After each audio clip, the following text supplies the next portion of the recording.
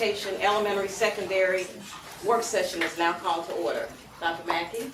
Thank you very much, Dr. Richardson. So the first thing we're going to do, we do have our JAG students here. I want y'all to ask any questions of them. I want to recognize a couple of people first. One's trying to find a seat there. Many of you, I think you all know Marie Manning, who, as the governor mentioned, we're going to miss Dr. McCarty, but she'll be gone in about 6 months from the board. And Marie Manning won that election for the Republican primary. Does not have a Democratic opponent, so she's already jumping in. And of course, she's been to many board meetings before. But congratulations to Miss Manning and welcome. Wanted to recognize her for being here. And also a young lady I just met, and now I've lost her. Where's Destiny? We're going to make her stand up. There she is out on the floor. Destiny, we'll get you a chair. This young lady is interning with one of our journalists with the Montgomery Advertiser this summer, but I also just learned, for those of you, and certainly Dr. Reynolds and Miss West, and Dr. McCarty, she is about to be the editor of the Plainsman. So.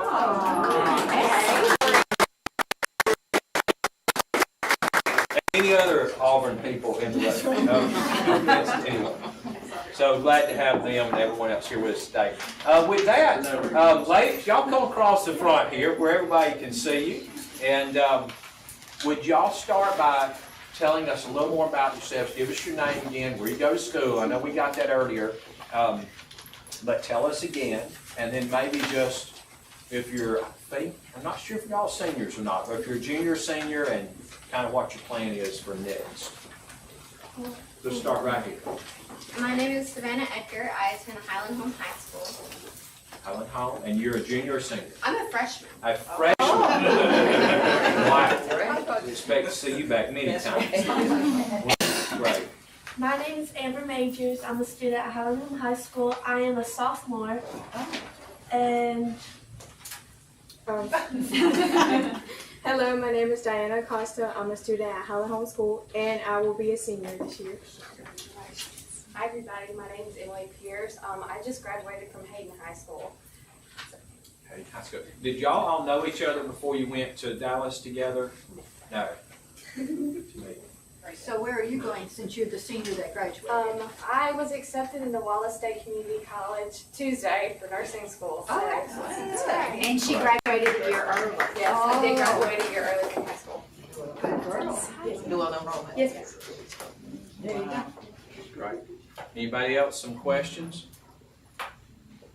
What was your competition? NCAA Knowledge Bowl. It's basically JAG, all the information about JAG, everything you need to know, everything you would want to know, policies and procedures, rules, regulations, what JAG is as a whole, and it's basically trivia about JAG. Okay, And I we was need gonna a ask, how did game you by all- Christmas time Right. so we can. Yes. And I was going to ask, how did you all prepare? I know you said everything you need to know. There was a lot of studying involved. We had vocabulary words. We had questions, open-ended questions, where we had to say a whole bunch of stuff. And a lot of it, we did not get the stuff to study. We did get hot sheets, in fact. They would give us some forms to study, and a lot of it, thanks to our JAG specialist over there. She's amazing. We love her. She is the reason that we had a lot more study material. She printed out the policies and procedures for us, the rules, and basically we just try to learn everything like the back of our hands. Okay. Congratulations again. Thank you. Sorry about that paper bill. And were all four of you in the same? Were you in the same competition with them? Or you were in different competitions? Yes, I was in employability skills, and I had a panel interview, and I had to create a resume and a cover letter. And I prepared by, I had my mother do a practice interview with me several times, and then my JAG specialist, Nancy Caffey, and Miss Angie Lineback both sat down and had several interviews with me, and just went over everything that you could possibly think of for an interview. Excellent. That's great. That's excellent. And that's a life skill you'll always need. Absolutely. Do you have a tip for us if we start looking for a job? Be yourself. There you go. Very wise. There you go. I need an alternative to that. So we had this year, I don't know, y'all probably know this, I hope your specialists probably know, but the board every year has asked for increases in JAG funding, and this year got a huge increase from the legislature, about 30% increase. So we're going to be able to expand to more counties. Would you say, this is a setup question, is that a good investment? We're going. I would assume we'll ask for another increase this year. I'll be really surprised if this group says no, we don't want to do that this year. But we want to continue to expand so every high school has a great specialist and an opportunity for young ladies like yourself. Were there any men that went on the competition? Oh, see, there you go. Took us a- So So are Dr. Reynolds, y'all, we may have to start pushing out and get some men involved. y'all serve as ambassadors to go out to spread the word to the other counties and other schools and whatever is needed to spread the wealth, so to speak? Well, we all, for everybody in JAG, we want to go out and recruit other members. I was just recently elected vice president, Alabama ambassador Okay, for JAG. okay. I'm a part of a team of, I believe, 4 this year. Yes, ma'am, 4 this year.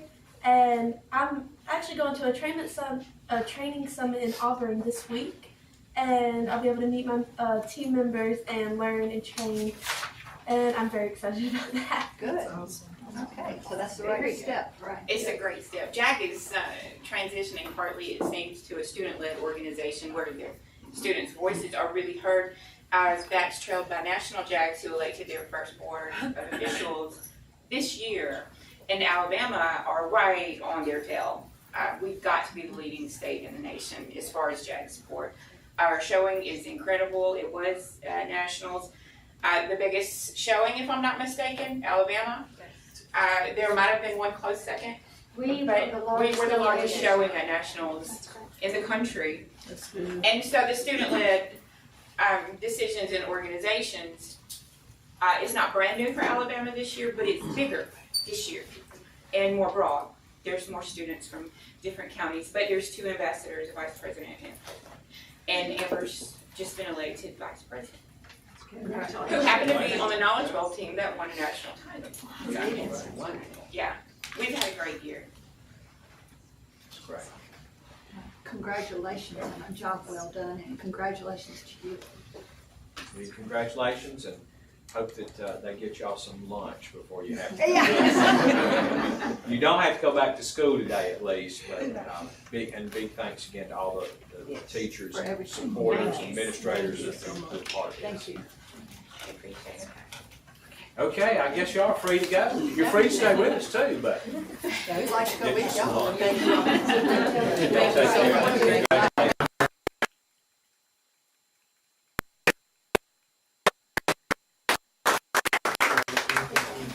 Our first regular item here, I'm going to ask, I think Ms. Martin and Mr. Markham are going to come to the table. Teacher assessment Yes, proposal. ma'am. Yes, so I know that we fortunately got started a little bit early today, which is good. We do need to get back at 1 o'clock because that's when the Barksdale folks are going to join us virtually, and we have several folks who said they want to log on just for that. So we're going to try to keep that on time, but otherwise we will push through as many as we can, as Dr. Richardson encouraged me, before lunch today, and then break whenever y'all want to for lunch. But as y'all know, we've been talking for some time about teacher assessment, the testing, the practice in particular, but how all these pieces fit together. Every board member in here has called and had some individual conversation with me about it, and I appreciate that. Some of you have talked to Chuck Markham too. Some of you maybe talked to Ms. Martin also. We've been also talking to the college deans and talking to other folks, certification officers, and so they pulled some things together. And without any further ado, let me turn it over to Mr. Markham and let them talk about where we are. Thank you, Dr. Mackey. Ms. Martin and I agreed the way we do this presentation, if you'll let me go through the presentation, then we get to the end. If you have any questions, she'll answer. Is that correct? No, I don't think that's where it's going to go. But no, seriously. After our meeting last month, Dr. Mackey tasked us with looking at some more long-term solutions. What we can do to address the teacher shortage, and the teacher work group that I was honored to chair, I think we did some good things and come out with some things that have helped. And we've got positive feedback from superintendents on those steps that we've taken. But the elephant in the room was the praxis and the teacher assessment, and we kind of kicked that down the road. And even though other things have helped, that's the one that we are dealing with now. So with being tasked to look at long-term solutions, the first thing that we did is we went back and looked and recalled some of the things from notes that I'd taken at our work sessions, some things that were said by you as board members, and some of those quotes, and I'm not going to attribute who they are, if you said them or not, but what are we doing now for LEAs? What are we doing now? They're suffering now. What are we doing? It's important that we have quality teachers in the classroom. Superintendents that I talk to are support the praxis. And there's positive comments about the EdTPA, how it provides evidence that teachers can teach. And superintendents in my district want to keep the EdTPA. The teachers I talk to don't want to do away with the praxis because it gives the profession stature. There was discussion about the SEM, the standard error of measure, how that -1 is used often to determine reliability or validity, but a -2 SEM would be something that some would not be willing to do.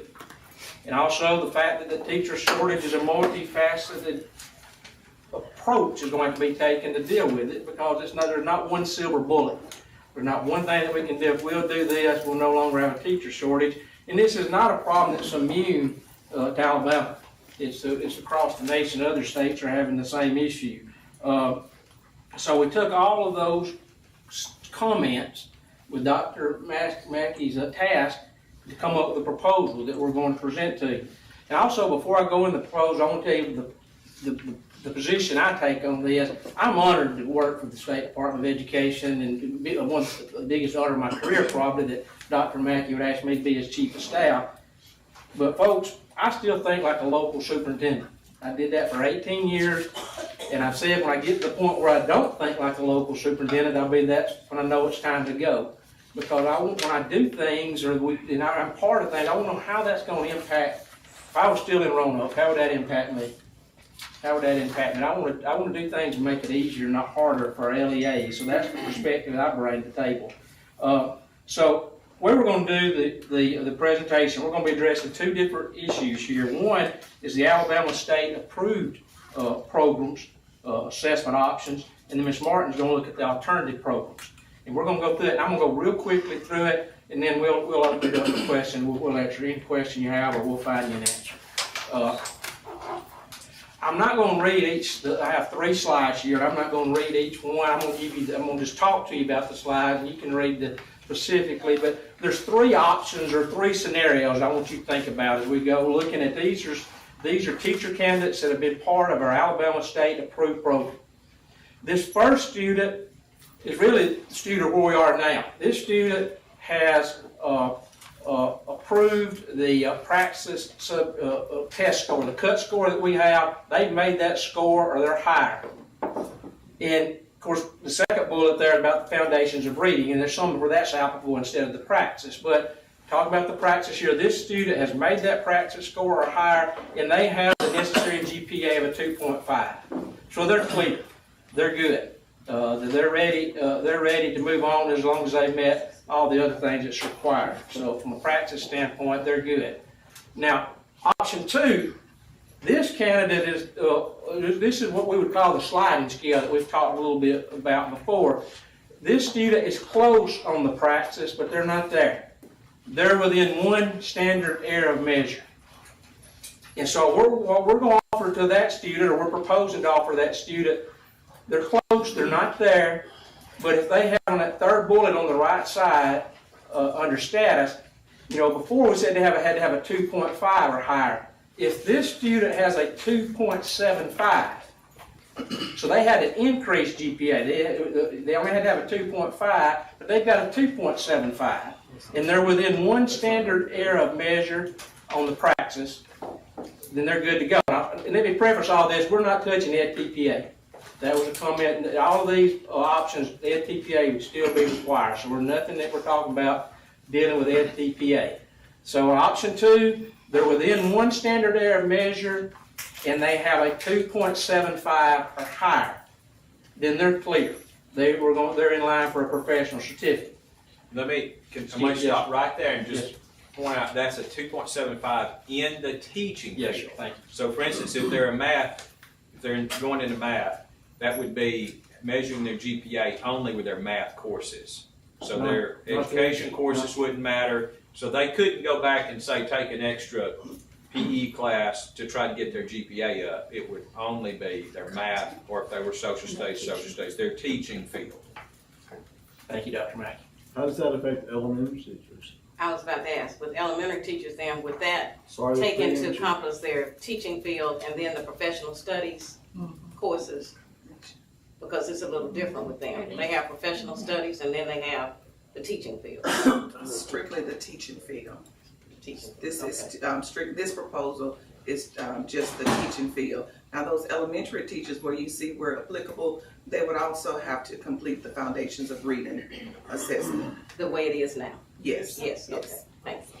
And we do already calculate, this is not a new calculation. We currently calculate GPA in the teaching field. We do an in-field and then an overall GPA. So that's a number we already have or are able to get. I just didn't know if it was Yes, changing ma'am. or not.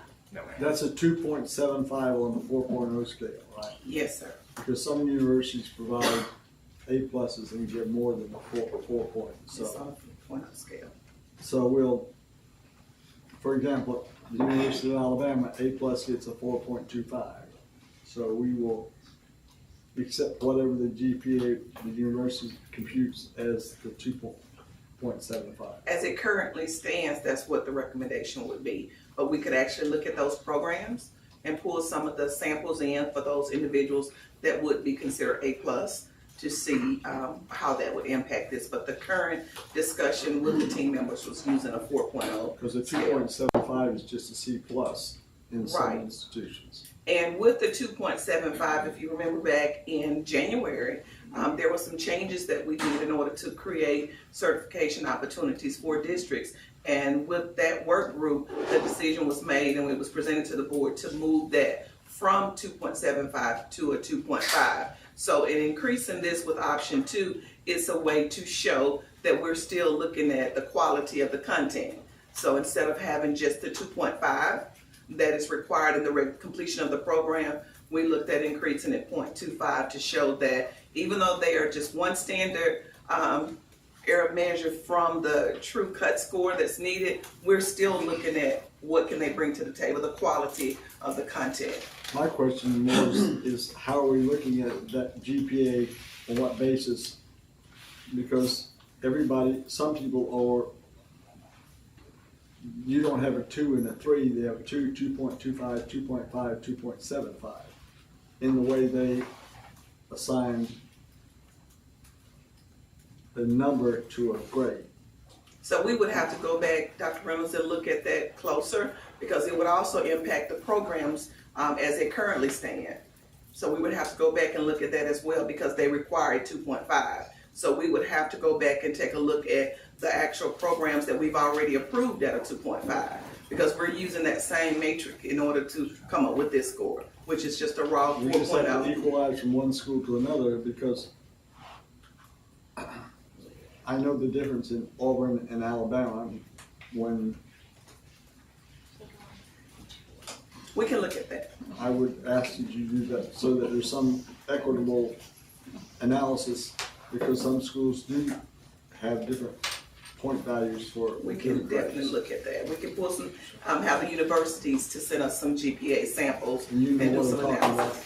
And when you have somebody graduate with a 4.16, you kind of wonder how could that be? That's because at Alabama they give 4.25 for an A plus, which is fair enough. Yes. In line, I didn't get that, but I'm sorry, in line with that, the teaching field GPA that we now require is 2.5, correct? Yes, And exactly. each institution then has a way of calculating that now. Exactly. So what is gonna make that different when we look at 2.75, if they're already doing it. Exactly. without this. Currently, there's nothing that will make it different, but doing an analysis to say that there's an impact, it can go back and interrupt those other programs as well. So our current method is to use what we've already established and has been shared with the universities. I think that would be more helpful at this point. Thank you. We do have, Ms. Harris, Siobhan Harris is not with us because she's at the national conference, NASDAQ conference, but she's listening because she's sending messages. But she says we do have, that's confirmed, elementary, we do have a teaching field GPA for elementary already, so it's not an additional thing we'd have to do. Okay, Mr. Markham, option proposed, so option one is exactly what we are doing now. Option two would be one standard error measure lower. Do we have that score yet? But- Has it been determined what that would be? Yes, we do have I that. have a copy that I'll pass out. Oh, I okay, have each one of those subjects, what one standard error would look like. okay. I've thrown him off, so. Oh, I'm sorry. And if we That's can, before I'm the one that interrupted. Mr. Markham goes to option three, just to let everyone know that the proposals that are being presented, it's nothing that we just sat around the table and came up with ideas about. Data was the driving factor. So exactly, Dr. Richardson, we reached out to ETS and had them to send us data surrounding even the number of teachers that this would impact and what that -1 SEM would be for each one of the tests. So that was actually used and compared to the teachers that are actually had taken it and were right there at that -1 and how this could move them forward. So in developing these proposals, they were done with data sitting behind it. All right, now option three, remember we were talking about three scenarios, and this where this student is or where this candidate is, they're within one SEM, they're close on the praxis, but they're not there, and they don't have the increased 2.75 that we talked about in option two. So they're somewhere between a 2.5 and a 2.74. So they have two options. Option one, and during the time that they've got these options, we're going to give them a non-professional temporary certificate that's good for 1 year that they can renew up to 3 years. So they've got a 3-year period. And during this 3-year period, they've got two options to convert that non-professional certificate over to a professional certificate. And option one is to pass the praxis at that established cut score.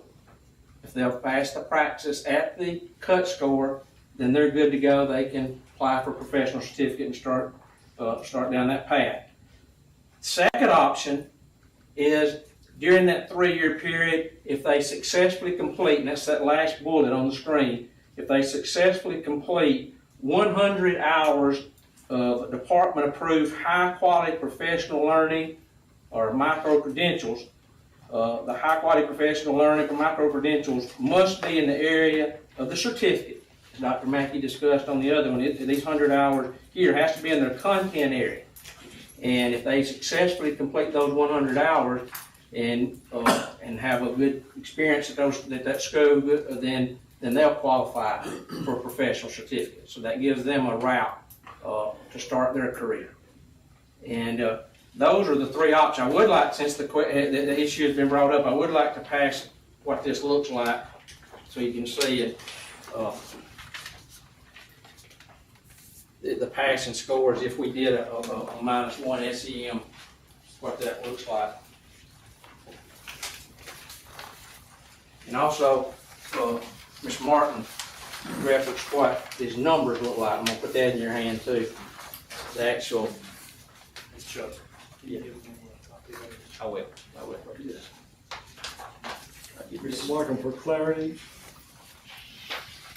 under earned,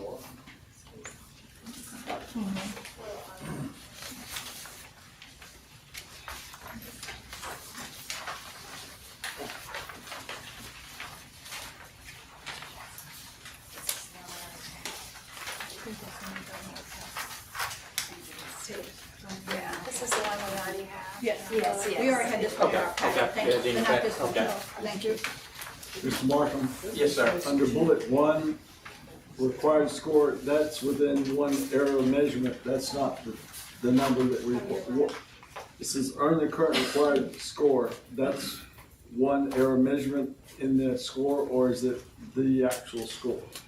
The actual score. So this person doesn't get the opportunity. No, they're in if they're in one standard error measure, they can get the non-professional certificate, and during that 3-year period, then if they meet the cut score, then they can get it. Does that make sense? So this is a person that doesn't have the GPA. They're more than one standard of error below. And they don't have the increased 2.75, so they fall between 2.5 and 2.74. So they don't get the benefit of one error measurement. Is that They what do. you're saying? They do to I get in said the that program. wrong. They're within one standard error measure, my apologies.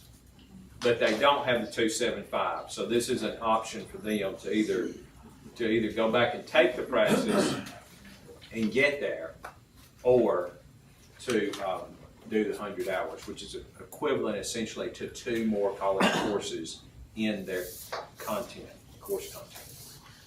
Okay. So you're saying that in option 3, they do meet praxis?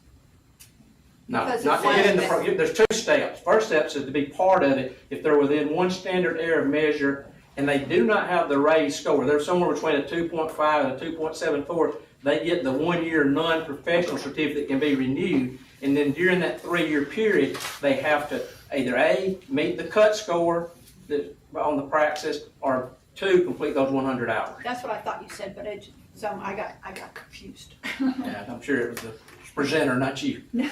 Oh, thank you.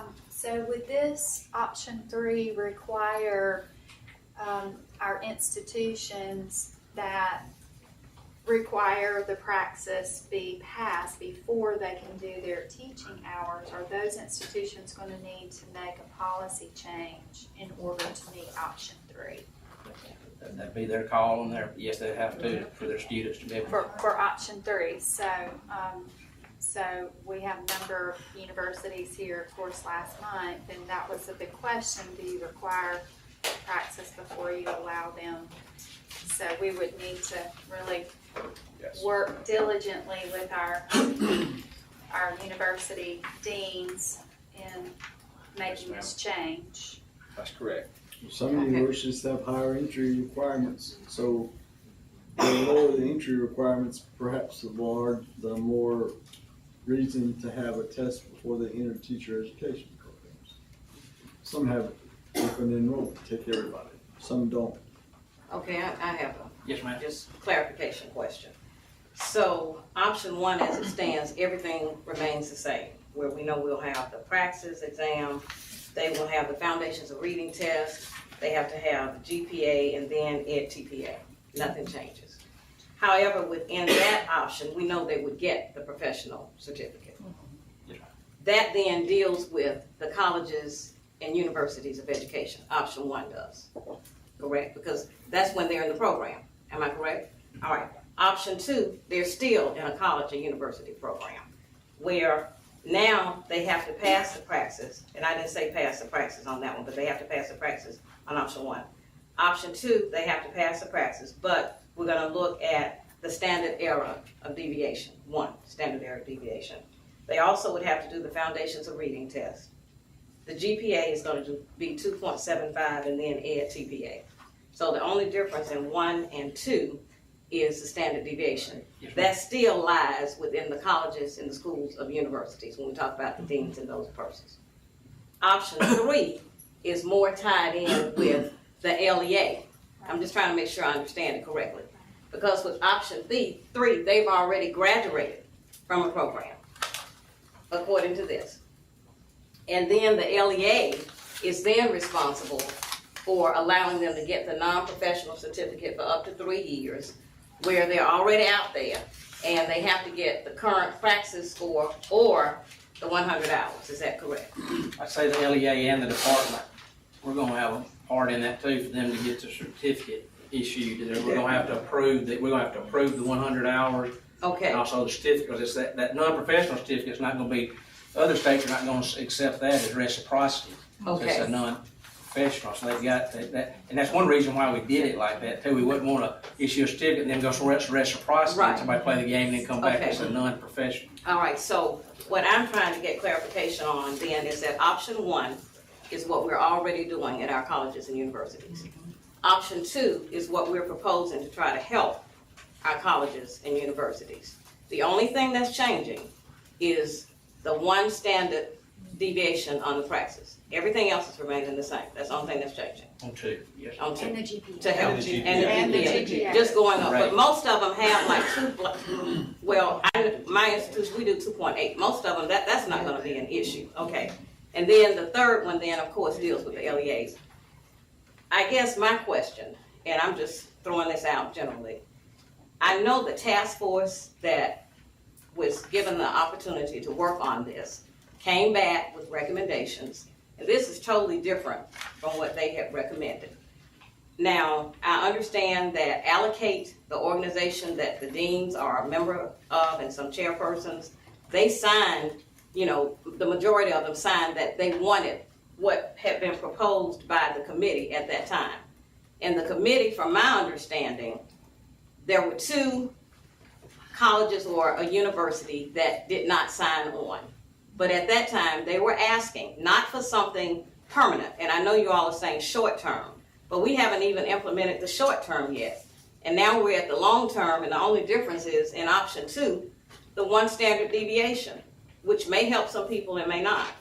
But what the committee, and I think we had experts to come in, I was of the opinion, because you had the deans, the chairpersons, you had the superintendents, the principals, and their recommendation, from my understanding of what was shared with us on February 16th, was that they were proposing for us to look at perhaps a suspension of the praxis, sunset, not just forever, but enough for, you know, colleges and universities to be able to recoup their numbers, to keep the foundations of reading test, GPA, and also EdTPA. Now, I think one thing that I'm hearing and talking to, you know, people from the colleges and universities and even superintendents and then even principals, I don't think people understand oftentimes what EdTPA is. Praxis gets you in a setting where your content is evaluated, what you've been taught in your classes. We know some people just test well. That does not determine the type of teacher they're going to be. EdTPA, on the other hand, has you, if you're elementary, you have 4 tasks that you have to complete. Meaning you have 4 lessons that you have to teach. You have to be videotaped, and then it has to be submitted to an entity, not an entity at the State Department, but an entity that has been hired to grade young people on if you know the content, if you know the pedagogy, and if you know how to implement and put them together.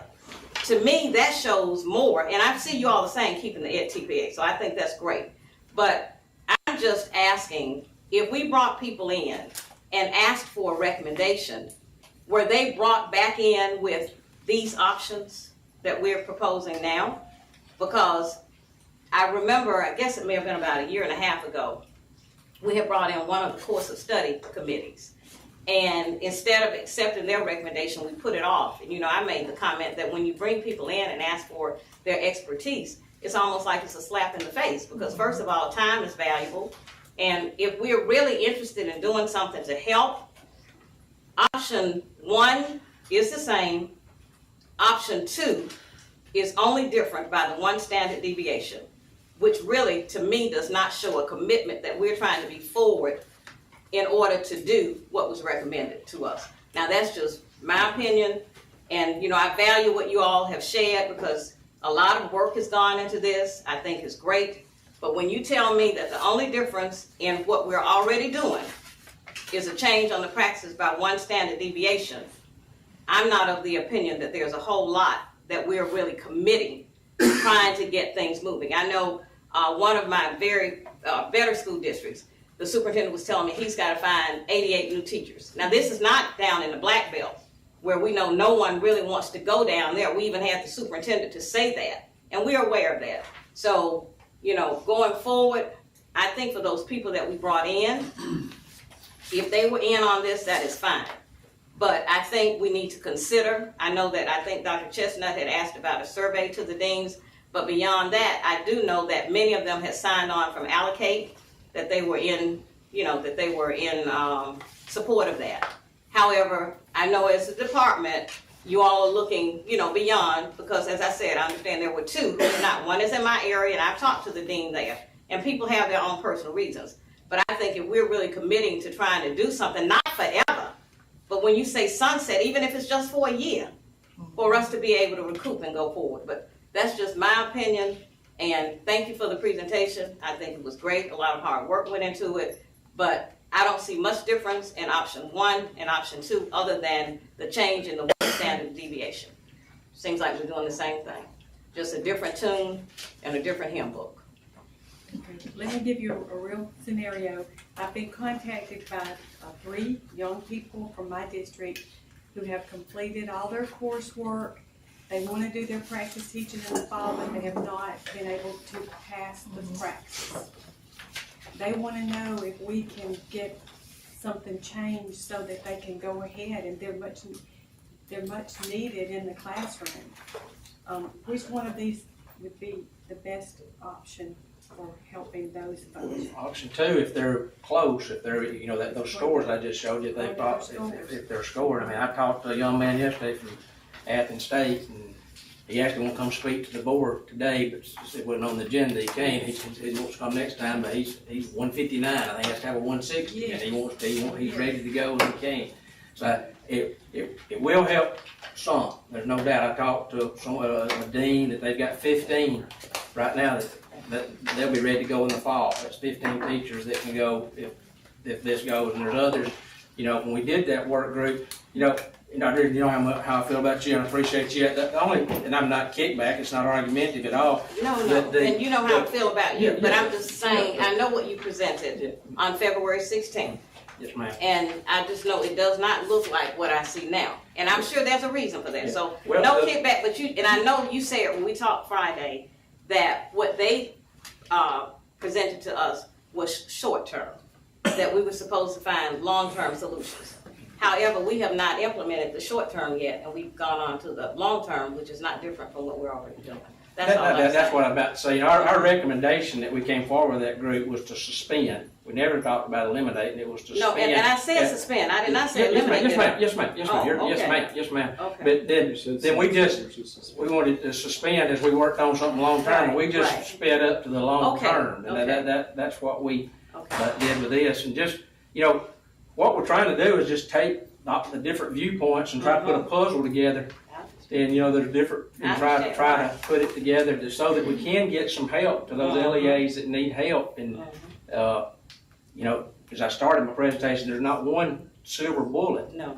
But I think this will help some. It really will. I think it'll make a difference, because going to that page that we gave you there, between 2019 and 2021, 1,194 teachers that would have been able to start if we had a -1 SEM. That's almost 1,200 teachers, and you're telling me that the GPA is not going to be an issue. I can't say all of those had the 2.75, but what I'm hearing, probably most of them did. So that would make a big difference right there. That's ready to go. And that's actual numbers and the areas that they're in. Right. And I guess what I'm saying is option 3 does help the LEAs, but what are we doing to try to help the colleges and universities who have people that are not at the point where they've graduated? And even if they've graduated from a program, you're talking about a person who maybe graduated in math and didn't get certified, because there are not many programs. Well, I do know there's one in Montgomery, and maybe there are others, where you can maybe graduate from an elementary education program and not get certified. But everybody doesn't even qualify for that number. But if they did graduate, they could qualify for an emergency. Yeah, but I'm saying like math, right? But no, but I'm saying is from a number of institutions, like the institution that I'm associated with, and several in the area in Birmingham, you can graduate with elementary education, but you have to be certified. You cannot just come out with a degree in elementary. I do know there's an institution in Montgomery where you can get an elementary education degree, which indeed that would help the LEA. And I understand what you're saying, they could maybe bring, people in. But I'm saying all we're doing to help the colleges and universities is going one standard deviation below and then looking at upping the GPA. But, majority rules, that's the thing. I'm, just giving my minority opinion as to how I see it in comparison to where we were in February and where we are now. That's all, I'm just making a conclusion. And let me, if I may, go back to Ms. McCrae's point too. So specifically what you said, so institutions, not us, but many institutions say they do not let students do their student teaching unless they have passed the praxis. Yes. So that institution, I'm not sure, you said you had 3 students, they might still say, we're going to implement a higher rule, we're still not going to let you. So I mean, that's their rule. Most of the institutions that I've talked to, not all of them, but ones that I've heard from, I think would go along with this. But if an institution said, we're still going to require you to make the national average score, even if you're one standard error measure below, and have the GPA, we as an institution want to have a different rule. As Dr. Richardson said, her institution, the state rule is you have to have a 2.5 GPA in your teaching field. Her institution, she said, has a 2.8. So they can have a higher institutional rule, but they can't go lower than the state board rule. If you look at your sheet that has the blue on it, if the board approved this in July, there are, under our rules, literally you see that very last column over there, how many more people could move forward this fall. The institution might still tell them no, so I want to be careful about that. But because they might adopt a higher rule. But we know that many of the deans are saying they do want to help these students move on. And the biggest issue that I hear, and again, I've talked to several deans, is the issue of test anxiety. That they believe they have students who know their math, they know their social studies, they can teach reading, but they just have test anxiety. They are not hitting that score. If they're 3 standard errors below, then that may be more of a content issue. But they feel like if they're within 1 standard of error and they've got test anxiety or an issue, maybe even a learning disability. One dean told me that they dealt with a student that simply had a learning disability and had always had trouble with timed tests. Then it gives that student a chance to say, okay, I'm close, but I've demonstrated in my coursework that I can do the social studies, the math, the reading, and then it allows them to move forward and get a certificate. So it gives students more options. It would bring more students in. I know last month I gave you numbers that like there would be more if the board said, well, we're going to go to -2 standard errors. But I heard several of you around here saying, well, we don't want to be accused of lowering quality. So we want to be within that component where we feel like we can tell our constituents, business community, everybody else, we're maintaining quality, but we're also creating an opportunity for those students that might have test anxiety and not get the national average cut score. Our current cut scores are at that national average, and y'all know we've worked those up. Y'all have worked those up through the years too. But I think most of the institutions would work with us. Just to take that one step further, Ms. West asked about that. I mean, it would be an institutional rule still. We would like to encourage, we have a lot of institutions represented today and many more listening. We would like to encourage them to let students move forward into their student teaching, even if they have not met the praxis cut score, especially if they've got the -1. So they could move forward and get a degree, as Dr. Richardson said, and then get certified, even if they took option 3, which would give them an opportunity, if the institution allowed them to progress, to get a degree and get a pre-professional temporary certificate. And those, of course, don't count toward tenure. That question's come up too, but that's in the law. Temporary certificates don't count toward tenure. But they That would give them another opportunity to go back, continue to take the praxis to try to get their score up, or to take 2 more rigorous classes in their content and demonstrate that they can do the work. So, And that's once they're out teaching. I keep so saying once they're that, that's teaching, once yes, they're out ma'am. actually. That's right, yes, teaching. ma'am. And they would have to be able to graduate to do that. And all programs don't allow you to graduate with a degree That's correct. without being certified. So that's still a limited number that we'll even get down there. Okay. Question. In the book, we have a sheet that has a -1 SEM and a set of numbers. And then we have the sheet you passed out that has -2 SEM at the top. It should have been there. It shouldn't be, okay, good. Because the numbers were identical, and I was like, how can that be? There's -1 comma, -2 just got taken off. That should. Okay, so I'm just gonna scratch that. Okay. Follow-up question, I was confusing myself. Follow-up question. So if we go down to 5362, which is English to speakers of other languages, and we have 164, I just wanna make sure I understand, we have a total of 164 students that fall into that category. If we go all the way over out of 164, we think we can increase that number by 6 teachers, is that correct? So if you sort of look down the numbers that we're increasing, if you just go down, I'm just thinking out loud here.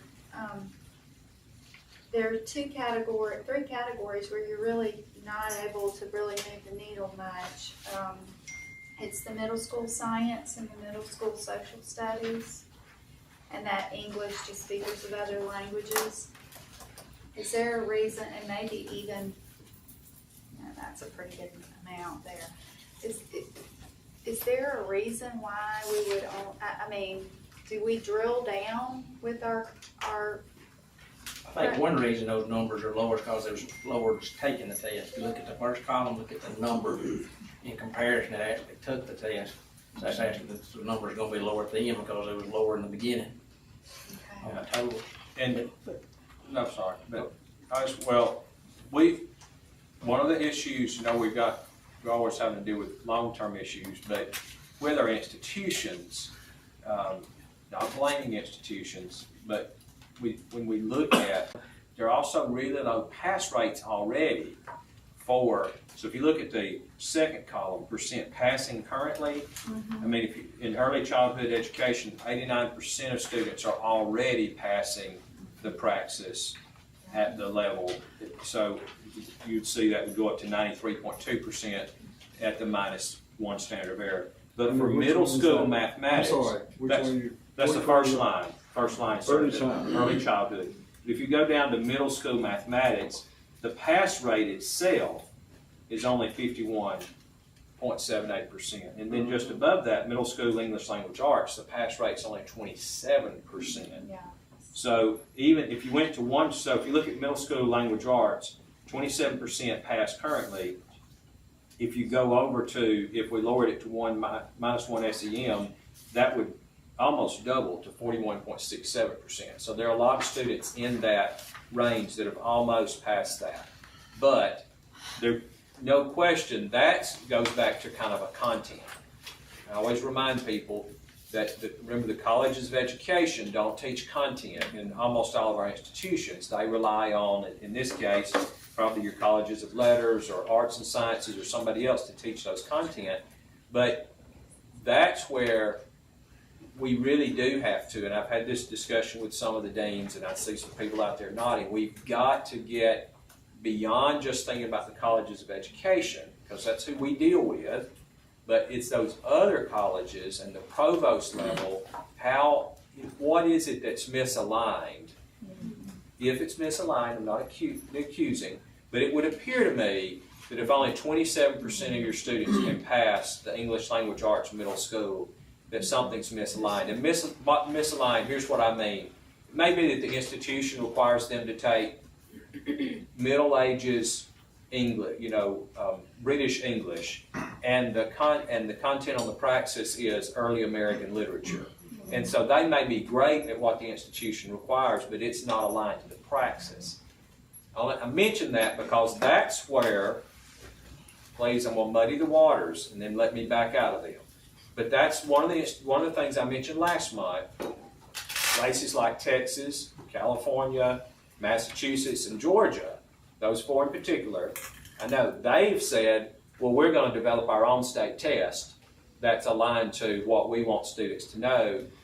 But you still would have a problem. The institutions would have to buy into that test. Even if we align the test to say we're going to test based on what we require middle school English teachers to teach, if the institution they went to said we're still going to teach, Middle Ages British, then they would still have a hard time. So that's where I backed off of that a little bit, because I go, I'm digging, I'm talking to people in other states, and they're saying, well, that even if you do your own state test that's aligned to your state standards, if your institutions are still controlling the content, then that won't make that change. Plus, it's going to take a lot of time, and you've got to validate those tests, and so then that's when I thought, well, okay, I'm not going to keep digging in that. We could do that, but I think the issue is we got to go back and work with our institutions on how do we get those numbers up. And Dr. Mackey, didn't we recently, it seems like maybe in the last 2 years,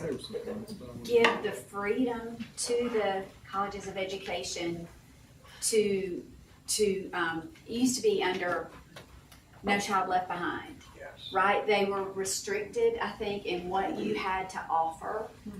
And then we made a code change, I believe, that allowed them more freedom that, for example, like their American Lit, that maybe before they all had to take English Lit. But then we gave the freedom to the colleges to say, look, now you have the freedom to choose and better align your courses with what we feel like is, like with our courses of study, with the content in our courses of study. And you can speak to that better than I can. So what we did, we changed, under No Child Left Behind, we had to require that students who graduated, let's just take one of these examples since we're on English Language Arts Middle School, they had to graduate with an English Language Arts major. And so if, as you're saying, if the institution's rule was to get a major in English, you have to have, 6 hours of British Lit and 6 hours of early American Lit, whatever their requirements were for a major, that's what they had to meet. Y'all changed the rule and said you have to have 30 hours in the content. And so students, under the board's rules, students could say, well, I'm not going to take British Lit because that's not on the praxis anymore. They could pick and choose courses.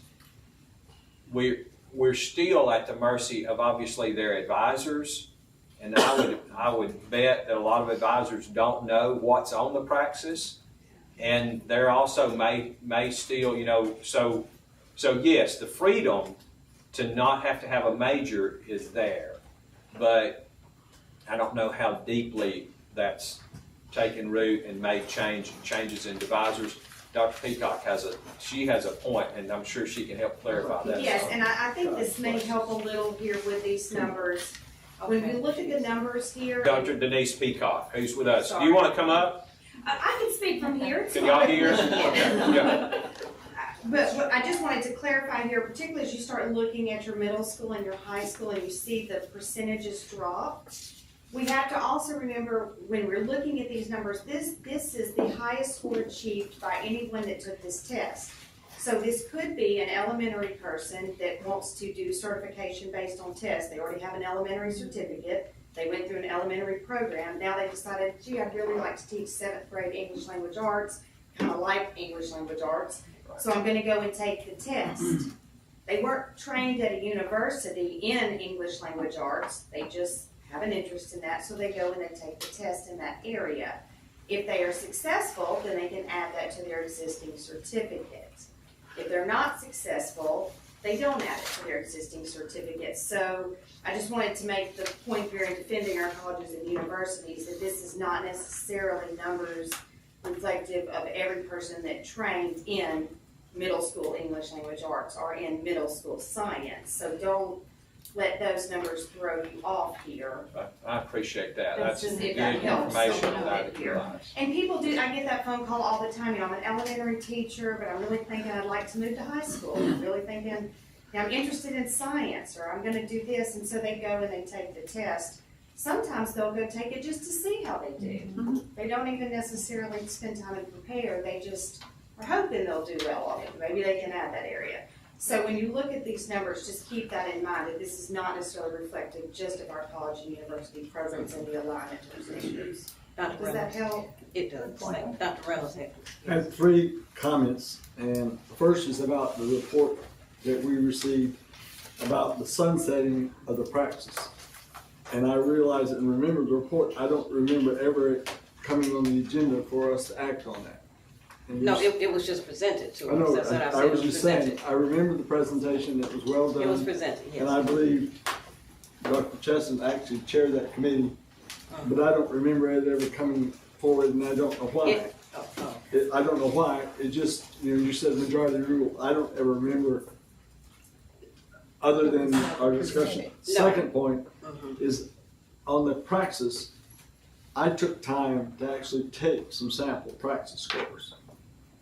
You mean scores or questions? The questions. Questions. And score myself on what I couldn't not do. And I've had many questions and content area.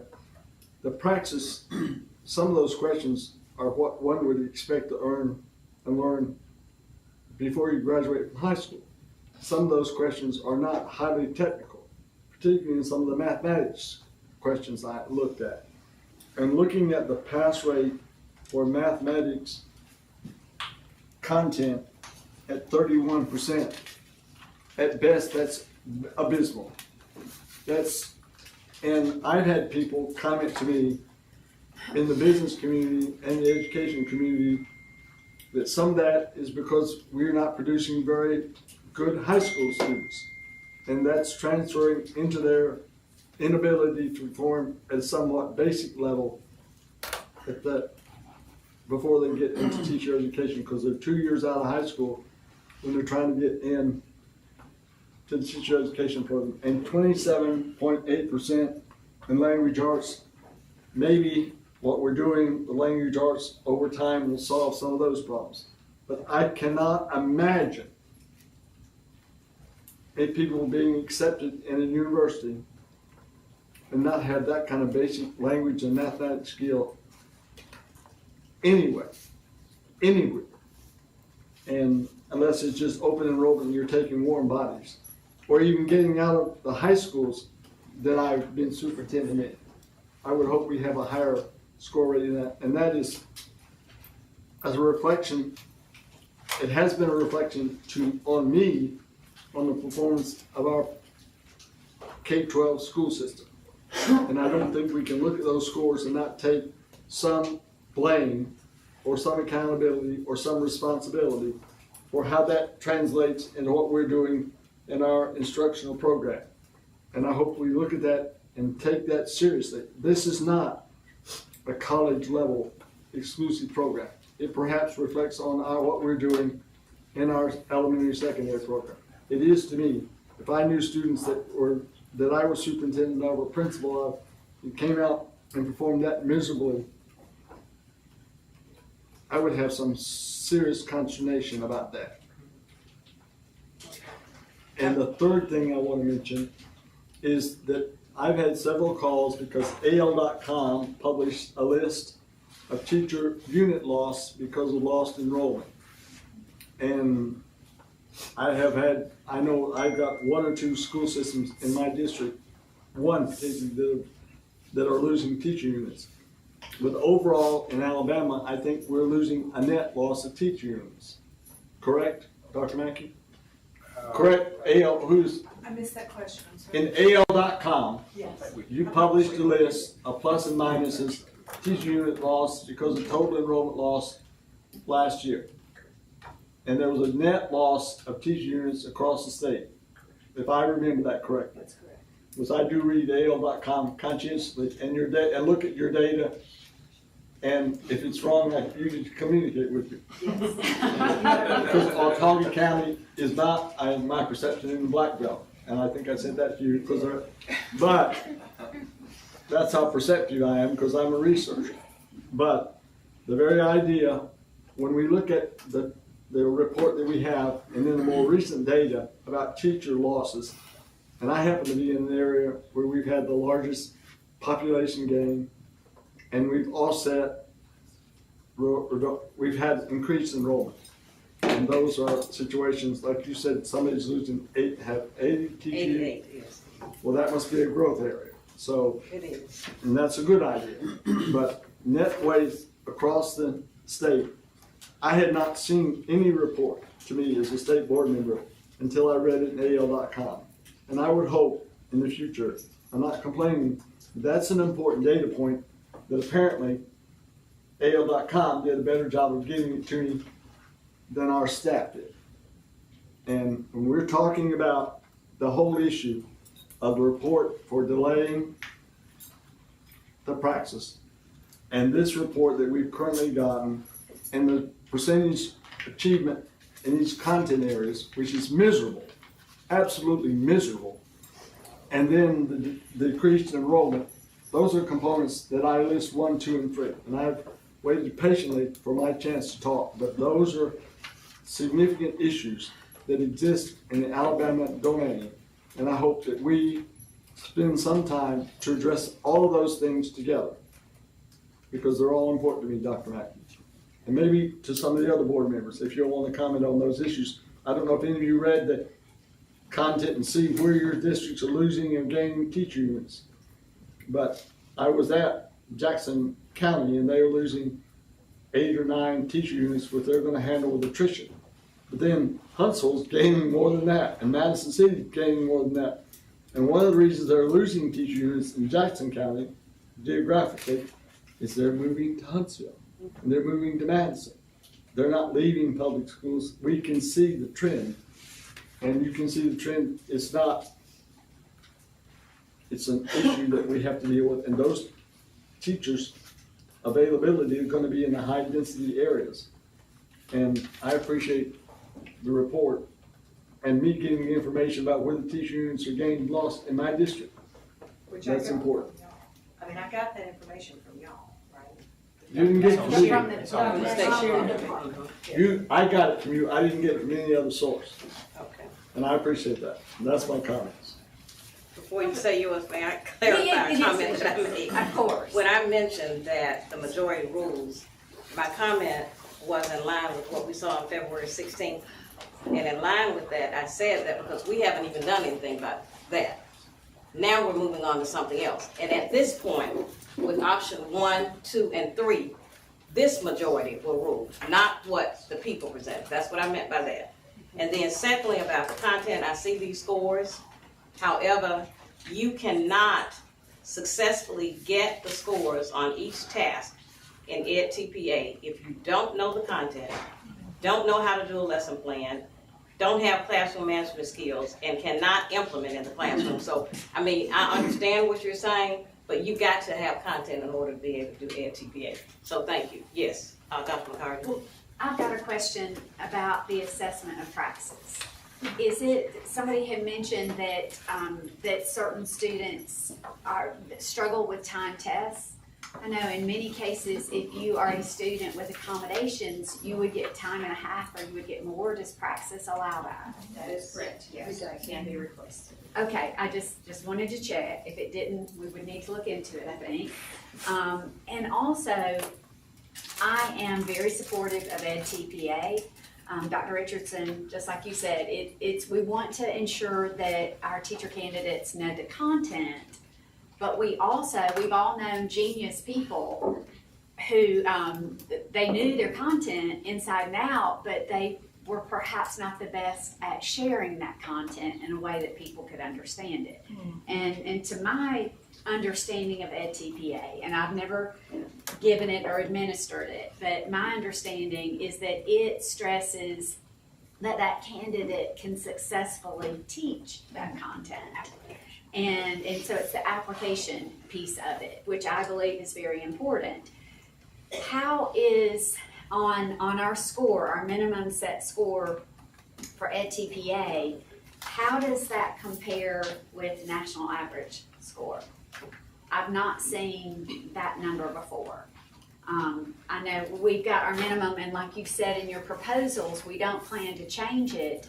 And one proposal that I had, a very intelligent person that has worked with students in many different settings, said perhaps we could also explore a sliding scale of EdTPA and Praxis. Because like Dr. Richardson also said, with EdTPA, if you're going to teach, you have to know the content that you're teaching. Right. So, But Dr. McCarty, I'm thinking they have to make a certain score. Yes. There's not any, I mean, if it's But 140 on that task, you have to make that 140. but we set that minimum score. Like it's a national, just like Praxis. There's a wide range of scores that you could earn, and we, the board, set that score. And I have to be honest, when we set it. I'm not sure about if we set that or not, or if it's a national score. We are using the national I thought it was score national. for NTPA.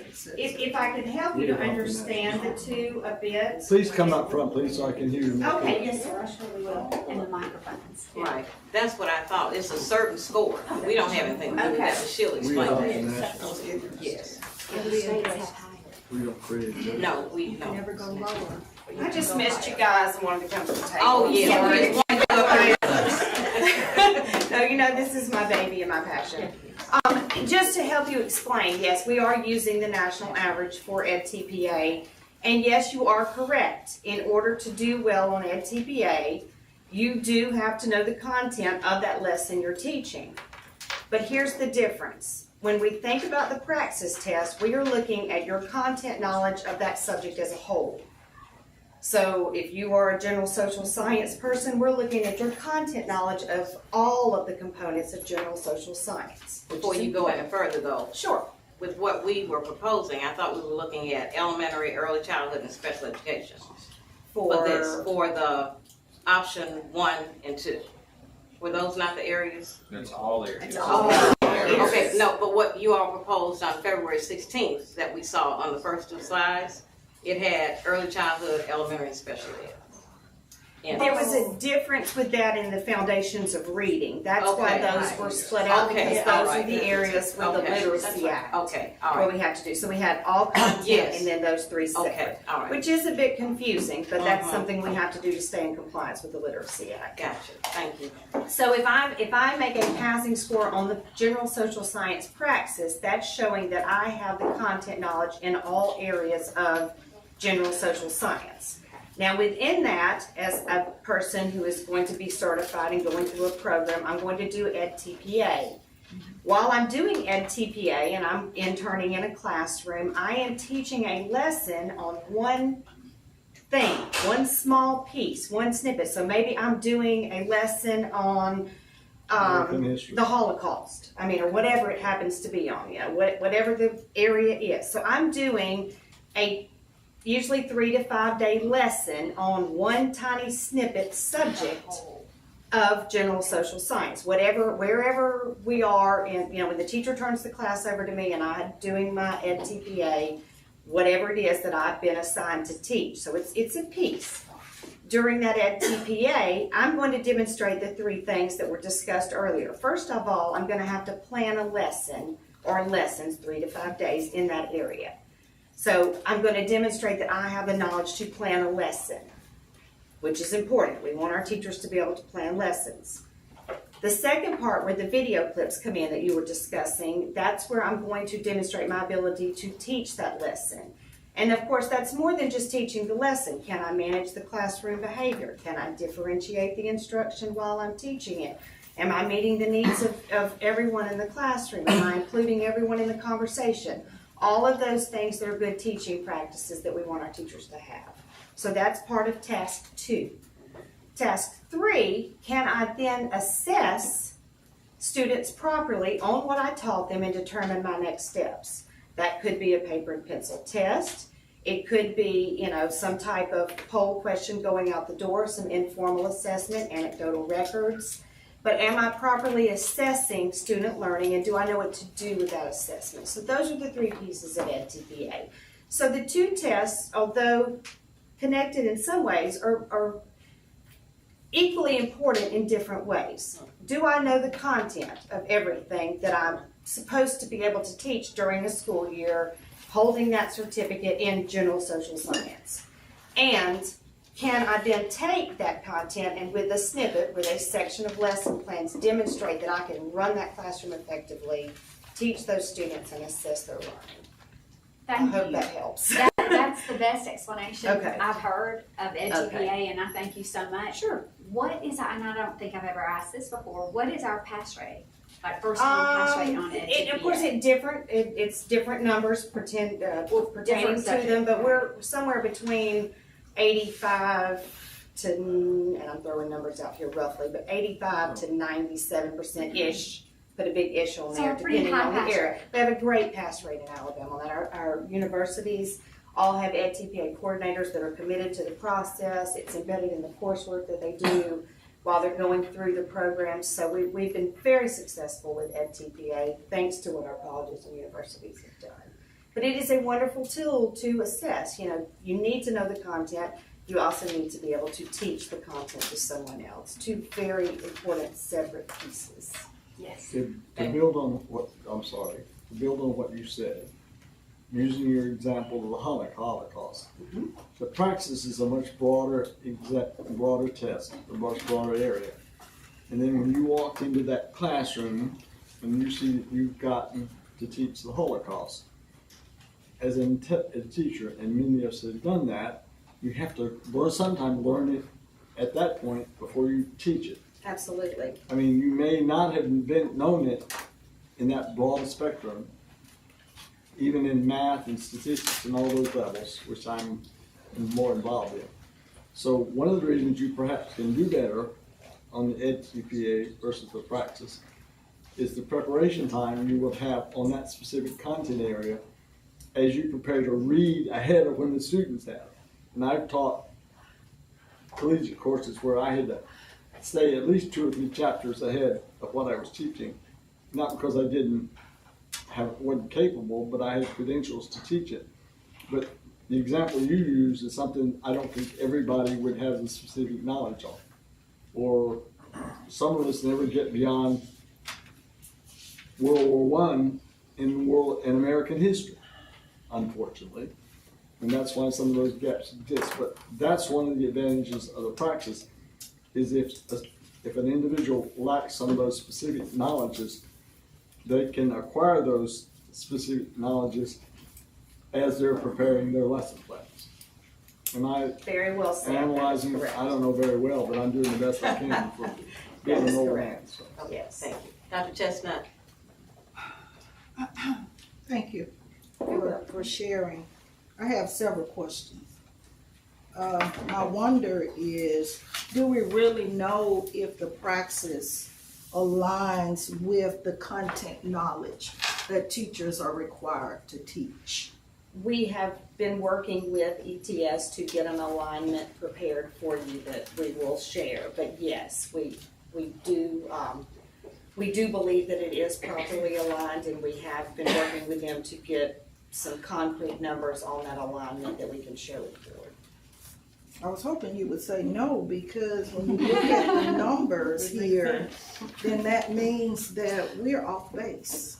Well, again, in trying to clarify those numbers, that is not necessarily everyone that has completed a program in that area.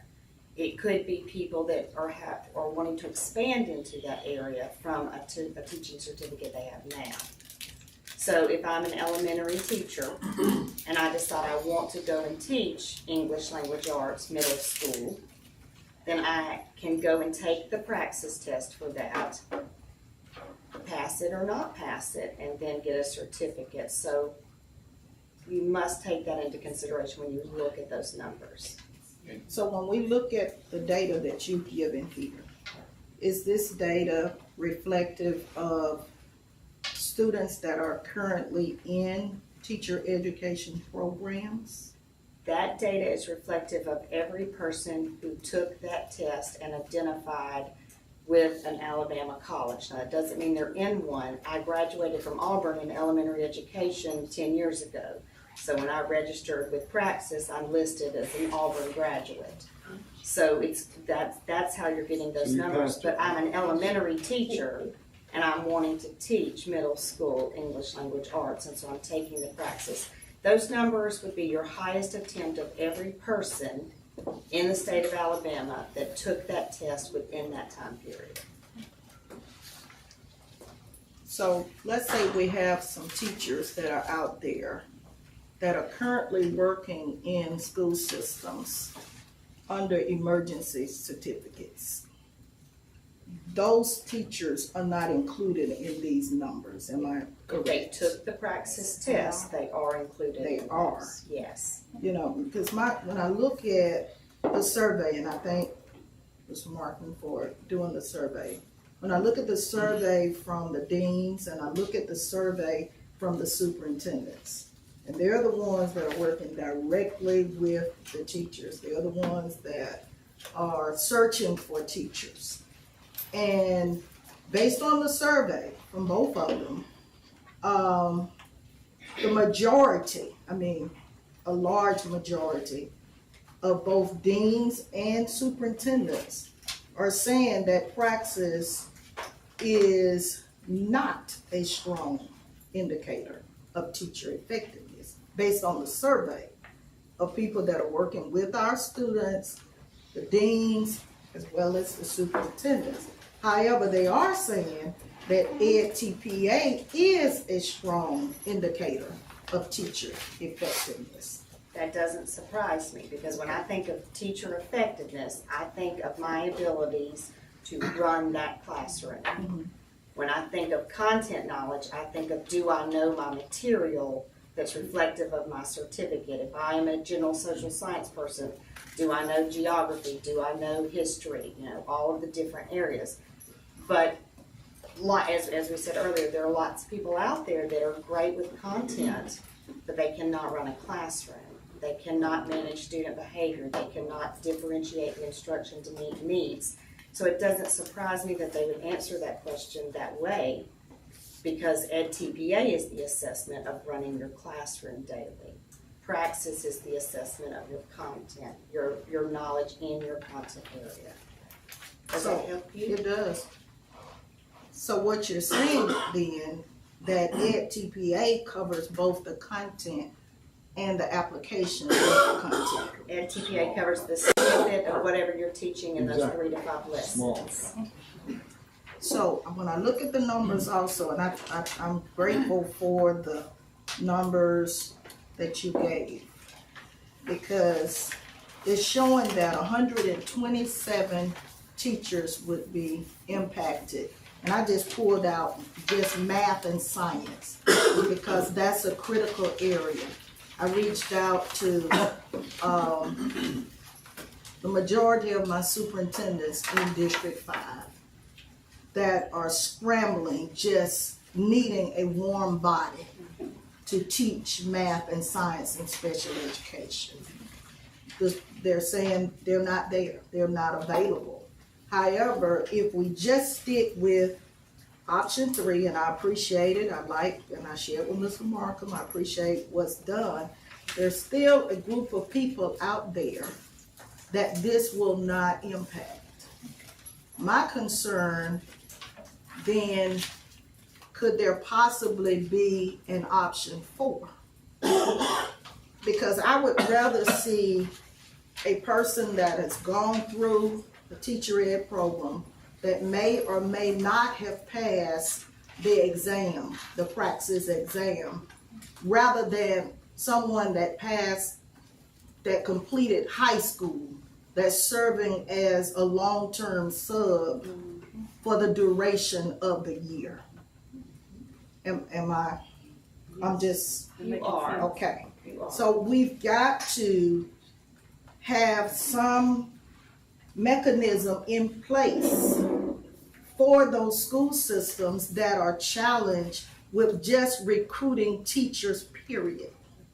Okay? I don't disagree with what's stated here. I just think that there needs to be an additional arm or additional option so that we are meeting the needs of those areas that are challenged by getting teachers to even show up. Okay? And the need is critical. You know, when, and I represent the Black Belt. The majority of my superintendents are saying, we can't find anybody. But we have people that have served our school districts well. They may have been on the emergency certificate, but their time is up. And so now I have to accept someone that only has a high school diploma. We gotta add another option so that and it can be just temporary. It can be just temporary, and that may be the option in your high critical areas, that it may include the suspension of the praxis because of an emergency situation, even if it's no more than a year, so that we can get people in our classrooms with more than a high school diploma. There are some schools in the Black Belt where students have not had a teacher, a certified, or even, regardless, the duration of their high school years, which is reflective of the test scores that we see here. You can't teach what you don't know. And you can't tell me that it would not better serve our students if we have someone that may have gone through the program but just could not pass the test. I like the option of the 100 hours of the approved high quality professional learning. Those items would definitely be applicable in that option 4. Great idea. But we can't just stop with option 3, because you're only talking about 127 people that will gain certification under just this option. And I'm just talking about math and science, okay? Because those are critical areas. I see the other ones, and even with that, like early childhood, we only have 43. You know, I appreciate the numbers, but I'm just thinking that, Mr. Markham, you did a great job with option 1, 2, and 3. Can you sleep on and just create an option 4 so that we can deal with the emergency that we have in some of the school districts? You know, it's disheartening when you have superintendents and they're calling and saying we can't find anybody. And generally, those are the students that need the most qualified teacher, but we can't get them. But I do know that having someone that has not passed the praxis, that has gone through a formal teacher ed program, is far better than having someone with a high school diploma. And then in line with that, for those persons that are in institutions that have completed everything except they need to get the score on the praxis, that would give more people who would be perhaps available in the spring to teach, which would add to those numbers. So I'm just throwing that out. That's correct. And then they would have already had Ed TPA, Foundations of Reading, and all of those. Yes. Okay, thank you. Yes, Dr. Reynolds, you had a comment. Yes, I want to tell you that one of the reasons, one of the responsibilities I have is to maintain a basic quality level of the people teaching. I understand the crisis of people wanting people. I'll give you an analogy in another profession that I happen to be involved in. Nursing. There's a critical shortage of nursing, at least as strong as there's a critical shortage of teachers, maybe more. I went through a nursing program, and there were many of our colleagues that did extremely well in the practicums. and all the experiences. It was a broad scope, and they couldn't pass the NCLEX at all. They were not registered nurses, and never will be, because those are standards that were set in medical care. That's what we expect when you show up with RN on your name tag, that you had both a practical ability and an intellectual skill set that you determined. When I took the NCLEX, there was nobody more threatened than a person with a doctorate in education from Auburn who was taking the NCLEX when all his colleagues were 30 years younger than him. But I still had to pass it and did. And I would adhere to the validity of passing a national exam in nursing to be a registered nurse. And the same thing that I think that we have to have some common standards of intellectual capability, whatever it is on the praxis, and not just being able to go and perform. Because there were great people that could do great things, but they were not able to pass the basic knowledge to be diagnostic and effective in multiple roles. And that's what happened. I'm using a comparison, you may or may not see it, the comparability between becoming a registered nurse and becoming a certified teacher. But I identify having done both of them and maintain my certification in both of them. Is there Yes. Is there some way Right. to give an emergency certificate to the people who have completed the coursework, they have a good GPA, they've done well on the Ed TPA, maybe, I mean, just an emergency, just a temporary certificate until they pass that praxis. Yes, I like that idea. Option 4. I like it. And that would be that suspension. I need it like you do. Do you envision the superintendent of that district making that call and actually producing some sort of form that they are signing off on this teacher to remain? I do want to be careful. But that's what we're already doing with the alternative. I think that what has been developed, 3 years. for instance, with option 3, and it may be that option 4 will have even higher requirements as far as where they have at least 100 hours. Option 4 may show 150 hours. And those hours can include high quality professional learning opportunities that can assist in preparing those people to pass the praxis in the future. I'm not saying lower the qualifications. I'm not saying that we are accepting less, but I'm saying that we are in a crisis.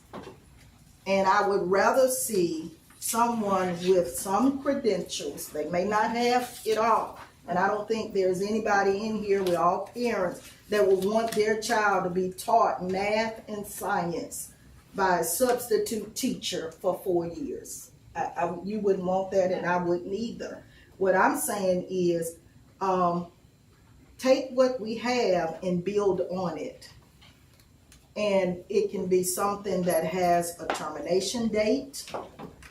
But if we are intentional in making sure that they get the hours that will prepare them to meet the qualifications, I think at this point it may not be the best option, but it is an option that's better than just putting long-term subs in the classrooms for our students. Can I say it right quick, and I appreciate all the comments. One thing, this is only half the presentation, and Ms. Martin's got the option. Some of these issues may be addressed by Ms. Martin, because the only thing we're talking about here is people in Alabama state-approved programs.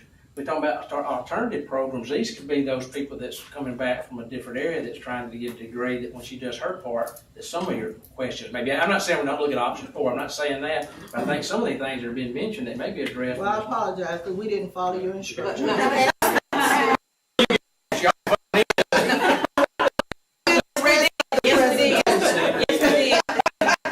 Because we're looking at Alabama right now. We need to get it straight here as to what we're doing. So I'm interested in alternative, but no, I think we followed with the 1, 2, and 3. These are institutional. Yes. And then outside the institutions, Ms. Martin's got that part of the presentation too, so there is another option there. And we do have the expanded emergency certificate. And an emergency certificate, they have to have a college degree, obviously pass a background check, and then they can get an emergency certificate to teach. We are hearing, and it doesn't surprise any of you, that we've got a record number. I'm going to depend on Ms. Peacock to help me with this. We have a record number of people getting emergency certificates since we opened that up, because there's more opportunity too. But a lot of them are not lasting. So just because they can get an emergency certificate, a lot of them get in the classroom, they've never been in a college vet, they've never been taught how to teach, and so it's better than a sub-certificate, to Dr. Chestnut's good point, because the sub-certificate, you just have to have a high school diploma. You get an emergency certificate, you do have to have a college degree, but many of us know that just getting a college degree does not mean you can be thrown in with 38 middle schoolers and teach them science or social studies. So we are hearing our kindergartners. We don't do emergency in elementary, I don't think. Maybe we expanded that, I guess. Now we do. We've had to expand so much, but we don't. So those emergency certificates, when we expanded that, one of the goals was that people would get an emergency certificate and go back to school and work on getting either a degree or an alternate certificate, which I know we've got to get to still. But many of them we're seeing, not all of them, that it's working. It's brought dozens more teachers in, some of whom are getting permanent certification. But obviously some of them are not ever going to turn those emergency certificates into a permanent certification, because they've realized teaching's not for them. They've walked away from it. We've had, I don't have scientific data, but just from talking to superintendents, they're more likely to terminate someone on an emergency certificate than someone who's been through one of our colleges, because they're just not as prepared. Nevertheless, sometimes they terminate somebody and then hire another person on an emergency certificate, because there's not another graduate out there. Our numbers are a little better, because we've had, as I think Ms. Harris pointed out last month, hundreds of people have said they want their teaching certificate back now that we've offered that amnesty, and that's brought some people back in the classroom. Some people have gotten their teaching certificate back, but they've not applied for a job yet.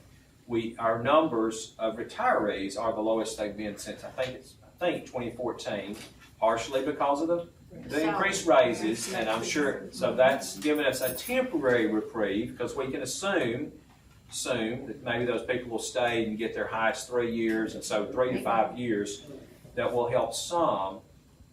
But I'm setting myself up, because we are still hearing daily from superintendents that they do not have enough applicants for jobs.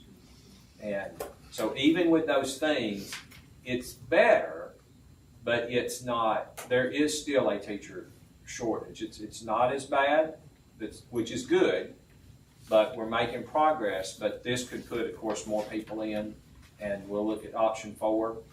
And Ms. Martin's got to talk to the alternate piece, which could help with some of these who have a degree, whether in or not in education, but could possibly, we could gain a few more than just these institutional.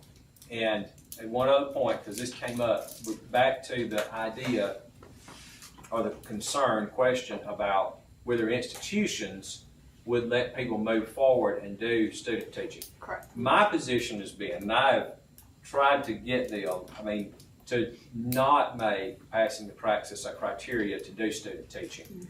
But that's from being state superintendent. If I were a provost, I might have a different opinion, because it changes their outcome on their federal report, their Title II report, if they do that. And so I don't blame them for doing it, because they have to look out for what's good for the institution. Most of them waived that during COVID, so we have an opportunity here possibly to recapture some of those students. All right, anyone?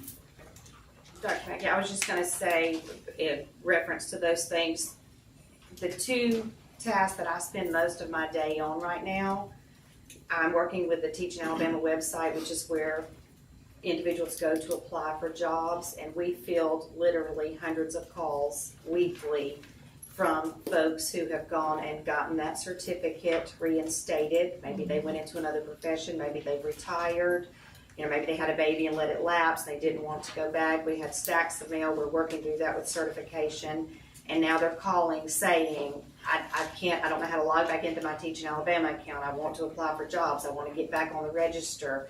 So we are spending hours each week positively hooking those people back up with their accounts. So I do think we're going to see a positive result from that. I can tell you from the phone calls, they're out there, they're trying to get hooked up, they want to go back to work. Summer is the time to do that, so I think that's going to be positive. And as far as the Praxis scores, I would say the vast majority of the people that I talk with weekly, they are missing that cut score by just a few points. You know, rarely do I pull someone up and they are well below. They're just, I'm missing it by 1 point or I'm missing it by 2 points. So I feel like the things that we're looking at are going to make significant positive changes over time. You know, we're going to get there. So just from the field, as the one answering the phone, those are 2 positive points I'd like to share with you. Thank you. All right, Ms. Martin. Absolutely. Yeah. Your turn. I know it's not gonna be as long. We're not gonna I don't have much to say know. about that. Any comments about that? I'm just concerned about what we I don't do in know. Alabama to help. We will. It's really interesting and glad for the comments as it relates to option 4 that will impact the Alabama state approved programs. We've taken a lot of notes and definitely we're gonna go back and look at some other things that we can do to impact the actual program approval.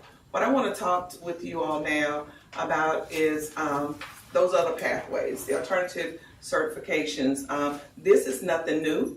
This is something we have been doing here in Alabama, but what we're trying to do now is to go back and revisit the assessment first that's connected to this. This is an example, provisional conditional certificate, and then what you see up here now is an example of an alternate pathway for a provisional certificate in a teaching field, and what we call this is PCTF.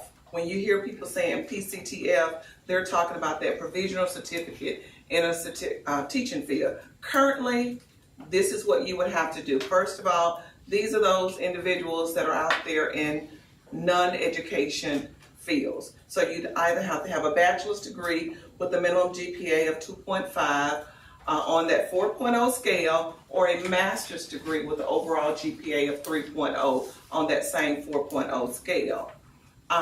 If you don't have the GPA, there's still that opportunity for you to take the Praxis and earn that higher score.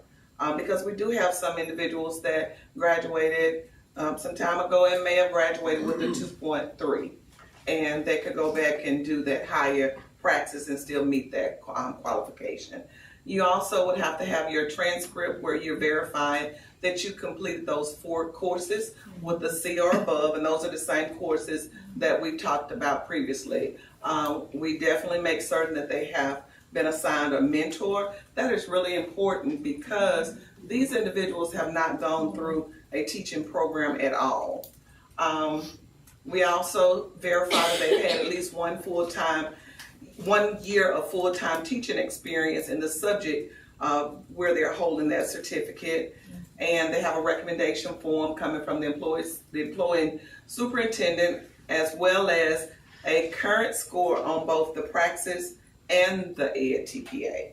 So that's and this is a little that's an example of what it is right now when we talk about this. Our first proposal is that we leave all of the assessments the same. Don't touch any of those, and that's under the Praxis. What we would consider doing something different for, what we thought of with the group, is that for those individuals who would have that alternative for the first year or the second year, they would be required to complete the Ed TPA.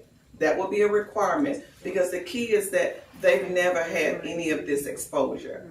And the second piece would be if they went through the full 3 years of holding that alternative certificate, they would have the opportunity of doing the EdTPA or the PLT, because both of those assessments are talking about what you can go and do. The difference from what you saw, what we're doing now, was the word and. They had to do EdTPA and, but this one we're saying they would do one or the other, only after they've held that certificate, that alternative certificate, for 3 years. Everything else that I went over would be the same. This is just focusing on the assessment as well as shortening the term. That's proposal 1. Question. Yes, ma'am. In proposal 1, with the EdTPA for the certificate, if they've had it for 1 or 2 years, who would oversee the process? Yeah, good question. Is it The gonna be- not the university. You will be working with people here in the mentor? department, Oh, the right, department and the would do mentor. it. Yes, Okay, we're now working who, together. who, the mentor or the department? Who would actually be responsible for making sure they uploaded that information and all that? The department here, or someone assigned in the LEA who has not necessarily gone through the EdTPA training? Exactly. Oh, okay, you're speaking about the Option 1, EdTPA. yes. Okay. Under this particular option, well, let me explain what an alternative means. I'm a school system and I want to hire you to teach middle school. I understand that. Mhm. Right. Uh-huh. So if I put you on a first provisional certificate, you've met the praxis score. That's how you get in. While you're holding that first certificate, that first year, you're going to take 2 of those 4 classes. You could take all 4 if you're a go-getter, but you have to take at least 2 of them. You have that mentor teacher that we're speaking of. You have to teach in that subject area. In other words, I can't hire you for math and 3/4 of the day you're teaching social studies. You're teaching in that content area, and you do a good job. So at the end of that first year, then if I like you as the superintendent, I can request the second provisional for another year. So it's a check and balance. I, as the individual who I'm on the provisional, I'm happy, I want to stay working here, so I want you to ask for a second. The principal and the school system, they're happy with the performance, so they want to request a second. So it's a check and balance there. So they can request the second. During the second, they have to do the other 2 courses. We suggest at this point in time, under the current rules, that they would start that EdTPA process. And I think this is getting to where you're asking here. Correct. The hard part here is that they're not part of a state-approved program. So they don't really belong to a university. No, I understood that. That's why I'm asking who's supposed to do it. Who's going to be responsible? Yes, that would be up to the LEA, because someone's having to oversee it. Now, this has just started an implementation with the rules. We started this several years ago and we kept having to put it off with COVID, but our group that's on a second provisional right now, they're going through this process. So we're just beginning it, and we have had some be successful. Quite honestly, are they going to get the level of support that a person in college is going to get? They're not. They're just not, and that's the truth. So that's why we came up with option 3. So if a person is a true go-getter, they're self-driven, they're going to get this on their own, they're going to research it, they're going to be ready, and they want to move from that alternative certificate during year 1 or year 2, they're going to pass the EdTPA, successfully do that. But if they need more support and they want to go the second route, they will hold that for 3 years, which is what we currently do. Instead of being able to move on after year 1 or year 2, balls in their court.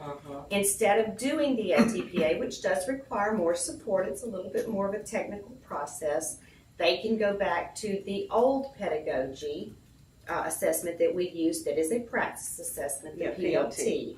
And the difference between EdTPA and PLT, EdTPA is a portfolio where they're writing, they're doing commentaries, they're uploading lesson plans, very interactive. The PLT is giving you scenarios of performance. So you're going to still have to have that pedagogy piece in knowing how to respond to scenarios, but you're not actually uploading a portfolio. So a much less rigorous process for those that are not being supported at a college or university. So we've discussed this a lot. We liked it. because it gives that person options. If they're the go-getter and they can do the Ed TPA, year one, year two, get out, get their professional, move on with their career.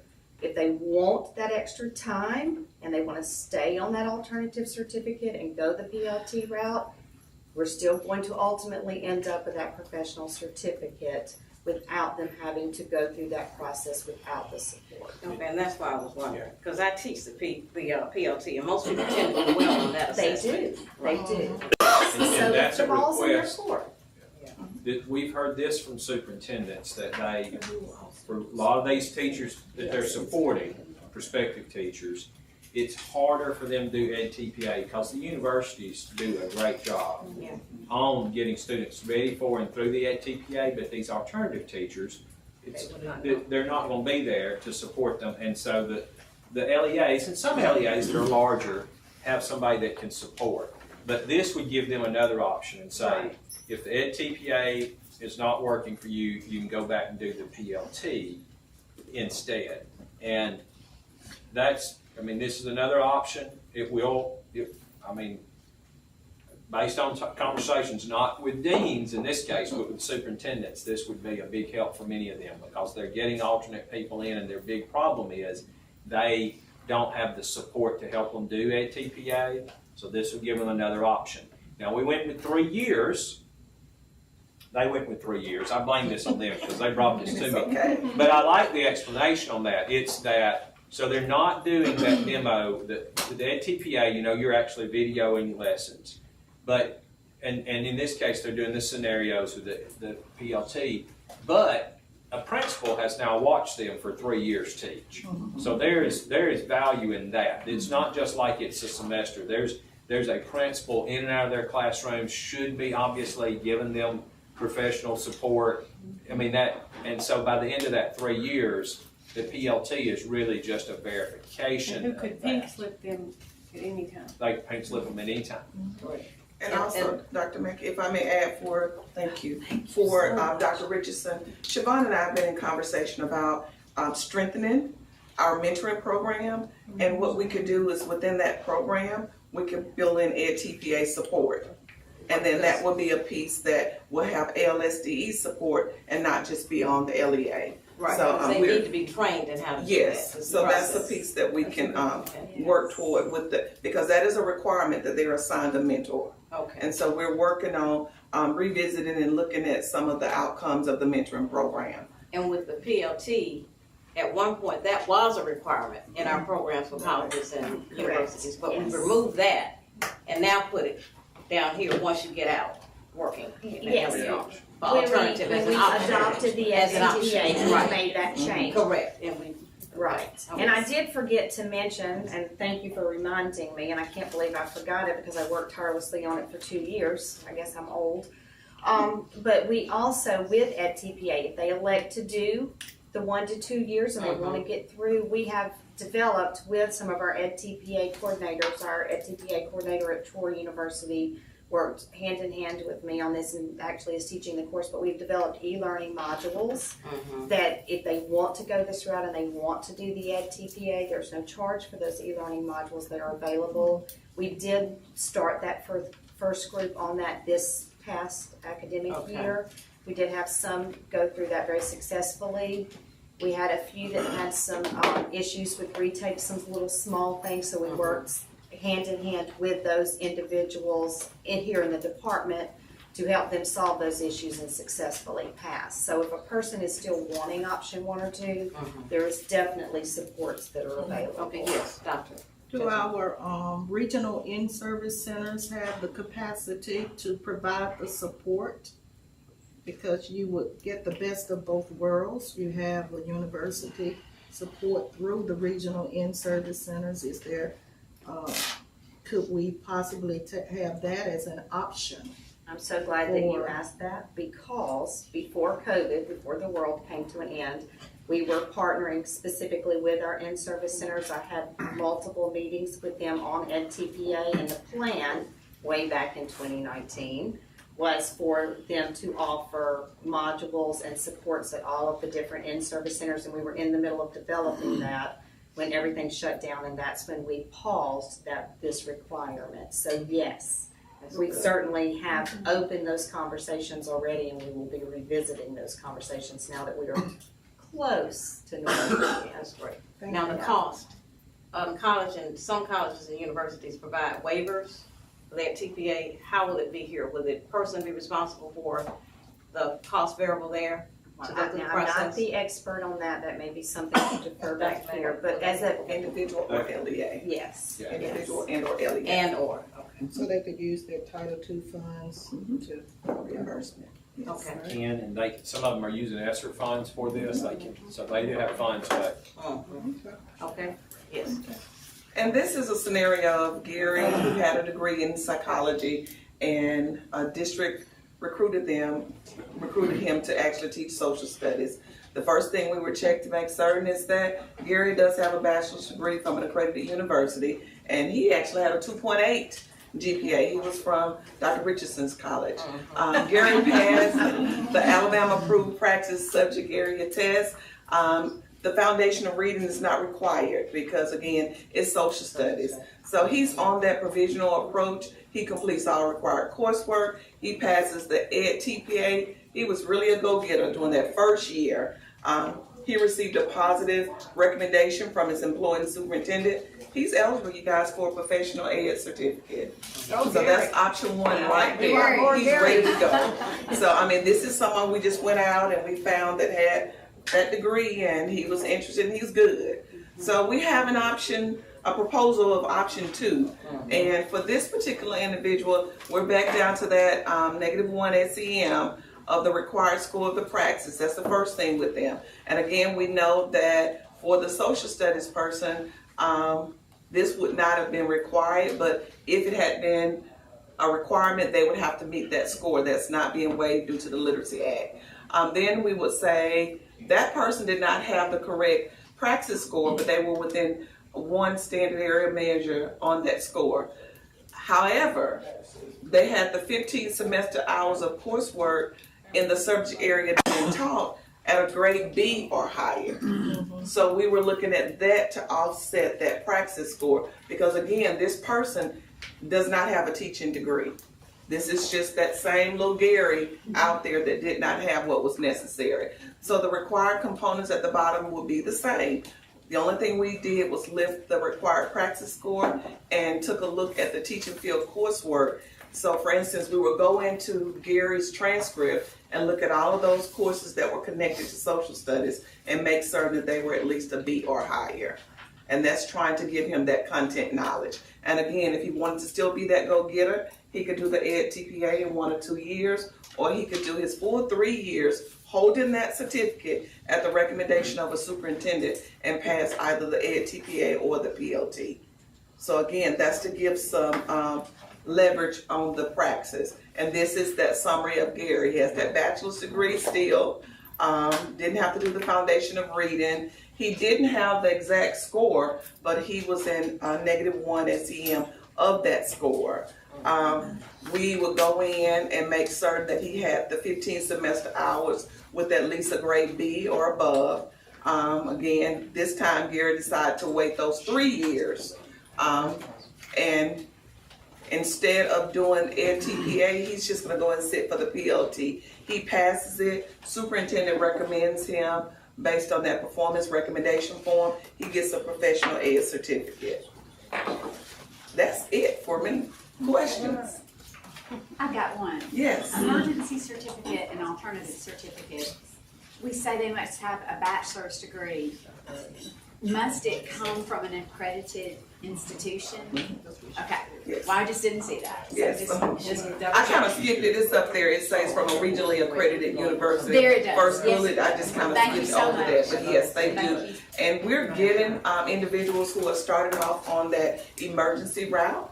And then while they get things in order to transition over here. Some of those numbers, you all, that we saw on the score report that Dr. Peacock went over, is some of those individuals that are getting their praxis scores together while they're holding the emergency. I have an emergency, my score may not be where it needs to be, so I'm taking the praxis and I'm showing up in the data because I'm taking the praxis while I get ready to do it. So they want to transition to those provisional certificates. And we're definitely going to look at an option 4. Definitely. Yes. Now, here's what I would ask. So I know it's been a lot of discussion, and this is exactly the kind of discussion we need to have. Y'all need to have and understand it. It is extremely complex. As has been mentioned, we all know other states are dealing with these same issues too. But here's the but. And Mr. Markham has taught me nothing matters what you say until after the but. To make this, to bring in, I believe if we in July could approve these recommendations, this would, obviously it's up to you, but I would like to bring these recommendations, that we could literally open up dozens, maybe a couple of hundred teachers for this fall. So I would add, but what I don't want to do, Dr. Chestnut, is like say, well, we'll come back with another proposal in July to vote on in August. What I would like is if we could move forward with these, with the promise, we're going to look at an option 4, Dr. Chestnut. We would bring that as another discussion item for y'all to look at, but not slow down what we've got, because that, unfortunately, that's kind of, you know what happened before. We had a lot of momentum. We had a discussion. Then many of you got some pushback. We know some deans pushed back. Right. And so then we said, okay, well, we're going to come and we'll keep adjusting. Well, now we're 3 months down the way. And the reason I say that is because, again, from the colleges and the superintendents, what we're hearing, and some of y'all called me, some of you yesterday, and I'm not even sure which board members, and said, like, I'm getting calls now. Are we going to get something done this summer or not? And that's why I would like for you to think about us at least moving forward with the ones proposed today for a vote in July, because if we vote on them in July, that meeting's like the 12th, we can make it on the next day, we can make this effective. And we will go ahead. We've already talked about that. We would already go ahead and have the memos to the deans and all the paperwork prepared, so after the board voted, we could send it out immediately. So be thinking about that. I'm not asking you to make that commitment at the moment, but I obviously won't ask you to, or we're not going to poll the board on it, but I kind of do look for your direction in where you want to go. And then I know they're continuing to listen to you about another option, but we could move these forward, and after lunch maybe come back and have a shorter discussion about it to see kind of where you are. And I know Dr. Richardson's got a plan for lunch, but we do have Barksdale at 1, and we've got a hard problem there because Dr. Butler, who's presenting, is going to be remote with us, and she only has the window from 1 to 1:30. Now, we may have additional discussion beyond that, but if we tell her we're not going to start to 1:15, we're only going to get her for 15 minutes because she's got another commitment. So we do want to try to start that one on time. I also think y'all might want to take advantage. We've got several certification officers and some deans in the room, and they've heard all this discussion and might also lend something. I don't know if you want to do that now or after lunch. I don't want to put all them on the spot, but I mean, they have some. No, because what I'm thinking, instead of us stopping for lunch, because it's 12:42 now, that we would continue on, have her at 1:30, start from lunch from about 1:30 to 2:15. I mean, that's a late lunch. Okay, right. You need, okay. And then we take a break at 1:30. Okay, 10-minute break. Okay, great. No, break on our own. Keep talking. So we are breaking right now on my own. Okay.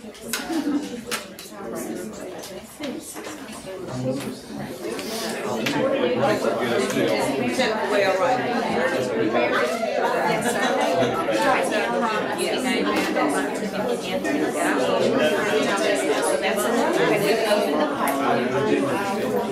But I think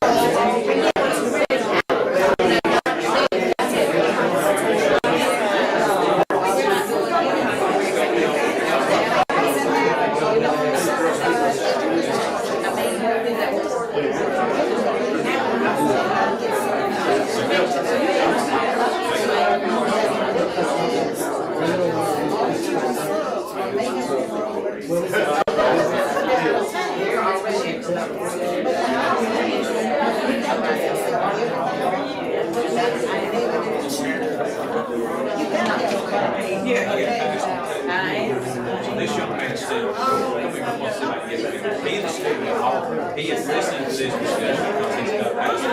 I'm writing stuff with blocks. Okay, now what's your name? Terry? The key, what you said, like this here is.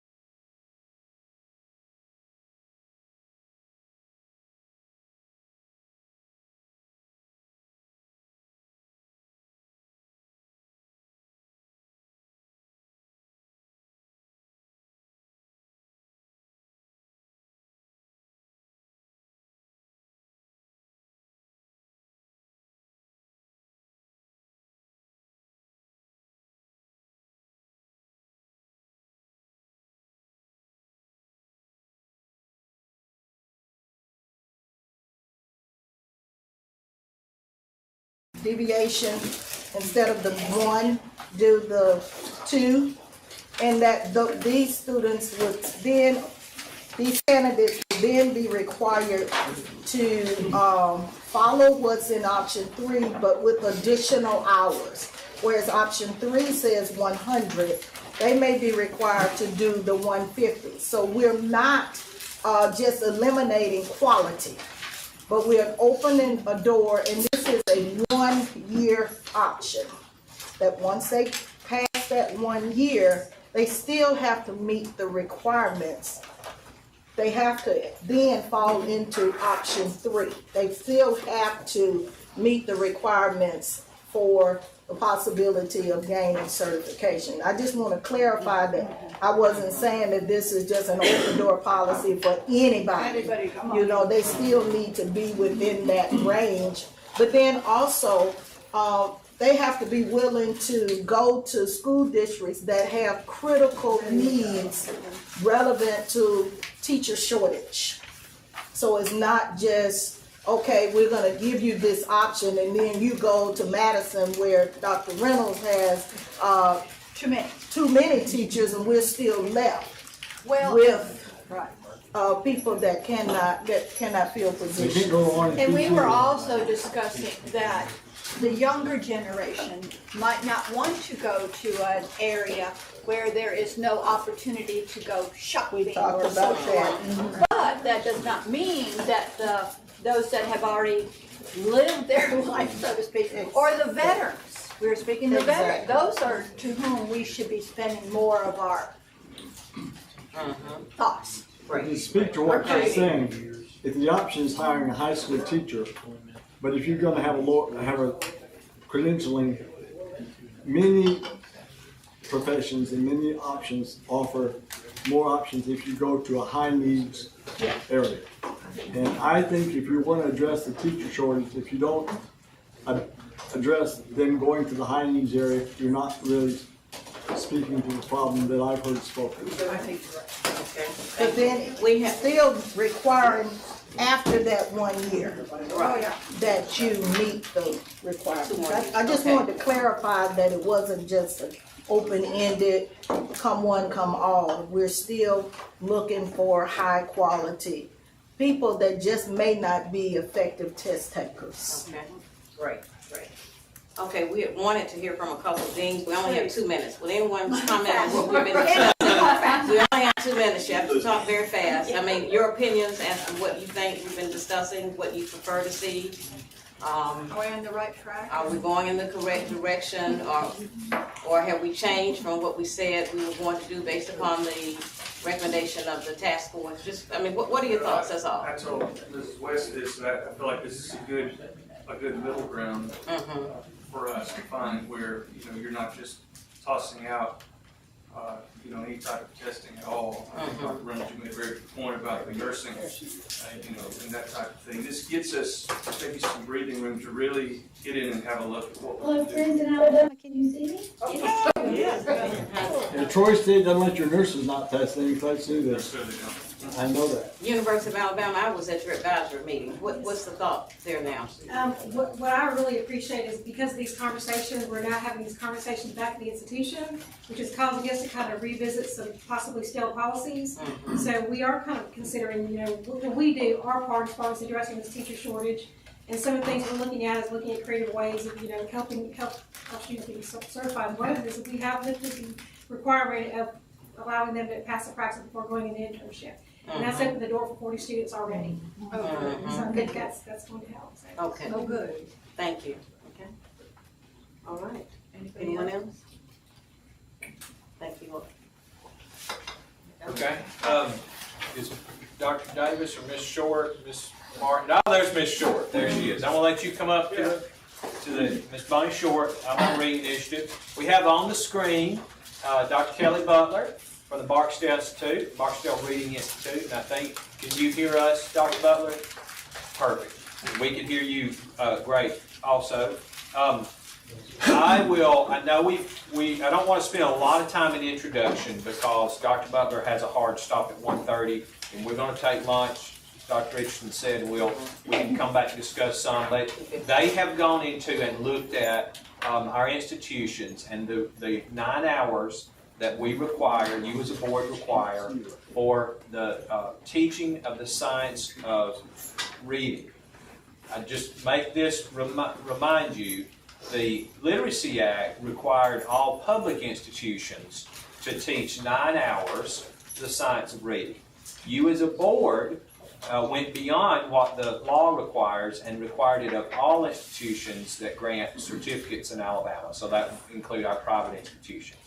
So all of our institutions are included. I mentioned that because I had a question about, well, isn't this just public institutions? Well, only public institutions are addressed by the legislation, but you as a board said if you're going to recommend people for certification, then you have to also be a part of this. And so, Ms. Short, let me just turn it over to you for a quick introduction or however you want to do it so we can get Dr. Butler going, because I know that's who everybody really wants to hear from.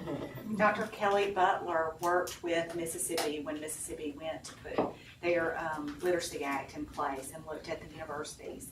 So she was contracted by us to do the same thing with a lot of pretty incredible people that were reviewing the information from the various universities. And so you don't want to talk to me, you want to hear from her, so I'm going to turn it right over to her. Thank you. Thank you, Bonnie. Thank Welcome. you to all of you. I'm happy to be a part of this conversation. I want to start by saying that we undertook this with a real sense of seriousness and confidentiality. One of the things I've learned most in this work is that when it comes to changing practice and changing attitudes, professionals need the respect of being able to learn in a safe environment, to learn about what they may not know. And that's been true in our experience with higher ed.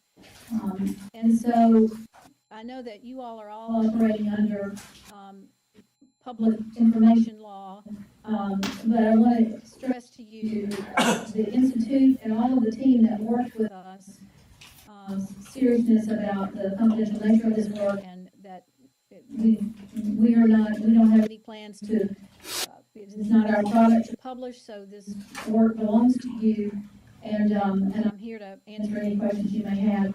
I have a few slides that may be helpful. I don't know if you've had a chance to read the report, but I thought I would just do some high-level highlights, and then we can spend most of the time responding to any questions that you may have.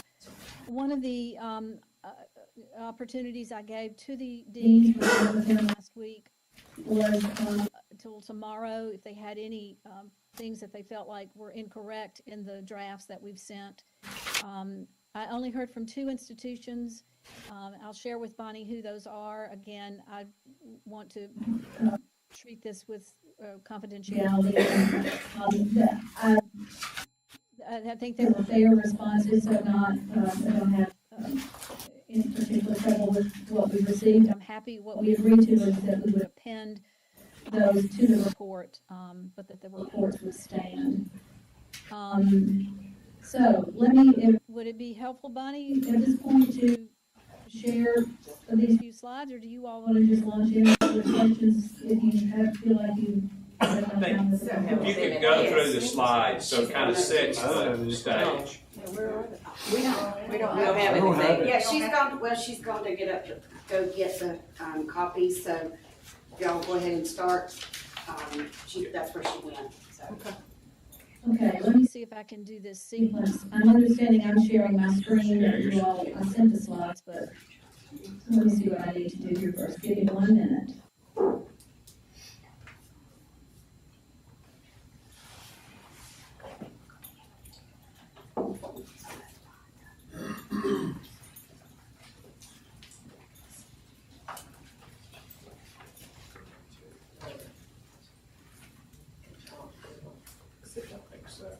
Can you see my screen now? No. No. Eric, you're gonna do a dance like this way. It's asking me for some. It's not getting past security. No,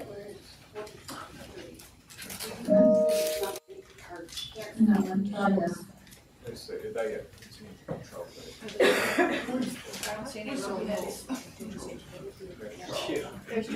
Charles, do we have the slides where you just pull them up? I have no slides. Yeah, I sent them to Bonnie. It's Bonnie's fault. Bonnie gets in So it's asking, yeah. It's giving us a password for her to share her screen. There's Ethan.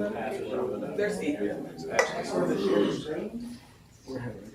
There's a password in the email. Sure, that you're in charge. Yes. The joint email to Charles, let him pull up on his image. Who is responsible?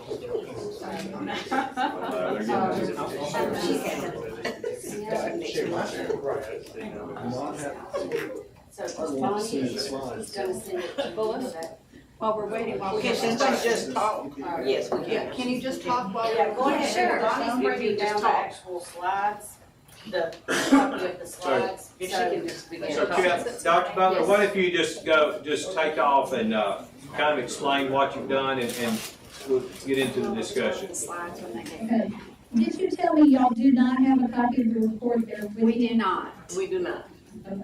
It's a secret. All right. So the first slide is essentially the picture. What you all asked us to do was to take a look at the 25 teacher prep programs, all 3 of their programs at both levels, and determine essentially one question: are they aligned or not to the science of reading? And so what we have come up with and quantified are 4 levels essentially of alignment. Either they are aligned, and what alignment means in this sense is that their content is aligned to the science, their practices that they are teaching new candidates is aligned to the science and evidence-based, and that they are making connections to practice. That one of the key features of teacher preparation, particularly when it comes to teaching early reading, is the candidates' opportunity to see practice demonstrated. And what we found was that 23%, I don't have those figures as numbers, I could convert them quickly, but 23% of the syllabi. Now, I'm not talking program, I'm not talking about universities here, I'm talking about the number of actual course syllabi that we examined. 23% of those are fully aligned, which means we saw evidence that they were teaching the right practices, that they were making connections to practice, and that the content itself, the textbooks they were using, were aligned with the content. Let me stop here a minute because my slide has a big star in this quadrant of the pie chart to indicate to you all that you have some shining stars and real examples of how this should be done. And I'm happy to meet with the State Department at the appropriate time to kind of talk through some of those specifics. We think there are some individuals that could be really useful across the state in helping everybody get aligned. But the good news is, even though it's only 23%, you've got some real exemplars in your midst. To the extent that one of our reviewers, who is one of these top researchers in the country, said, who also teaches in teacher preparation, said, I want to mimic this course. I want to do what they are doing in Alabama for this particular program at my university in Maryland. So it's a heart and courage and good feelings that there is some really good work going on here. And Go back. So Dr. Butler, we now have your slides pulled up, so we're showing that. So it sees the star. Can you see our screen now? I can. And we'll advance the slides as you tell us then. So. Okay. All right. So then the second level of alignment is inconsistent, and I made this category broad because the team felt like there was a lot of good that was happening, and we wanted to acknowledge that. We wanted to give people, to emphasize that and give people a signal that they are beginning to do the right things, whether it's in content or if it's incorporating more videos that show what good instruction looks like.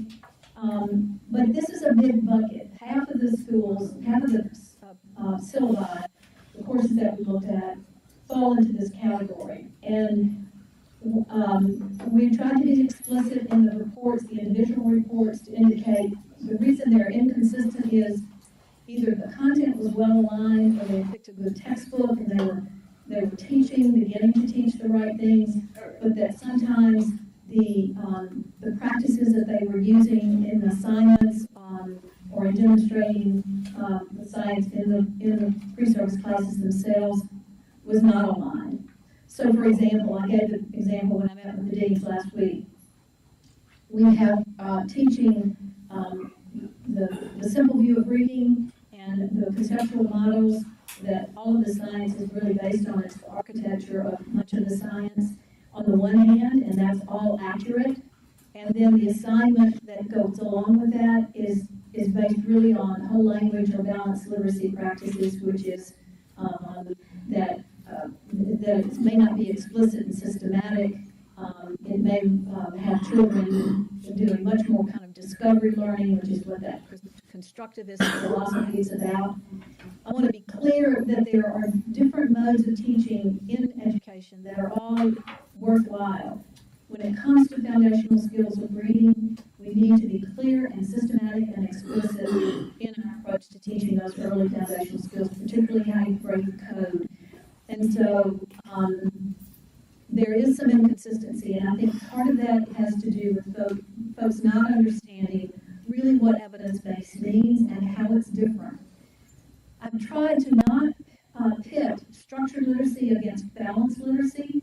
If you all are not familiar with the history of balanced literacy, it was really an effort that came out of the whole language movement when the research began to indicate that we needed to teach foundational skills in a much more specific, explicit way, and particularly phonics.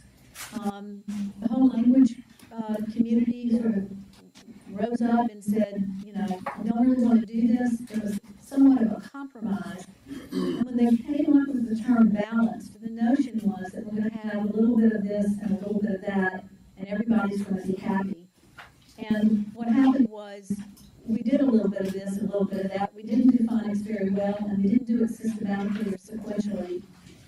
But it was hard to not just for teachers and school folks to get their head around the fact that how can something that's called balanced not be good? And so it's been a marketing challenge as much as anything, is to try to examine what it means to be in a balanced classroom versus what it means to teach the foundational skills in a much more structured way. I don't want to pit those two things against each other. There are some things in balanced literacy that are good, but sometimes they sneak into the structured literacy methods that are counterproductive. An example that I'll give you that's very specific. In whole language, children are taught what's called the cueing system. And the cueing system says to them, look at the first letter, look at the picture, take a guess. We don't want kids to decode words phoneme by phoneme, which is how the brain processes language. And so when we're using structured literacy approaches, we are teaching them how to do that. But then when we turn around and put them in a level reader that may be above their grade level or even sort of on their instructional level, and they are exposed to print that does not, that may not be the patterns that they've learned in the structured literacy, we are asking them to guess. So one of the practices that's widely used is called guided reading in balanced literacy classrooms. And often the way the phonics skills are taught is through many lessons. We stop, we talk about a pattern, and then we keep moving. It's not sequential or systematic, it's not logical, it's not based in a methodical way. And we see a lot of that happening. We see it in our schools. I bet if I were to visit 10 Alabama schools, I would see a lot of balanced literacy going on. But we are seeing it a lot in higher ed. And so what we're trying to do is help faculty in particular understand what those balanced literacy practices are and what the structured literacy practices are and when we need to use which. So I digressed to explain that because that's what's in that inconsistent bucket. We're seeing a lot of movement towards the science, but it's still incomplete. So in a sense, we've got balanced literacy going on in higher ed with a little bit of this and a little bit of that. The third category is not aligned, and these were clearly syllabi that were very much whole language. They were teaching the cueing system, they were teaching guided reading. We saw no evidence of the science of reading. Sometimes we might see the phrase science of reading or evidence-based practices in a course description, but if you saw no other evidence, it was sort of a token introduction, and it was not backed up by anything that they were actually doing in the courses. So about 16% of the courses that we looked at are those. Those are courses that are going to need total reconstruction, and we're happy to give some guidance on that. I actually included some links both in the statewide report and in individual reports about some really good resources to help faculty as teams sit down and really redesign the course and when they get to that point. And then the fourth category is insufficient information. I would say one of the biggest challenges of this study was getting the materials. If I had to do it all over again, I would have started the clock after we'd gotten all the materials. We were receiving materials up until March when I finally said, we're not reviewing anything else that comes in. We had team members having to re-review syllabi more than once, and so that's one of the things that kind of put us behind, is that we were really trying to make sure we looked at everything and looked at what they were doing, at the same time recognizing that a lot of it was a moving target. And so for some, we just had to call it insufficient. We just really couldn't tell where they were or what they were doing, or they just didn't provide us with all the materials we requested. So let's take a look at the next slide. I'll pause there, take a breath, and let y'all ask a question if you have one.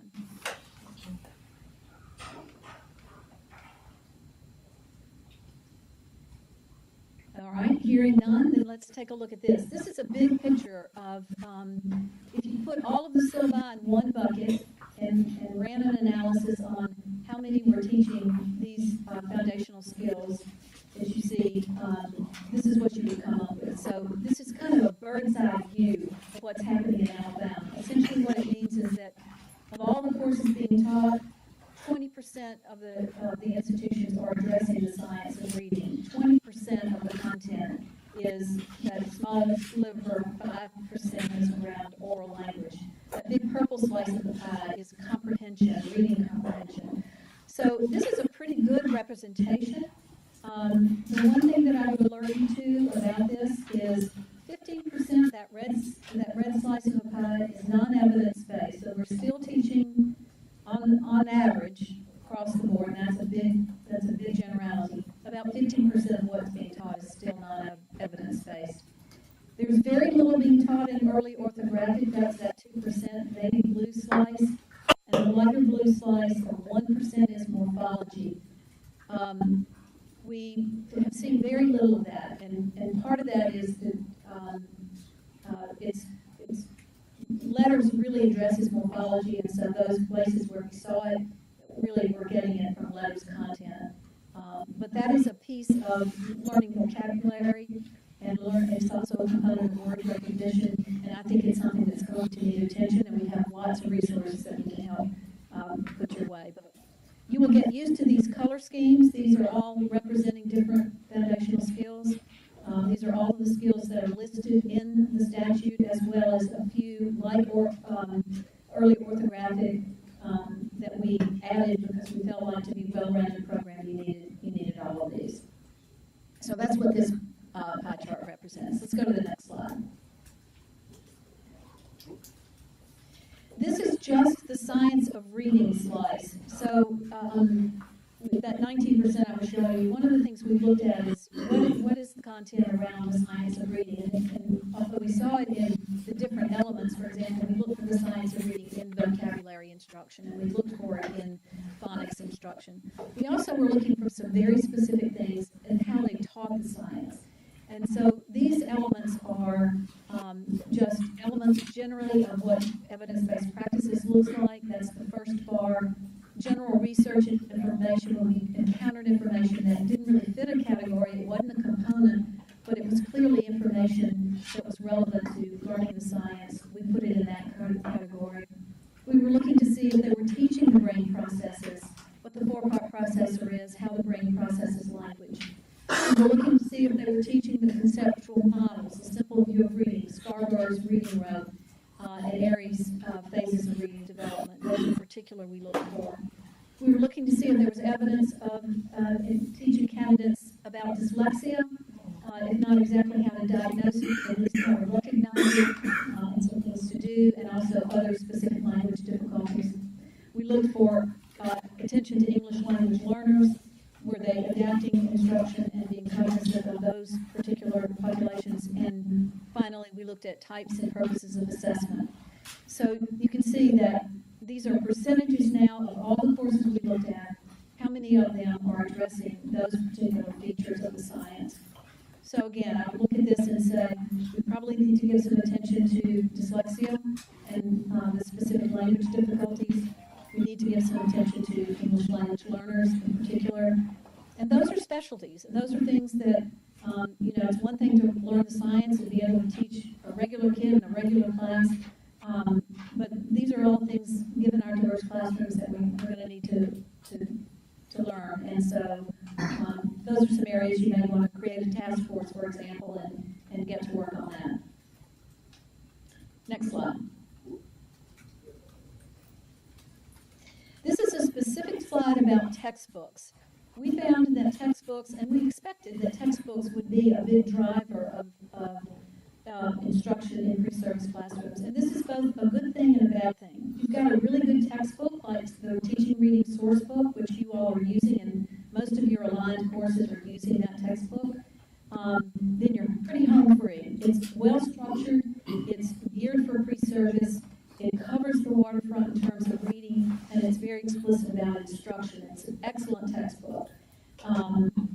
Conversely, if you've got a textbook that's still rooted in whole language, or is very much balanced literacy, where they're not teaching writing, for example, explicitly, but teaching it through Writer's Workshop, then those courses are going to show less alignment because they were using the textbook heavily. So while a textbook doesn't tell you everything about what they're teaching, depending on how much their course content, their course outline was adhering to chapters in the textbook, it was a big factor. Of the textbooks, we reviewed 93. There are 154 textbooks in total that are listed on syllabi. Not all of them are used, and we didn't review them if we didn't see any evidence that candidates were being asked to read anything from them. But the ones that we did review sort of split out this way. So we have about a third that are strong alignment. Letters is included in that material, as well as the Teaching Reading Source Book. There's the Birch Book, which is a book about multisensory teaching, is one of those strong textbooks. We saw a slice that were pretty good, that they had good alignment, but they may have some chapters that were not explicit or actually teaching things that we thought were counter to evidence-based practices, and then on down the line until you found some that were not aligned. I want to be clear about about our statements about textbooks. This was not a review of the quality of textbooks in general, because there's, for example, there may be a textbook that's minimally aligned to the science of reading, but has some good material that's otherwise useful to teacher preparation. So not certainly wanting to raise the ire of publishers, I wanted to be clear that all we did was look at their alignment to the science, in particular the foundational skills. And we have a really expert team that did these reviews. It was a very deep dive. We looked at every sentence in these textbooks, section by section, to determine alignment. There's a big mathematical spreadsheet that has a very deep formula in it to try to compute all of this to end up with a nice pie chart that shows you exactly what's going on. So, but you now have with you a good list of textbooks and can pretty much determine what the next steps are in guiding curriculum. Next slide. So the real key findings, the earlier key findings were what was the alignment, what do we know about textbooks, and then these are the others that I wanted to lift up. I mentioned earlier that we've seen some balanced literacy going on, and I think essentially it's a lack of understanding about what constitutes evidence-based practices. We're not teaching the cues system. We are teaching kids how to break the codes phoneme by phoneme. And one of the supports of evidence for this was our interview with faculty. When we asked them to explain how you teach explicit and systematic instruction, how you teach those concepts to pre-service, we have a number of faculty who couldn't answer that question, who really struggled with that. We also have faculty who were using whole language kinds of terminology and references that were revealing about the sort of orientation that they were using to teach the foundational skills. So that's a thing, and I think Letters has done a lot to inform people about that. One of the recommendations we were making is that all of your faculty get Letters or some kind of professional development around the science, and we can talk about that a little bit later at the end of this slide. The second one is faculty need much more, it's related to that, much more understanding, a deeper understanding. If they're going to develop assignments that make sense and are aligned to the science, you really need a deeper understanding of what that science is. Modeling of instruction also stems from that. If you're not comfortable with the science, you're not inclined to model instruction. While I'm a big fan of videos, and I think there's some excellent ones out there, and we observed a number of excellent ones, we think that's a good substitute until faculty are really feeling comfortable about it. But we think that faculty modeling is really important, and it's important for candidates to see that model, and then in turn for the professors to see the candidates model instruction and give them feedback. And that brings us to connections to practice. This is tenuous. Some of this is a function of the pandemic, that you're not able to get into elementary schools to the degree you'd like. But there was a big disconnection in how those players between the school and the university were communicating. Many of the mentor teachers didn't really know what was expected in the 9 hours, and so there's some recommendations around helping to align that. We also know that you may have a candidate coming from a strong program going into a school where everything's balanced literacy, and they're teaching the queuing system, and so we got to reconcile some of that as well. And I think by bringing folks together to the same table, we can get at some of that. I think as long as we stay in these silos, we got districts doing one thing and higher ed doing another. The last finding really has to do with the sequence of the 9 hours. If you spread across in a particular program the course descriptions and even the names of the courses, it's pretty hard to tell what it is this course is about. Some of that's a function, I think, of that syllabi by nature sort of morph over time as professors come and go. They inherit those syllabi, and things get changed, sometimes not so strategically. There's a really good instrument that the Cedar Center has developed, that the Rhode Island Department of Education has rolled out. It's listed in the statewide report, and it's recommended in the individual reports. It's a wonderful tool to help you map out what are the competencies we want our graduates to have when they leave, ready for day one. What are those teaching reading competencies that they want to have? And you need to map that across the 9 hours so you know where it's getting introduced, where you need to repeat it, maybe more than once, or just to make sure you're covering them all. Because sometimes the course objectives didn't match the course description. Sometimes 2 courses that came right after each other, either redundant or there was a total gap. There was not a nice segue between one to the other. And so I think that just the general sequence and the wording of the syllabi probably need some attention. So next slide. This gives you just a little window into the individual institutional reports. And I wanted to show you this so you could see the granular level at which we have tried to provide your faculty with to understand, to step back from their courses and see exactly what they're teaching. This is as close to a time study as we can do, using primarily the course outlines, which is why we really feel like the course outlines should tell the candidate really what's happening. It's where the rubber meets the road. Now, we know there's sometimes what's written on paper doesn't happen in courses, and that's why we included these observations of courses. But again, it was one course on one day. It's only a snapshot, and so we tried to piece it together as much as we could. A corroboration of is what's on this paper that says you're covering this in the second week of October. Is it really what you're teaching, and how are you teaching it? So these pie charts tell them in a given course. The one on the left tells them how much time in a 9-week course is being, how much they're addressing each of these components of reading. We don't expect to see all components addressed in a particular course. For example, if this is a course on early phonics and phonemic awareness, we wouldn't expect to see a lot of attention being paid to comprehension and vocabulary necessarily. And so so you need to know what you're looking at when you look at these pie charts. It's not, you need to look at the course description and say, this is what they say they're teaching. Now let's see how much of it is they're really teaching. It includes, that gray section is the field experience, and we included that because that clearly ways candidates are learning to teach reading. The bottom chart, pie chart, does not add up to 100%, but what it's telling you is when they're teaching vocabulary, for example, how much are they just teaching the background knowledge of that vocabulary, why vocabulary is important to reading, for example?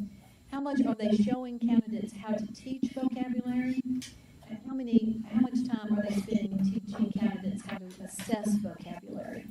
So those are the things that teachers need to know, not just why we're teaching it, which is the content knowledge, but how to teach it and how to assess it. So that's the purpose of the second pie chart.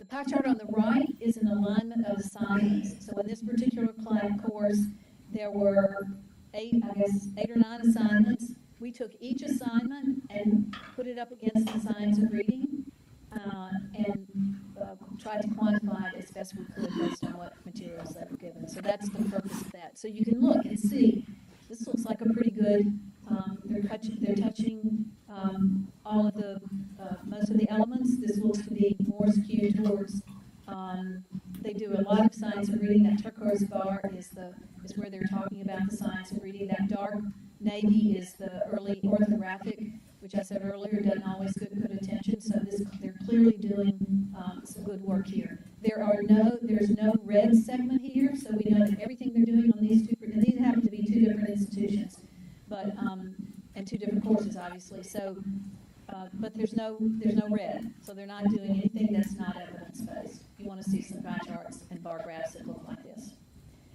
Next slide.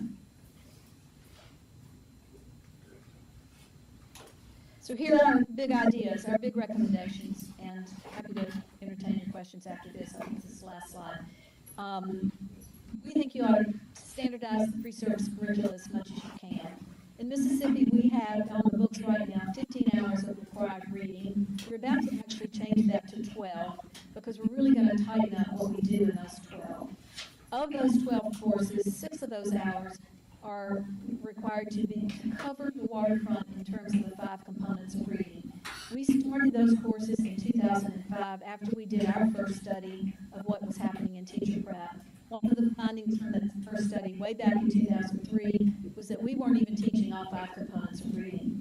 And so we went to the State Department and said, we really think you need to require programs to offer these 2 courses. We wrote the job description, the course descriptions, and mapped out the objectives. Now, we went back again in 2014 to see in fact what they were doing because we now have a 3rd grade law and we're retraining all the teachers. And there was a lot we learned about what didn't happen between 2005 and 2014. So you do need to monitor what happens once you require certain curricula. You may get some pushback like we will from faculty and deans about this, but here's what I have to say about that. In elementary school, we have these curricula, and in between the kindergarten and 3rd grade, there's certain curriculum we weren't trying to accomplish before they move on to 4th grade. There is a way to teach reading. We know how to do it. There are ways to assess reading. We know how to do that, and those are the skills candidates need. It's like any good medical student needs to come out knowing how to do sutures, how to, and has demonstrated and practiced suturing before they hit the ground. And we feel that way about reading. And so I think there's some very standardized things that we can do to accelerate how fast kids learn to decode, and then we can move on and do some of the other really fun stuff that education's all about. Not that phonics can be fun. I do want to underscore that, but I do think there's just so much we know about how to do it, get it done, and do it right, and do it right everywhere, required everywhere. The second is to, I think, require to the extent that you can, professional growth model for faculty. What we've done in Mississippi is similar to what we've done with K-3, which is to provide high quality professional development, all the same kind. We too use letters, and it has proved to be very helpful. We have now trained all of our faculty. We're working in a second cohort of faculty in the science of reading. We have pulled together a faculty-only cohort, so they learn together. They are trained by Antonio Fierro, who is our staff member, who is a National Letters trainer and also a professor of ed. And so he is a colleague, was well received by our faculty, and they all learn together, and he does coaching and modeling and instruction. He goes out into their classrooms and visits them on campus to demonstrate what it looks like to deliver it to a pre-service candidate. So this is a strong recommendation I make. I said to the deans last week, see faculty knowledge as the bottom of this food chain. Everything else relies on it. And to the extent that the faculty can lead this parade, we need them to. Because if their knowledge is not deep enough, their syllabi won't reflect that, their instruction won't reflect that, the kind of assignments they're designing won't reflect that. So a lot hinges on that, so you're well advised to invest in faculty knowledge. The third one is a seamless system, which really we need to stop thinking about graduating with a certificate, a license, and moving out to begin teaching. We need a seamless system so that the mentoring and practice that teachers get begins early, it continues through their internship and into their first year of teaching. It brings all of the players who are involved in that, including the mentor teachers, into some common training. They need to have the same language that everybody else has too, and the same experience. It's going to improve their instruction, but it's also going to improve the experience of these candidates. And the last one is to give some attention to these smaller programs. There's some strength coming out of these smaller programs, and one advantage of the smaller program that may only have one faculty. The downside is students only get one faculty's perspective. But if they're teaching the science of reading, it can help make things quickly aligned because it's the same faculty teaching all of those courses, and so they're more sure of getting the same message. We just want to make sure they're getting the right message.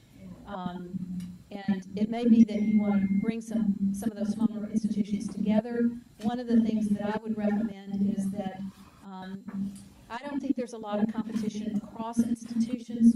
There should be relative to teaching reading, and you need to share resources across the state. You got some great programs that have good syllabi, that have good assignment templates. You need to put it in one big bucket and let everybody dip from it, and that would benefit those smaller programs. So that's I think there are no more slides. Bonnie, tell me if there are. I'm happy to entertain your questions. This has been a really fulfilling project for us.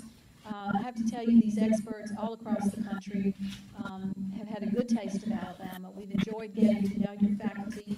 We hope we've built some relationships that will long live after this, that they will look back and connect with these experts and bring them in and have them work shoulder to shoulder as you all continue to get this job done. I want to end by saying I applaud you for doing this.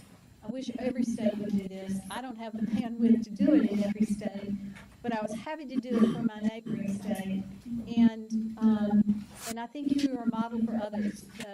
People need to be transparent about this. They need to roll up their sleeves and look under the hood. We can't fix if we don't know what's broken. And we shouldn't fix things that aren't broken. But until we know, and you now know, you're in a good position. So good for you, Alabama, and ready to take your questions.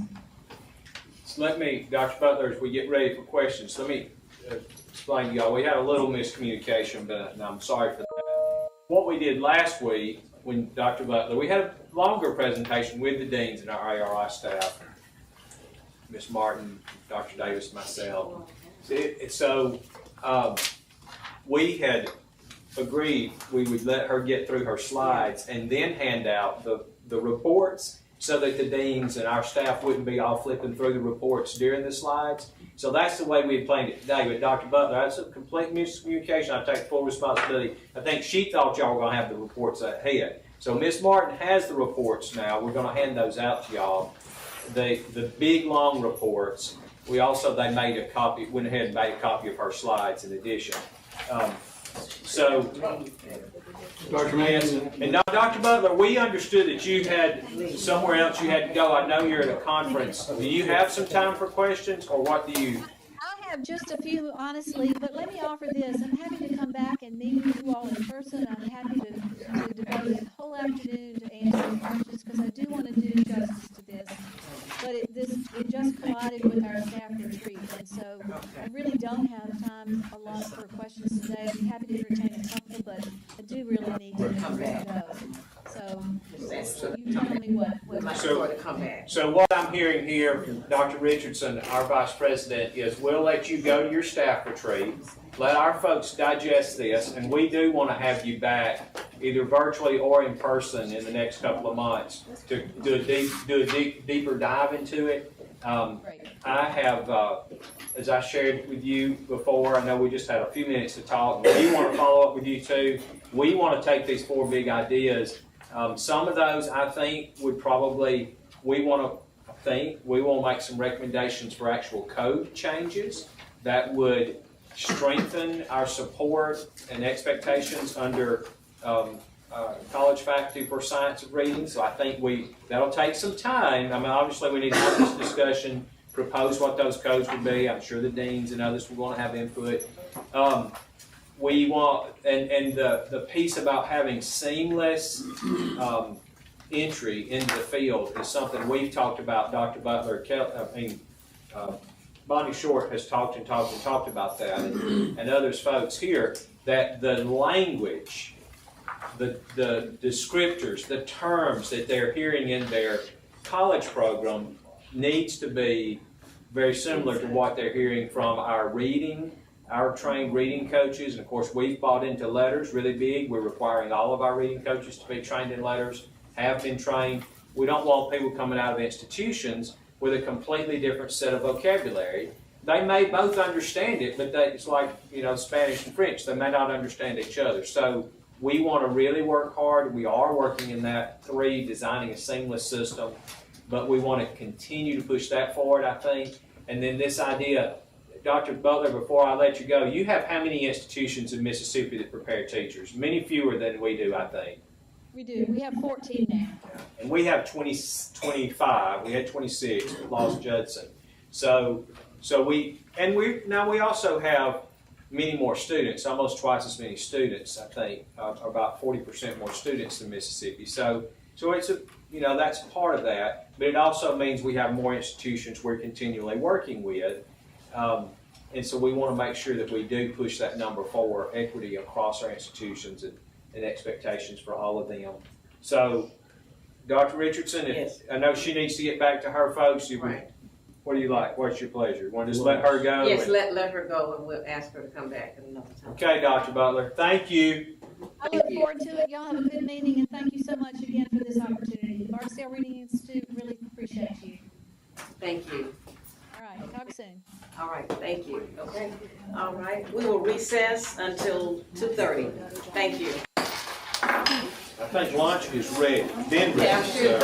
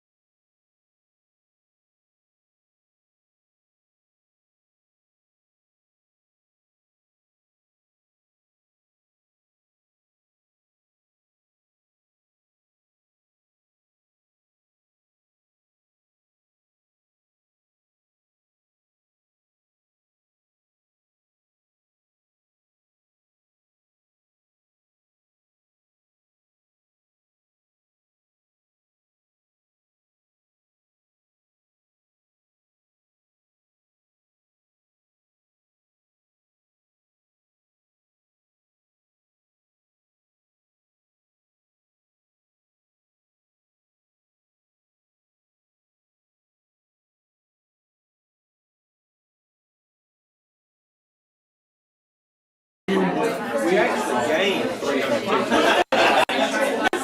Not every district gains, like you say, like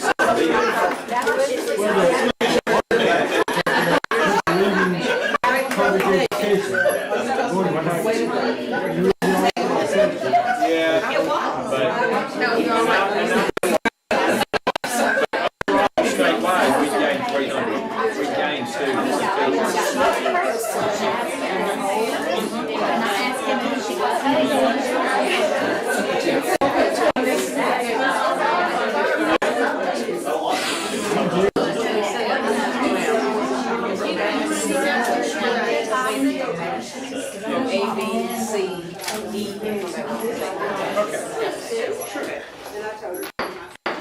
Now, 2:30, we will now, I'm not putting lipstick on, I don't care. no, you're not, we will now reconvene for our work session. Dr. Mackey, Alabama Courses of Study Standards and State Textbook Adoption Cycle.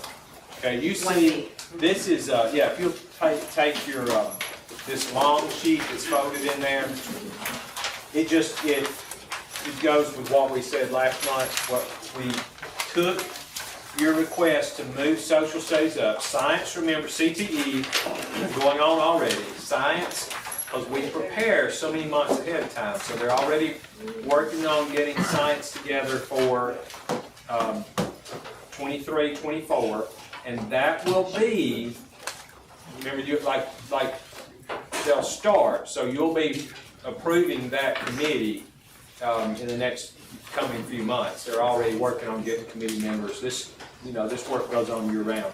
But we moved social studies up, as you requested, to 24, 25. Again, as I've told you, I will say it one more time, but the problem with that for us is that it's the same very small staff, and so they're going to have to do 2 core back to back. We're going to do it, so don't worry about that, but be aware that may, we may have a month overlap or something like that in there. We're still looking for. Do you have the capacity to contract with people if you're short because of our demands? We can contract with retirees. If we can find retirees, we can do that. We are looking for a social studies specialist now because ours, Nettie, retired at the end of March. And so that job, we're looking for somebody currently. But we'll have somebody well in time of this, obviously. But anyway, as you asked, we were going to do science next year, social studies the year after, and then we moved up digital literacy and computer science. And then the rest of it moves on down through there, as you can see. So, Thank you. so, We need it, thank you. so that's a pretty quick one, right? Okay, Yep. yes, Good, okay. good. Science spotlight. The science and reading spotlight schools. So Bonnie has that. That is, of course, what we did this morning. What she did. Anything else? Bonnie, what do you have for them all day? Handouts for you. Just some handouts to look at, and then what I would suggest. Certainly, if you've got any questions, we'll answer them. But she did such a good job in the meeting this morning explaining the process.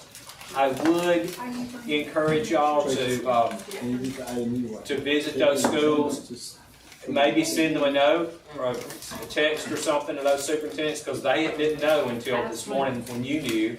Dr. McCarty, I know the folks in Coleman are going to be thrilled because they're going to be a district. For this. Yes. So this is great. I need to go to 5 now that I'm elected. Oh, it's in the back, there it is. Thank you. Yeah, You know me, everybody got 2, except me. Thank you very much, ma'am. So, I will take us to electronic portfolios for board packets. I think Dr. Reynolds wanted to say No, something Ms. on that. West is in charge of that. Yes.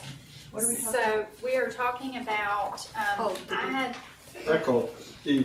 I requested a couple of years ago, before COVID, and I think we just had so many things on our plate, but many of our local school districts use Assembly as their platform for all of their board meetings and their materials. And I had experience going from paper to Assembly as a local school board member, and it just made all the difference in the world for me. And quite frankly, I'm drowning in paperwork and papers, and so I would like for the board to consider moving to that platform. I think it would be, it would make us more effective and impactful. And what's so great is you can search by subject. You can add sticky notes to yourself about asking questions. And so I just asked Dr. Mackey if we could please consider. And I think AASB uses that as well. And it's wonderful. It is, yeah, I learned about that during that. I will tell you this, I have to bring an SUV in order to take all the paper stuff. And gasoline is expensive, but Well, cutting those, down the trees. those cartridges are even more expensive. And from what I talked to Ms. West, and she's absolutely correct, I don't go to any school board meeting in my area that they don't set out and poor Ms. Thorrington, bless her heart, she has to tote stuff that weighs a ton. And I watch her and I thought, that's not helpful. And somebody I know took all their books home for months and had to bring them all back. Well, I told you that in secret. Wait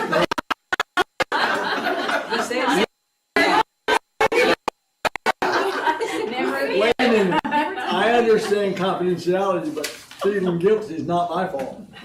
But the other way to do that is things that we've had today, a jump drive into the computer would work just fine. So all the things that I just get in paper and have to give back to Nora, you could have it, download it online, and then things that are new, like you just gave me, put a jump drive in, and it solves it all the problem. And I hope that, I know our salary's so high at $18,000 a year.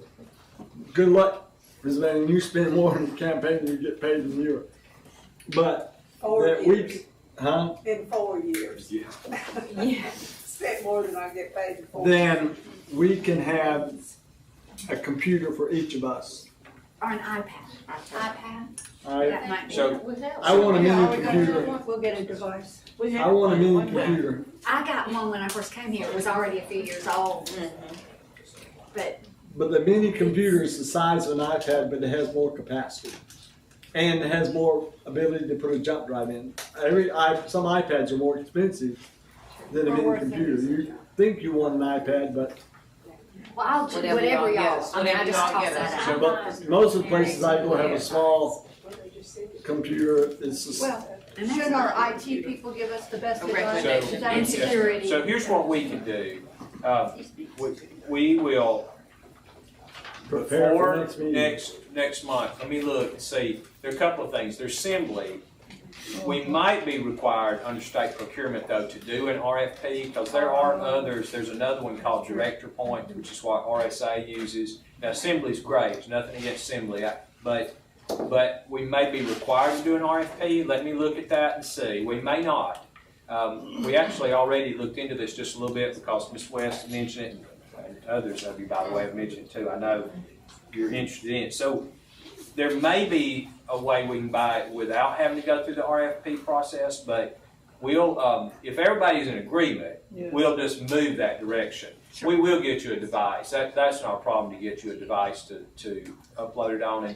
And if you've not used the eBoard, or Assembly now or Director Point, the good thing for us is that when we make a change, Ms. Nora makes a change, the change is automatic for everybody. Yes. Whereas now, as you know, she has to re-email, and then sometimes y'all will call and say, well, no, wait a minute, I'm looking at the email that came on Wednesday. Well, no, we sent you another one on Friday morning to update. Yeah. And so it would just be automatic. It would be a lot easier. It'll be a lot easier. That's fine. So we will, if I'm seeing heads nodding, so what I'm doing is taking that as a charge to move forward. I'll move forward, but with the caveat that every once in a while we might get something that you have to scroll and if it is something so tedious, it might be nice to have a print Absolutely. hard copy, but just every once in a while. I agree. I'm still,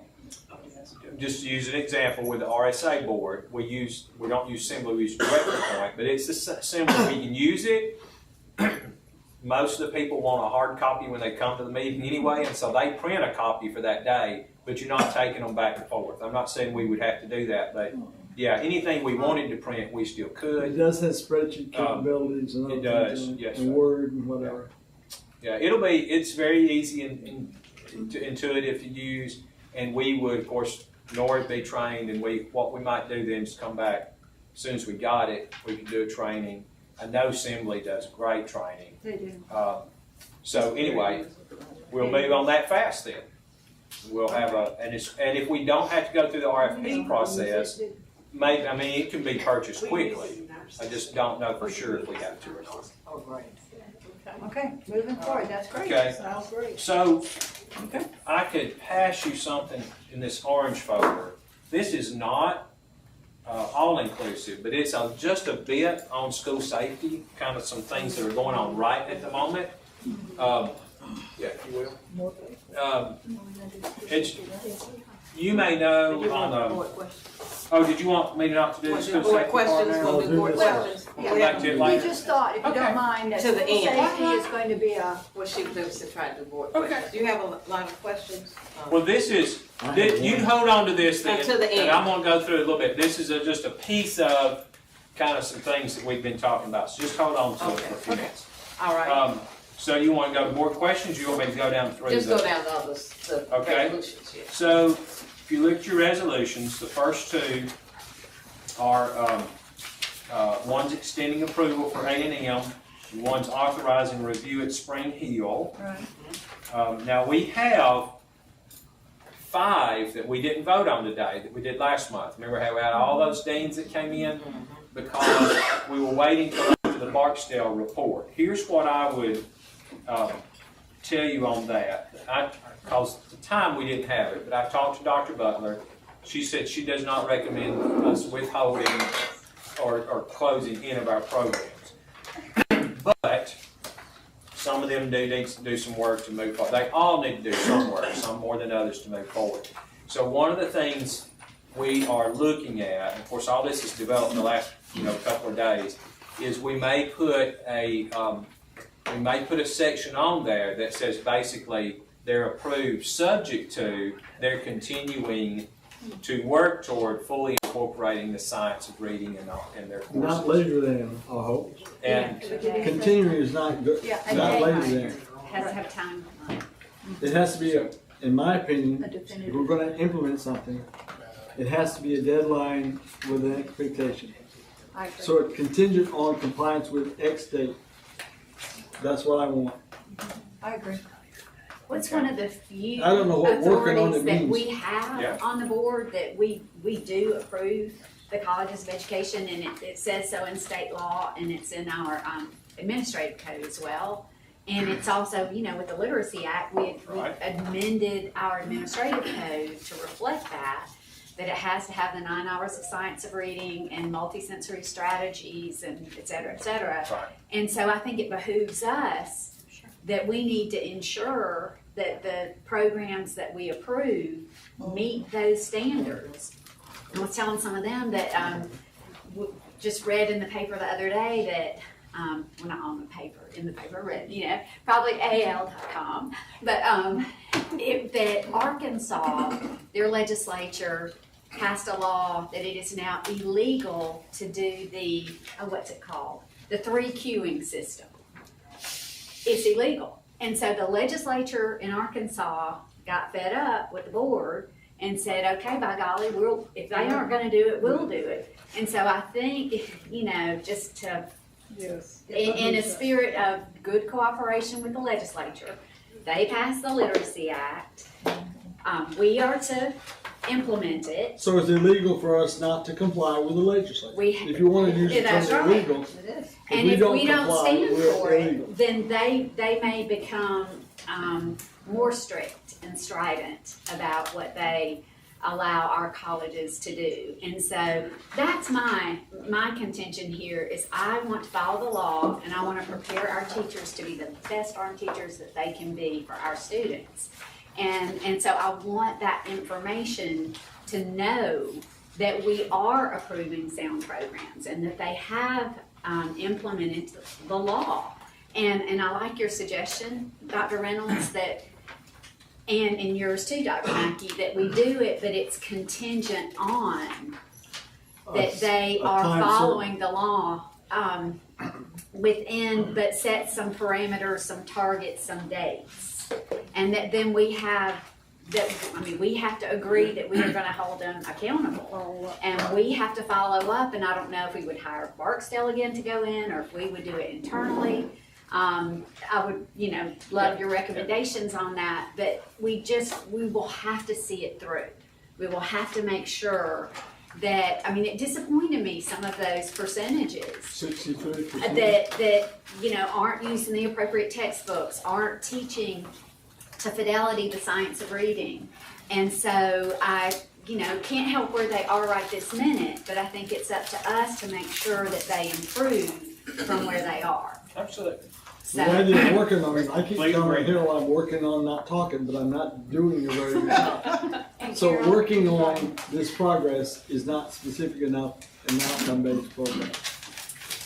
Do you have a plan to meet with them and express, to have additional follow-up meetings with the deans now that they have their reports? Yeah, so right now we're in a, it's a review. It's a draft, so please remember, this is a draft. It is not a public document. You're not the public. So some of them are still there. Late yesterday, I was hearing from one of the deans some things they contend, and they're not correcting the report. So we'll go through that with them for right now, and work through some of that language. And obviously, Dr. Butler had to do a shorter job today, but she went through with the deans last week a little more technical. So she showed, for instance, a passage from one textbook, or maybe a syllabus, and from another one, and compared them side by side. Example A was not incorrect. It is actually 100% aligned with the science of reading, but they called it inconsistent anyway because it was not as detailed as passage B. Well, some deans say, well, if it is correct, then we shouldn't get an inconsistent for that. So we've got to go through that period over the next few weeks. I think the more, and some of that will shake out, but the most salient point, as y'all see, and there are some of the programs that were not aligned. Some textbooks were completely should not be used to teach reading. Right. So I want us to probably go after those lowest bar first. One of the most, difficult things, we've all dealt with this, we don't want, people can adjust their syllabus, and their syllabus can look great. That's right. But when we got to get into that next level, what is, actually going on. So we've talked with her about that too. Barksdale's actually a pretty small institute, and I think that this is the biggest single project they have ever undertaken, this contract with us, and so we would like to keep them, but they had to bring on extra contractors from all around the country to do the project. So we're going to have, I would love to keep working with them, but when they find for long-term sustainability, it's better to build something in-state. So we're talking about that too, using either some retired faculty or of our retired reading specialists. So I think we're going to have to, that next piece of the accountability piece is going to take some more time. But we're committed to it. I have not. And it'll be good to know, I know y'all have lots of relationships with deans in your areas and talk with them, but I've not had anybody yet who said, we're throwing this out, we are not going to comply. They want to comply, but they do. And of course, that's always, you don't want somebody who says, I'm just not going to try to cooperate.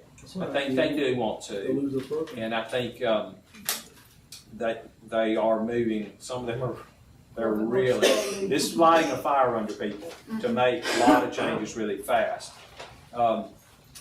So yeah, we'll come back and look at those. These two programs too, the ones here before you, one of them is to start a review, so that's different. But one of these is also for approval of, I think, an early childhood program. So I'm gonna put it in that group with those others to come back and figure out what language we want to put in the resolution. When Dr. Mackey, you know how we did the spotlight schools, and Bonnie did such a good job of showing those, and they will serve as models and do PD. Remember, she said that there were some schools that were just stars that were doing just an amazing job. Could we not use those?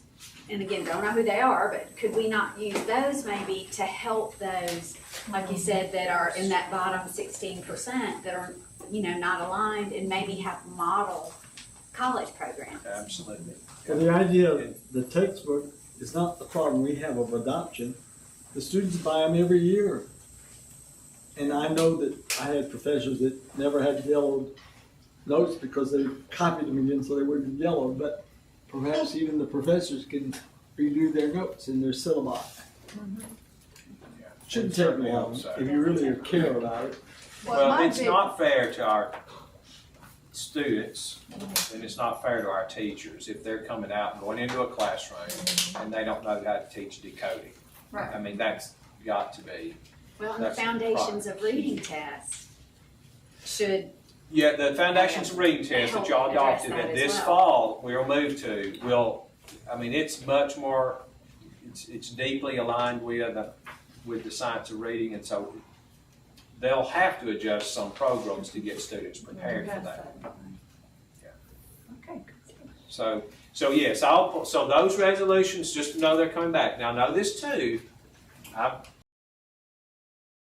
we're in the process of sending a letter to those deans that not to quit enrolling students in their programs. For goodness sakes, no, we don't want programs to not have students in them through this summer. So they're going to continue to enroll people. They're in a kind of a gray area while we work out exactly the wording on what we're going to expect in the timeline and all that. So no, that'll come back next month. Okay. So that's 4 and 5. The presidential scholars, these are the young men and women that I mentioned at the end. It came out the morning of the last board meeting, and I just said, hey, we'll come with the resolution.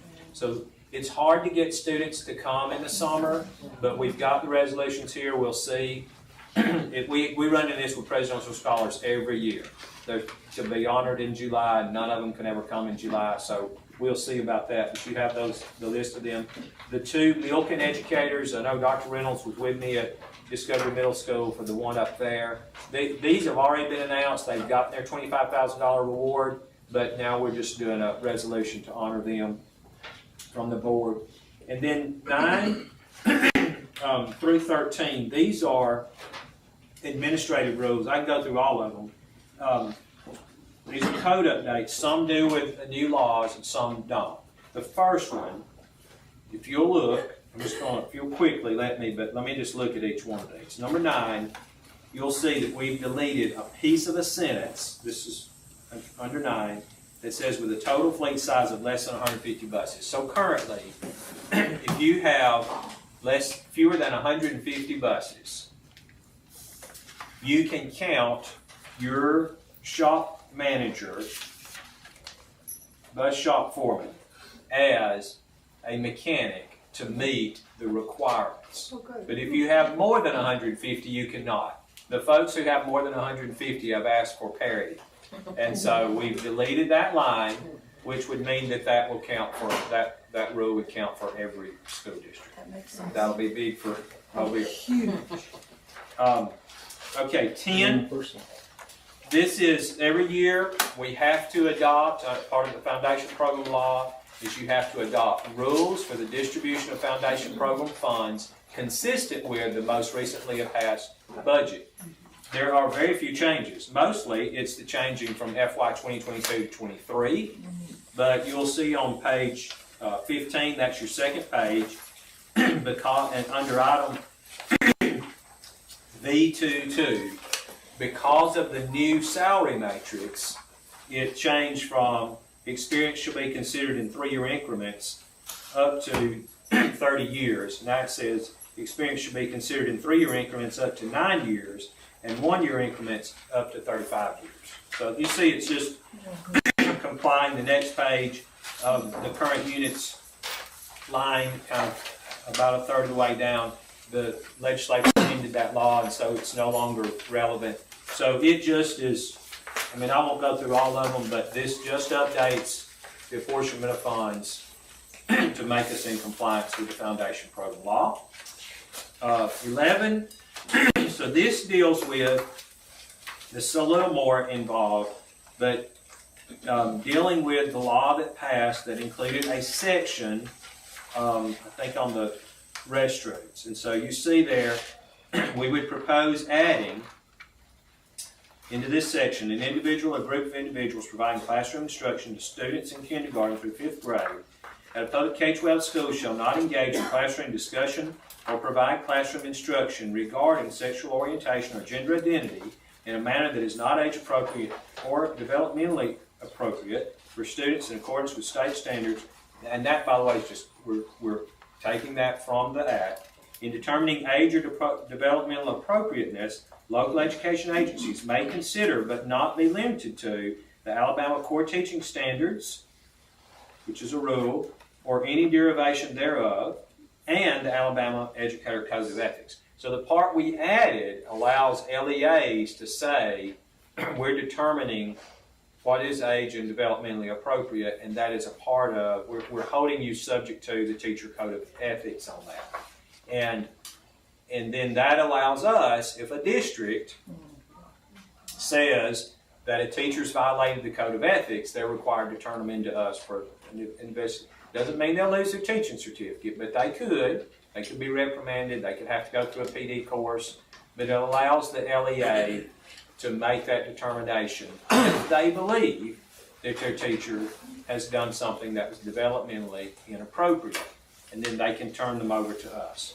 And that's what the next section says, violation of subdivision which results in an LEA employee who holds an Alabama certificate or license being terminated. So if they terminate the employee, they non-renew them, the employee resigns in place of termination, or they're placed on administrative leave or receive any other disciplinary action. So that mimics what we already do with other sections of the law. Then they report that to the State Superintendent of Education in accordance with the provisions of the rule and other law pertaining to revocation, suspension, or unsuitability determinations. So it simply takes that new section of the law that the legislature passed and said, this will now be tied to the Teacher Code of Ethics if a teacher violates it. And that's how we'll deal with it. Because the law said we had to have a reaction, like we had to put in place, the board had to put in place a way to enforce the rule, and there it is. Okay? So we're going to adopt this, and then after if we approve this in July, then we'll have public open hearings or public comments. For 45 days. Will the board, since some of this will be interesting to some people, will we actually conduct a public hearing, or how will we function on that if people really want to meet? What are your plans, Dr. Matthews? So the way that our rules work is it'll be announced next month. Right. People have an opportunity on the day the rule is announced to sign up to speak if they want to in the public hearing section at the board meeting. And then they will have another opportunity 2 months later when it is up for a vote. During the public hearing period, they can come and sign up to speak because it will be an item on the agenda. So they can come in July, August, or September? They can come in July or September. They can only come in the month that it appears on the agenda. So that's the month it's announced, and then the month it comes up for a vote. So they have 2 opportunities. But it won't be on the agenda in August. And they can submit, obviously people can submit written comments or anything too. That'll be interesting. So the next one, 12, deals with alternative teacher preparation organizations. Again, there was a bill passed, that on alternative teaching, basically, that we had to do a code on that. We already have it. These would be folks who are not colleges of ed that do preparation. Now, you know we have a pilot program right now with Teachers of Tomorrow taught out of Texas. They're the only ones, and it's only in very limited, it's not open to every subject area, but we've been running a pilot project with them. We have some students in it. I can't tell you how much. Dr. Peacock probably knows how many students. It's not a lot, but it's been a positive experience. We've learned from it. They've learned from it. They still have to pass the praxis. They still have to meet our standards. I talk to superintendents. Some of them say, I'd rather have somebody that goes to an Alabama college, which is fine. We're not saying you can only say, I'm only going to hire people who go through an Alabama college program. But this is an additional opportunity. The legislature moved, though, they had an act that said basically we're going to move beyond just a pilot, and we want y'all to open it up to other outside agencies. So this is what this does. But the key is we have said in the proposed rules that these alternate programs that may be based in California or wherever have to meet the same criteria as our in-state colleges of education. Most of them that will scare off because they don't want to do that. We've been hearing from them, you may hear from them, they do not like this rule proposal. Many of them don't, because they feel like they should not have to meet the same criteria as our colleges. But it goes back to the discussion we just had. Like if we really want to hold our colleges feet to the fire about getting teachers ready to teach reading, why would we let an alternate program from California and say, but you don't have to do that. That's right. So we don't want to create a loophole. I'm all about opportunities, creating more opportunities, but they need to have the same rigorous standards as what we have higher standards for our colleges of ed than many states do, and we don't want to let other people through a loophole. So just know that's out there, but know you may hear from people who don't like it. And that's fine. And y'all may come back and say, we want to make it easier on these alternate programs. Don't confuse that with an alternative teaching certificate. It's an alternate program, which means it's not a traditional college of education or a university. But that's not necessarily the same as our alternative teaching certificate. So they may line up to talk in July and then in September as well, right? They would be allowed, yes sir, to talk in July and September as well. Okay. And then the mental health services coordinator, there's one more. This also deals with a change to the law. As you know, we've had mental health services coordinators. There's Dr. Warfield in the back, so she can also answer questions when I mess this up. But we've had them in the budget. We have 114 or 15 this year. We have more money next year, so every district can get one. But this year, we have some changes in here. And so one of the things was about counseling. You may have to help me, Jessica, you may have to help me point out if there's a line. But it said they put some language in another law about our mental health services coordinators basically not enrolling students in an ongoing counseling program unless the parents opted in. It's 5B. Yes, so very bottom of the page. Very bottom of the page. So purposes of this section, mental health services include services, treatments, surveys, assessments related to mental health or ongoing school counseling services shall not be included in those school counseling services which are split into domains not requiring mental health therapist or other mental health therapeutic license. I think I mentioned y'all from several months ago. So what we don't want to do is if you've got, like my elementary school counselors when I was a principal, I had 2 great ones, and they would go in and do lessons on personal hygiene, brushing your teeth, those kind of things. We don't want those to become confused with ongoing therapeutic services. Correct. You don't have to opt into how to brush your teeth, but you do have to opt into ongoing therapeutic services, and that's what this says. you can't, we're not gonna sign a child up for these ongoing counseling therapeutic services without the parents opting in. So it won't be an opt-out, like everybody's in unless you opt out. You have to opt in to those things. But our counselors don't have to worry about, can I still teach kids how to brush their teeth? Yes. you And can do scrubbing that. them. Yes, so we think, we've been working with, we got great counselor folks here, we think this clarifies it, it's in complete compliance with what the legislature passed, but it also, our counselors that you may have gotten calls from who are a little concerned, it makes it clear that they can continue to do the programs they do. Dr. Mackey, Yes, sir.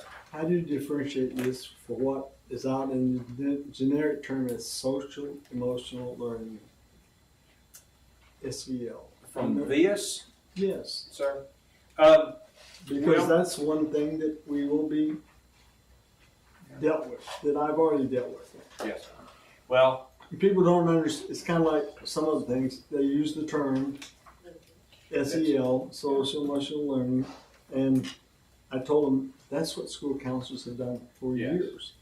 And involving DHR and other factors. So I think we have to look to you and your staff to help us answer those persons who identify with this thing called social emotional learning. I saw Dr. McCarthy shake her hand. You know what I'm saying, and I'm just making up stuff.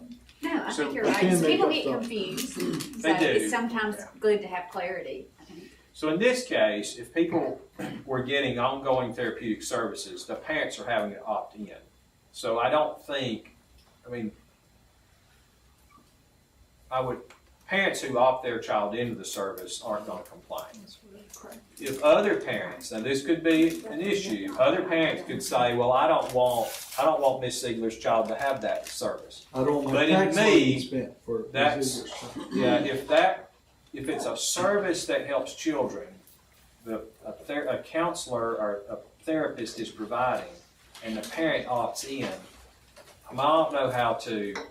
I'll just think of myself as a principal again. I would talk to that other parent and say, look, I'm going to talk to that parent about their child. I talk to you about your child.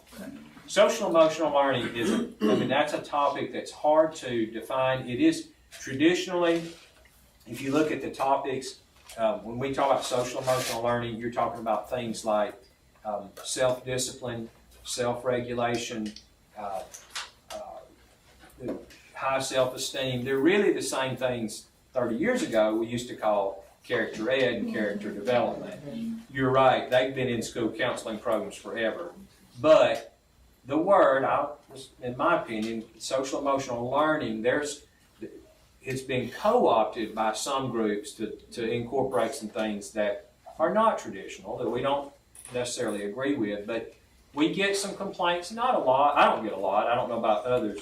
We get some complaints about, so-and-so school's offering social emotional learning. Well, let's look at what they're doing. Because if it's inappropriate, developmentally inappropriate, it's inappropriate. We deal with that. But the cases I've seen, I'm going to say that every one I've looked at, they were not inappropriate. To clarify, I had a school that got an award for social emotional learning. Yes. And the folks in that school district went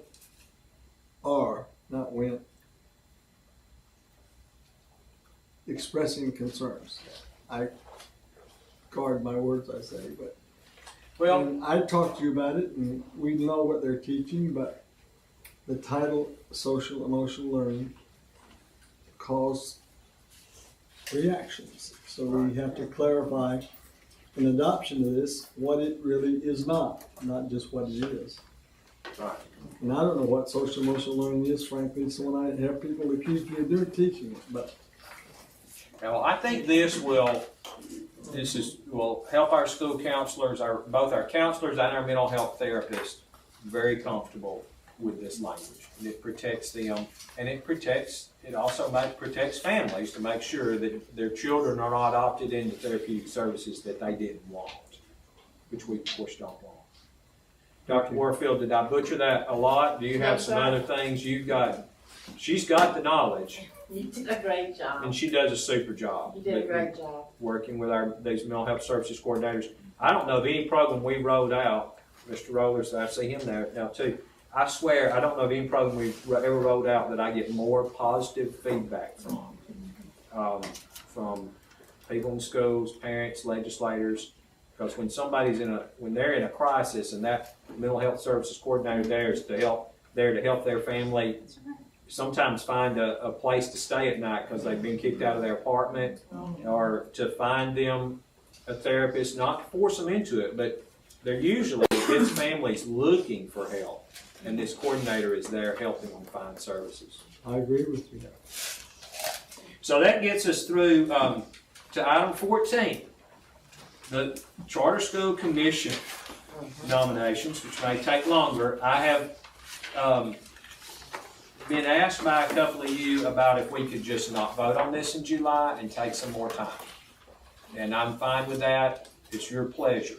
I will tell you one of these at least, I can't remember which one, has been held for a little while.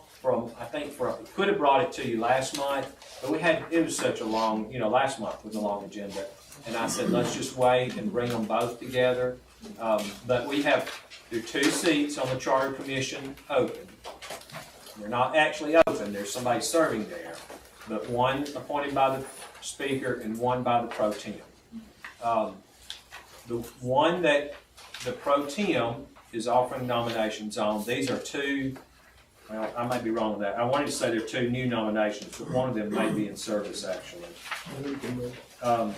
But the other one, the one offered by the Speaker, one of them is the incumbent and the other one is obviously not the incumbent. But these are, I will do it at the pleasure of the board. If you'd like a little more time, and we'll not put it on the voting agenda for July, we'll be glad to do that. But just let me know what your pleasure. You don't have to say about these people, these nominees, but it's your pleasure to push it off for another month. I have some questions, so I'm one of the people asking that this be pushed off because I have some questions. So, and I do not expect answers to these questions today, but I'd like to formally ask my questions for the record so that I can be more informed. In the past, I have called the nominees and discussed why they're asking to serve, why is your name before us, but I think there are some bigger overarching questions. So I requested the law, and I thank Mr. Swan for sending the law and allowing me to go through it. And so there is a number 4 in the law in the beginning section of 16.6F6.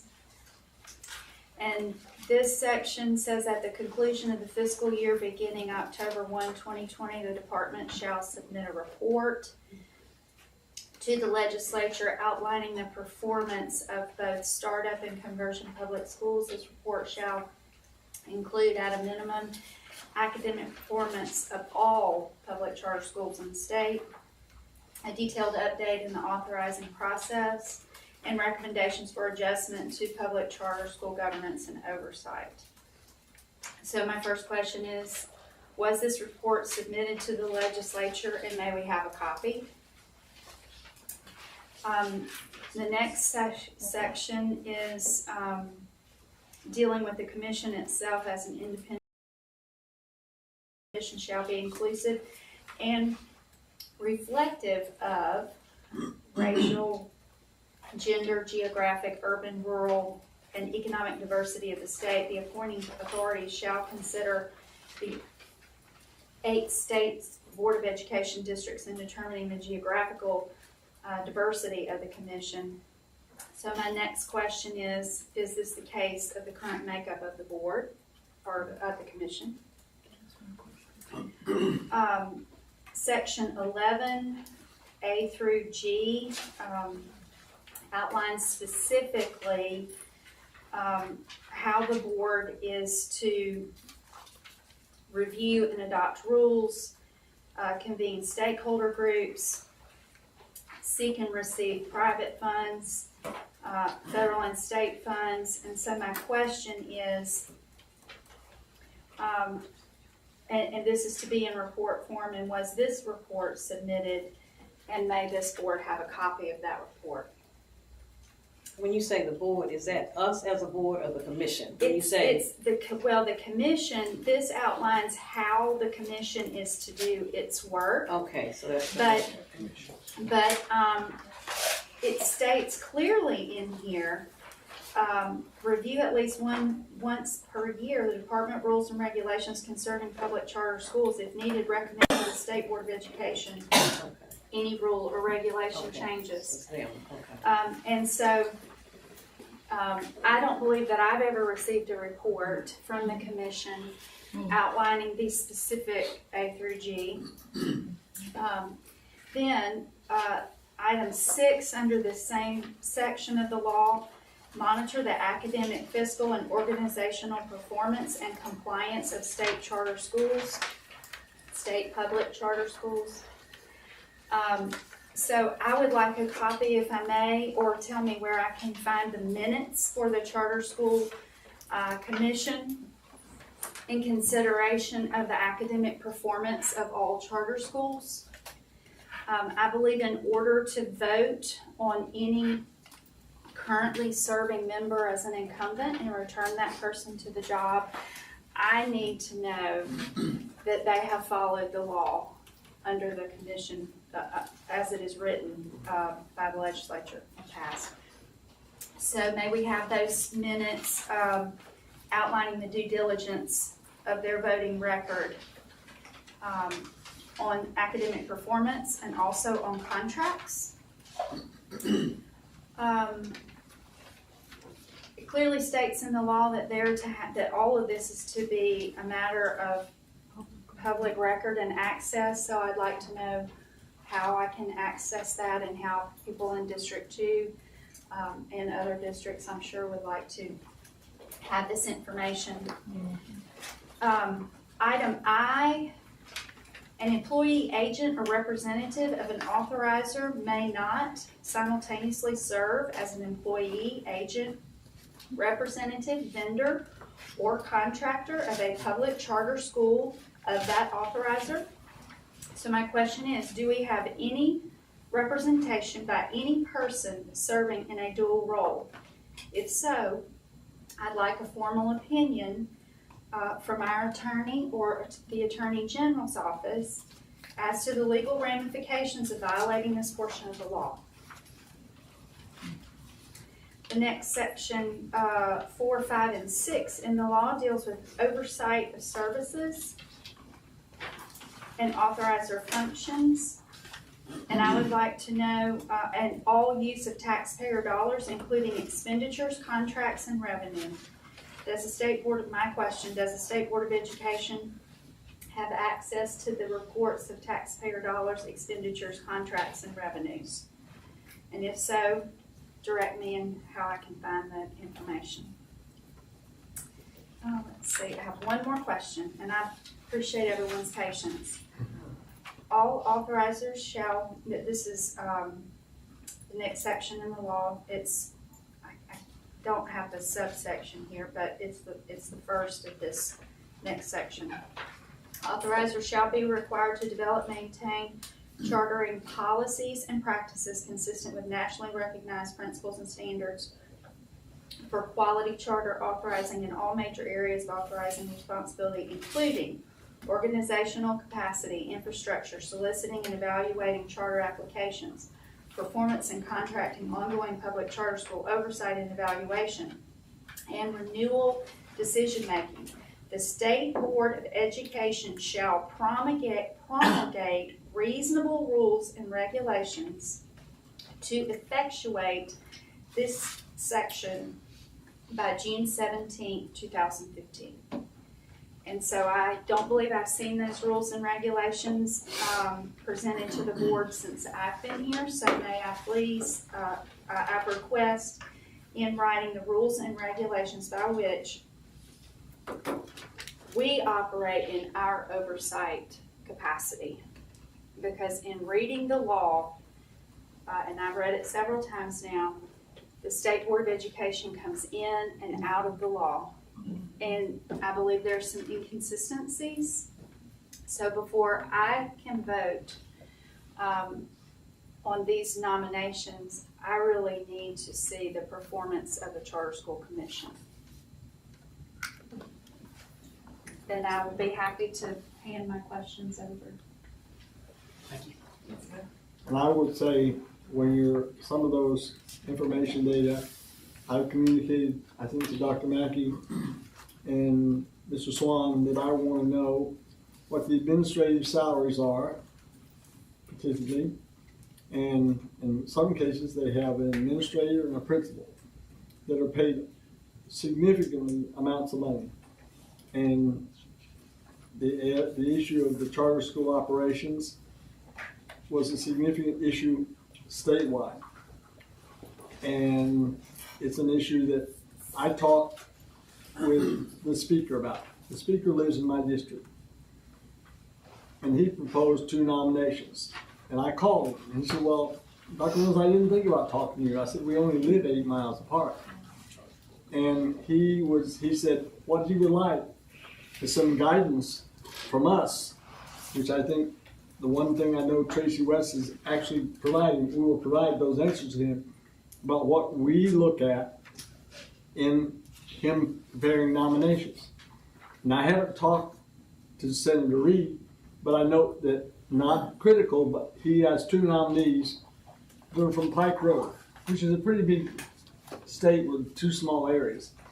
And I don't have any concern right now. I don't want to discuss any nominees. But I do want to not take this matter up next meeting. I think that given the political environment and our responsibilities to comply with the law, which is our responsibility, I came on the board at the same time with Ms. West, and things were going on in Washington County, and things have gone on in other places. And I remember one board member consistently saying, I don't know enough to make these votes. And she was right, given these questions. And I admire the diligence of my colleague, Tracy, for doing what I guess I should have done, but she did a great job, and I knew she was doing it. And I'd like to have, if we could, have a copy of those questions. Would you be offended if we have copies? Because I don't expect you to pay to have them done. I would like. And Tracy, I just want to say thank you, because at the retreat in January, that was supposed to be one of our topics. We were going to ask Dr. Mackey to give us an update on the Charter School Commission, our role, responsibilities, and we didn't have enough time.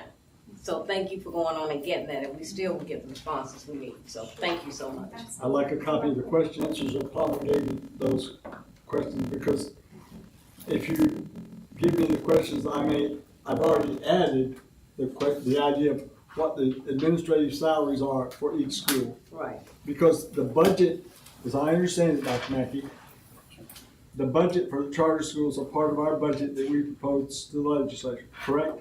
That's right. They participate in the foundation program just like any other LEA. But the charter schools, at least one candidate kept showing a line item of $2 million to charter schools. And I just know that somehow that's in our budget. So we'll have that explanation in response to the questions that I'm putting forth. I want to know how we follow that funding cycle, because we're about to go into that funding cycle with the legislature in a new quadrennium, which will be very different. The next quadrennium is going to be very different in our relationship, I assure you, with the legislature. And I'm most concerned about the academic performance piece. Absolutely. Because we had asked about that, but they're supposed to do the same thing that our schools do as far as performance. And if we're overseeing that, because I think that was supposed to be our responsibility, wasn't it? Is it a part of us to know what they're doing, the testing and all that? No? Well, so as I think Ms. West said it perfectly, they are, the board and the department are in and out of the charter school life. Okay. So for instance, with budget, they are by law a local education agency, each charter, and therefore they participate in the foundation program just like, just like the Montgomery County schools, the Pike Road schools, or any schools. So they get an allocation following the exact same formula as any other LEA. So are they responsible for our administrative code the same way? Not Some parts of it, yes, and some parts of it, no. How do we decide? How do they decide? Who Well, decides? In the law, there's some things they are waived out of and some things they are not waived out of. So teacher certification is a perfect example. They are not, all the things we've talked about with teacher certification, they're not subject to any of that. They do not have to hire certified teachers. They do not have to participate in the teacher retirement system and insurance program if they don't want to. But they can. But the whole thing has to. They have to decide when they do their charter, whether they are in or out. So we get a report on who is and who isn't.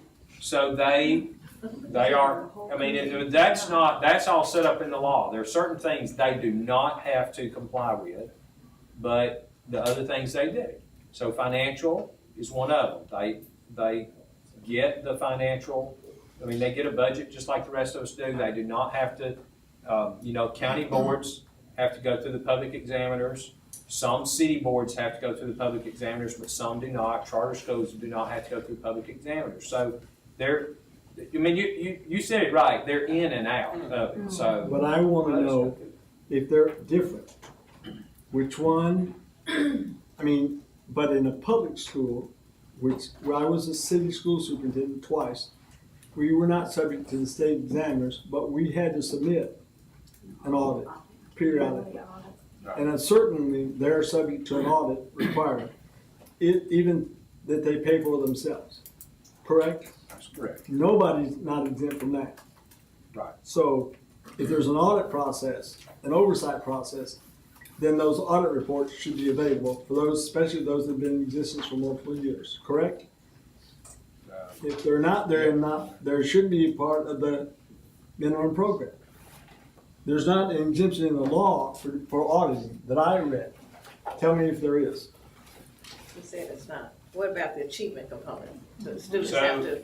So they have to, this is a common misconception by some folks, not y'all, but, so they have to participate in the state testing program. So they have to participate in our assessment program. Their graduation requirements have to be the same as our graduation requirements, so they can't waive out of those things. But they also have a different accountability measure that is part of their charter, and it depends on what their charter is, what their charter says their accountability is. But for us, we roll them into our state report card. They get an A through F report, go just like everybody else. We manage that. For federal accountability, they must meet the same as all traditional public schools. And so we require them to do that. But they may have some additional things too, but we do not allow them to waive out of testing. And some of them have asked, by the way, said, well, we don't want to be a part of that testing program. But we don't allow that. Including the ACT?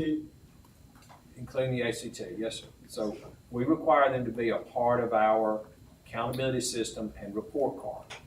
So, do we examine their charters to see where we interject, where we have responsibilities for their charter to be consistent with the law? Who does? That's the commission's responsibility. Their charter is between them and the commission, or between them and the local school board. If the local school board is the authorizer, it's between the holder of the charter, which has to be an independent 501c3 board, and an authorizer. And the only authorizers under our charter law can either be local boards of education or the state charter commission. Dr. Mackey, I have, it's the Charter School Commission, Athens City, Birmingham City, Elmore County, Greene County, Macon County, and Montgomery County are all authorized. So And the Athens City never worked out because the superintendent's going to jail.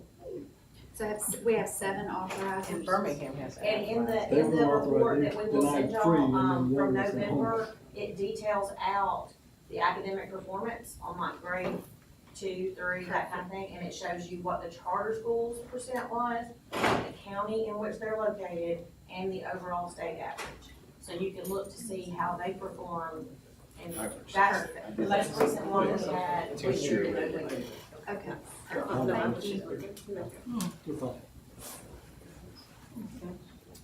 So, Yes. yes, ma'am. I have never felt comfortable when we did this voting with the two nominees, because I've never voted for someone that I actually knew. And I didn't know exactly what to do. I didn't know whether I was supposed to contact these people, to meet with these people. What I ended up doing was just seeing what district they lived in and asking one of y'all, what do you think about this person? But I just really didn't feel like I was doing a very good job there. So I need some clarification on what I, as an individual, am supposed to be doing. Do I contact the nominees? Do I contact the entity choosing the nominees? Do I try to have input on these nominees, or is that stepping over the line, or I'm a little I don't know, confused. yeah, I don't know if I can answer those questions. And So- how much Yes, ma'am. do I do? I've been doing pretty much nothing up until now, but I haven't felt good about it. So the, I don't know what, let me tell you how we do, how it's been done. The law says that each of the appointing authorities, they make 2 nominations to the board. It's a very interesting way it's worded, because it says the board shall choose one of the 2. Yeah. So you don't vote. so we yes or have- no. It says at least 2. Incidentally, they can nominate more than 2, but it says at least 2, I believe. And Correct so me if I'm wrong. we have, I believe it does say at least. so we, you know, I mean, you obviously you can vote your conscience, and you know we've had some that none were approved, and we would go on. We asked for a resume from them, but the commission obviously doesn't vet them, because they're being appointed to the commission. Right. The only vetting is done by the appointing authority. So in this case, the pro tem or the speaker, and the governor and the lieutenant governor. And so our assumption is that they have done or had their staff to interview the people, to select the people and all that. We just collect the resumes. I do know some of them. In fact, of the 4 that are before you now, I know 3 of them. One I don't know at all, but I don't make a recommendation on them. Y'all know that. It comes from the appointing authority. I just pass them through. Let me clarify a term you used. There's a nominating authority and there's an appointing authority. I believe you're referring to the nominating authority as the one, you're saying they're the appointing authority. The board is actually the appointing authority. Their nominating authority is specified to these groups and at least in my conversation with the speaker, he said he's not appointing, he's nominating. So that's his perspective, and I assume Mr. Swan. That's right. They make. Am I If correct? I use the wrong terminology, I We are apologize. the appointing. Yeah, That's very clear, though. I mean, it's important that we accept responsibility and acknowledge, in your term, we are the appointing authority. So we can't say, because my friend, the speaker, put these 2 names in, I have to accept them, because the ultimate responsibility, and it was made very clear to me during this last campaign session, that everything on every nominee and every appointee on that commission was done by me, if I voted yes. So sorry, back to the vetting. So, I mean, you're free to call them. We do not vet them. I don't call them and vet them, and I just want to, none of y'all asked me this month, but in the past I've been asked, well, who would you like for me to vote for? Well, I don't want, and that's no offense to y'all, but I don't want to be in that position. You know, I mean, the speaker nominates 2 people, y'all appoint the people. I don't want to be in a position where somebody comes back later and says, well, that's the one Dr. Mackey wanted me to vote for. I mean, that's, so. We'd like to blame you, that's works for me. I get blamed for all things. But in the case of the speaker, he knows that he can nominate more than 2 people. It's also obviously really, I mean, like, I think you certainly are within your rights to call them and talk to both of them. Obviously, if all 8 of you call and talk to them. It's not prohibited for you. Right. Contact them, contact the speaker's office, get some more information, you know, if that's out of bounds at all. It's definitely not, But it just puts you in an odd position to call somebody out of the blue you've never met and say, your nominations come to me. And if all 8 of you do it separately, then that person may, you certainly can do that, but there's not, I think back to Ms. McCrae's question, there's not a process for that. Like, there's not a process. I think you could amend the process if you want to, obviously within law. Like if you said, well, we want those people to come to a meeting, like the deans come to a meeting when their programs are up for review and have a conversation with them. That's not out of line to do that. Remember, they serve, and they're being nominated, so they're not even on it. They might say, well, I'm not going to do that. Well, you could also say, well, you're not voting for it. But also, the law can be changed. I've had communication with several of the Senate leaders, and they said, if you think that in the operations of this, especially what we've gone through, we need to make changes, they said since the school board has such an integral role, they would welcome our input. And I think that going through these questions, they help us, as we go into the legislative session, prepare some modifications, because we have to now and pre-filings in January, February, whatever, to help modify the Charter Commission so it reflects what we consider important for quality education in Alabama, because we are the elected officers. It's an odd way to vote in that when that time comes, we say one person's name or the other person's name, or we say abstain. It takes 5 yes votes to pass them, though. It doesn't just take, it takes 5 majority of the elected board to pass them. So if 4 of us abstain, you have to have 5 yes votes. That's what we've done in the past, I think. Is that correct? yes, sir. They're not really yes votes. I guess when you call the person's name, call you're Bubba saying. or We actually vote twice. We really kind of vote twice. Selecting the person and then kind of ratifying the appointment. Right. That's how you do it. Right.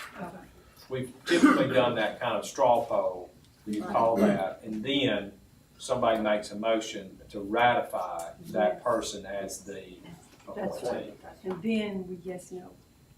But that's procedural, that's right, that's procedurally how we've done it, it's not written in there. But it seems to have been the easiest. I mean, technically, we could have, like you could have the 2 nominees, and somebody could say, well, I move that we do this one, and then you vote on that person. You don't even take the other person up unless they're voted on. But just through the years trying to work it out, it seems like it's more fair to kind of go through the list like we've done it. Well, Dr. Richardson, unless there's objection, I'd like for us to agree to put it off another month. Okay. And that's what I was going to say. Okay. That sounds. I'm in favor of delaying. I can see that this, Okay. yes, put it off, and we'll work on your questions. Thank you, Ms. West, for giving those to somebody back behind you there in writing, that's good. And thank you, because we didn't do it in January, we're getting it done, thanks. Thank you, Tracy. Okay. They're a little pencil. Yeah. Board questions, if you want to do board questions? Yeah, sure. And yes, okay. I So do. at the end. My yes. one board question is the Barksdale report going to be given to the Literacy Task Force? I mean, I don't have any opposition to that, but I don't know what, It's not public. I don't know that we've had a process for that. I don't think we can give it to them yet, because like y'all are state officials, and it is in draft form, so it's not a public document. And I know the Literacy Task Force, we rely on them, but I don't want to make an immediate ruling. I'm looking for some guidance, but I think it has to be moved to another form before we can. And then At once this point, it's not a public document. confidential. It is a draft document. Okay, so once it's a public, then the At proper LPF can get conduct, it. yes. Okay, Yeah, absolutely. okay, just, that was my big. But we may, you're bringing up a deeper point, thinking off the cuff. We may want to do, like, we may want to try to get Kelly to do, Dr. Butler to do a presentation with the Literacy Task Force too. I mean, this was all obviously public, what she said today, and at least get them into that. I think that'd be a great idea. So, Okay, yes. yes. Okay, I was gonna ask about the, well, first of all, Chuck, I gave you several reports that I had paper copies of, and there are things like school enrollment and college and career readiness indicators by school system. that we've had in the past.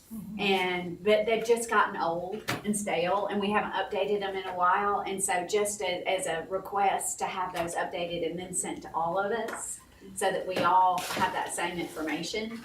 And then, and I realize some of that may take a little while, but just, as soon as you can do it, and if you would please share it with everybody, I think that would be great. And then a question I went back and pulled some old PCG reports, and in the most recent one I could find said we would begin a review of the report card weights in May 2022. And I guess that got special interest to me because in our local paper, they compared about 10 different school systems and the graduation rates and the college and career readiness indicators, and had all the school systems lined up. And some of the systems, there was a large gap between graduation rate and college and career readiness indicators. And so I think it might, and this was also a request at the last luncheon at the retreat, Representative Collins had also asked us to take a look at the report card again. And that it might be time for us to examine whether the weights on our different measures are achieving the goals that we want to achieve. And so I didn't know if y'all had already started that process, and maybe we would have a work session to discuss it. We in more have, detail. and it'll probably be into the fall where we'll kind of look at that. But the changing the weights, there's probably not going to be a lot on changing the weights that can be done. So, for instance, I don't know, Representative Collins may have talked to you. She's talked to me. She would like to see us move college career ready up and graduation weight down in that. But that's a violation of federal law. Federal law says that graduation rate has to be your top indicator for high schools. It just is. We don't want to turn down our $600 million in federal funds. So what are other things we can do?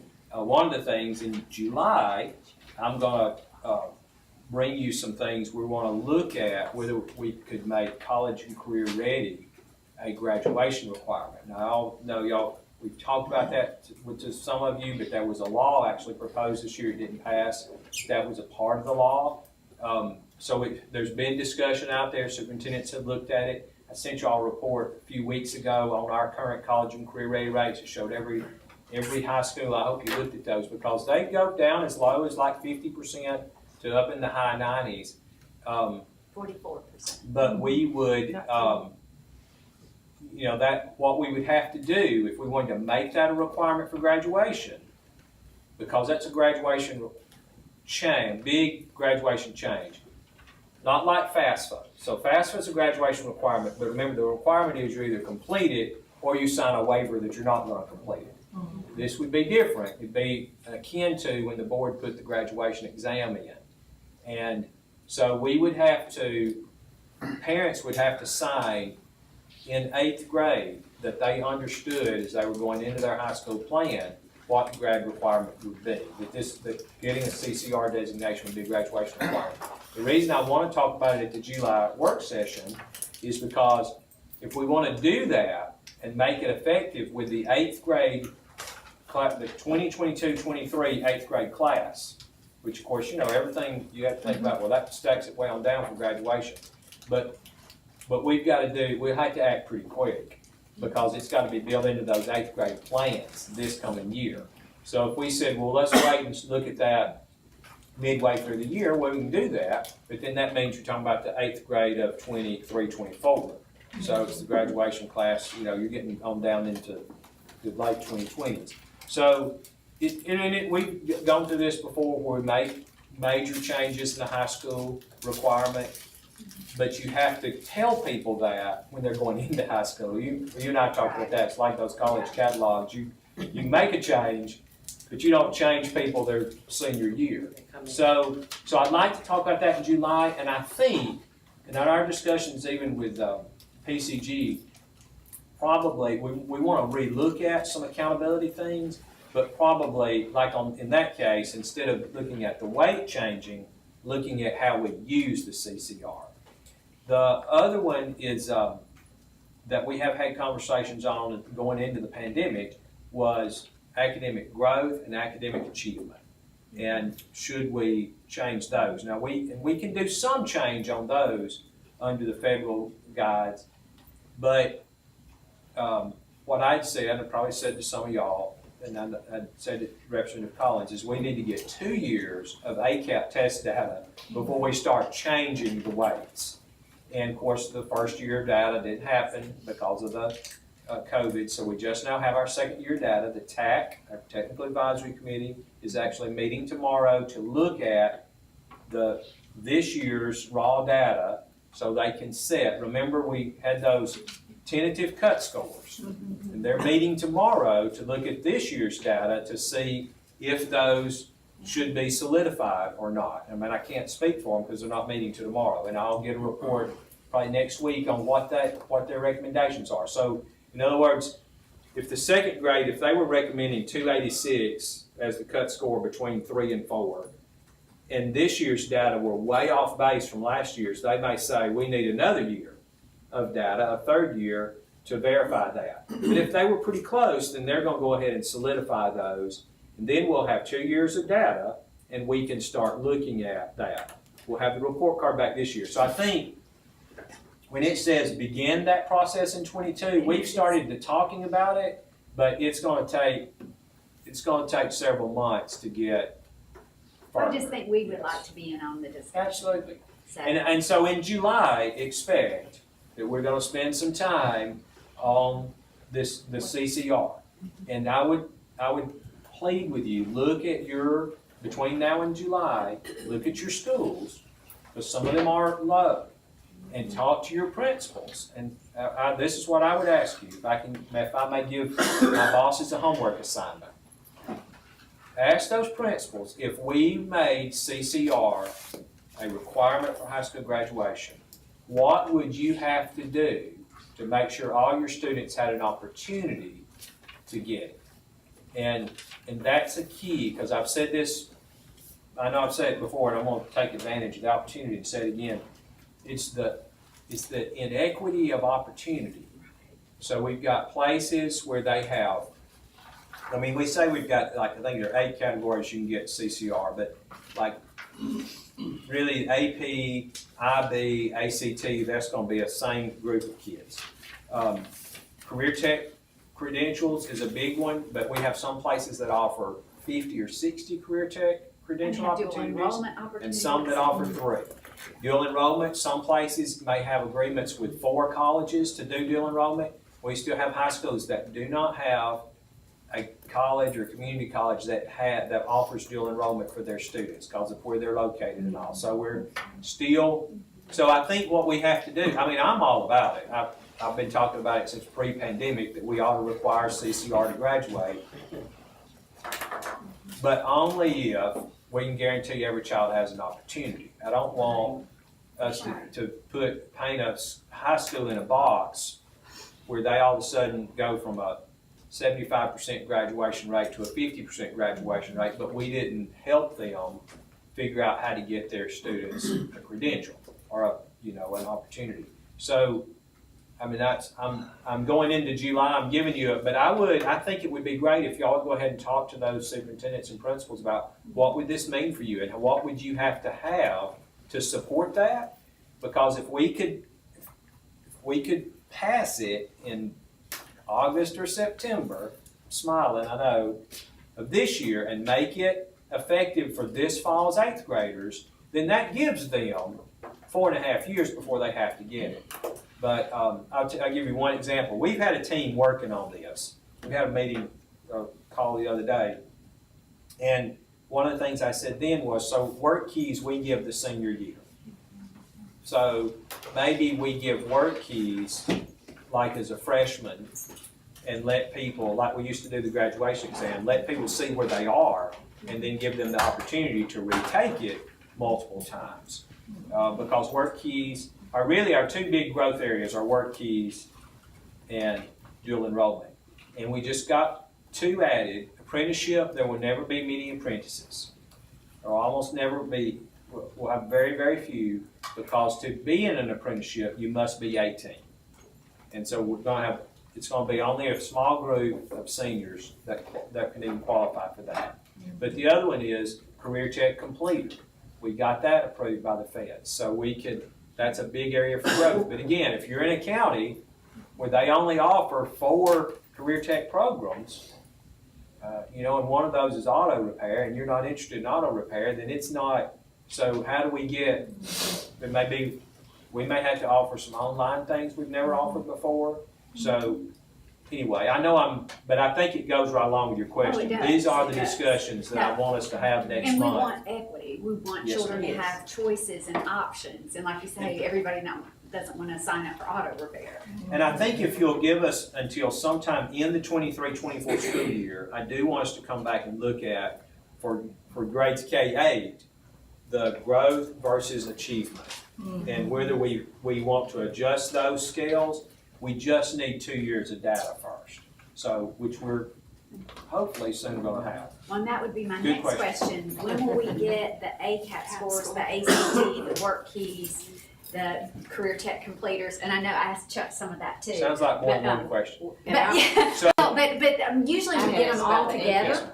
So But today, we don't I have had asked to. about the ACAP. when you leave today, Ms. Martin's going to give you a folder that has your school's ACAP reading data, 2nd, 3rd grade reading data. It's district, Okay. not your school, your districts. Not the board district though, it's by, like Montgomery County's a district, you mean? Yes, I have it broken down by their individual board districts. Yes. So in your folder, so you you're will gonna have get the a packet. districts that are in your area. And if you see that I've missed because some of them were overlapping, just let me know and I can send you that district data. But right now, it's just So district. you're gonna get your ACAP reading, 2nd, 3rd grade reading, you're gonna get the first, what we have, you're gonna get. The ACAP, the rest of the ACAP data, probably still September. Asking the more, it didn't change, but I know you want to see it, but that's probably gonna be September. The superintendents are gonna get it, go through the verification piece, in August. And it might be ready by the August board meeting, but my suspicion is it's gonna be September when we'll see the big piece of ACAP. The ACT data gets the new, we've got last year's graduating class data, but I assume you mean the class that just graduated 2 weeks ago. And it's in July. When is it? Maybe it'll be the end of September. Into September before they get it. ACT will give us those reports, so. And that seems just so wanna odd because the kids probably already have their scores. Oh, the kids have their scores within a few days. It's such a delay I know. and when we get it, which drives me nuts, but, We okay. knew that. But it is, as soon as we can get it, we get it to you. But you're getting a piece today on those ACAP reading scores. And remember next year, so the superintendent's got those before school got out. And then they'll go next year they'll be even faster because we won't have to go through the standard setting process. But I will say this, I think, Ms. Martin, please tell me if I'm wrong, but I think I'm right, that when we looked at the cut score for grade level reading that we set last year with the stipulation that, it was first year, but it turned out that those were good scores. Because there was good alignment from the first year to the second year. For the reading. So that feels good. And they're working tomorrow on aligning the others. And then once they get the cut scores aligned, they'll be moving those to the districts for the verification. And we might could get it. I'm not going to say that absolutely be September. We might could get it earlier, but we're targeting the September meeting, having a big presentation on all that. And then, Dr. Mackey, you and I talked about this, but just for clarity's sake, and this was one school system, but I always think if there's one school system that's confused, there are probably others.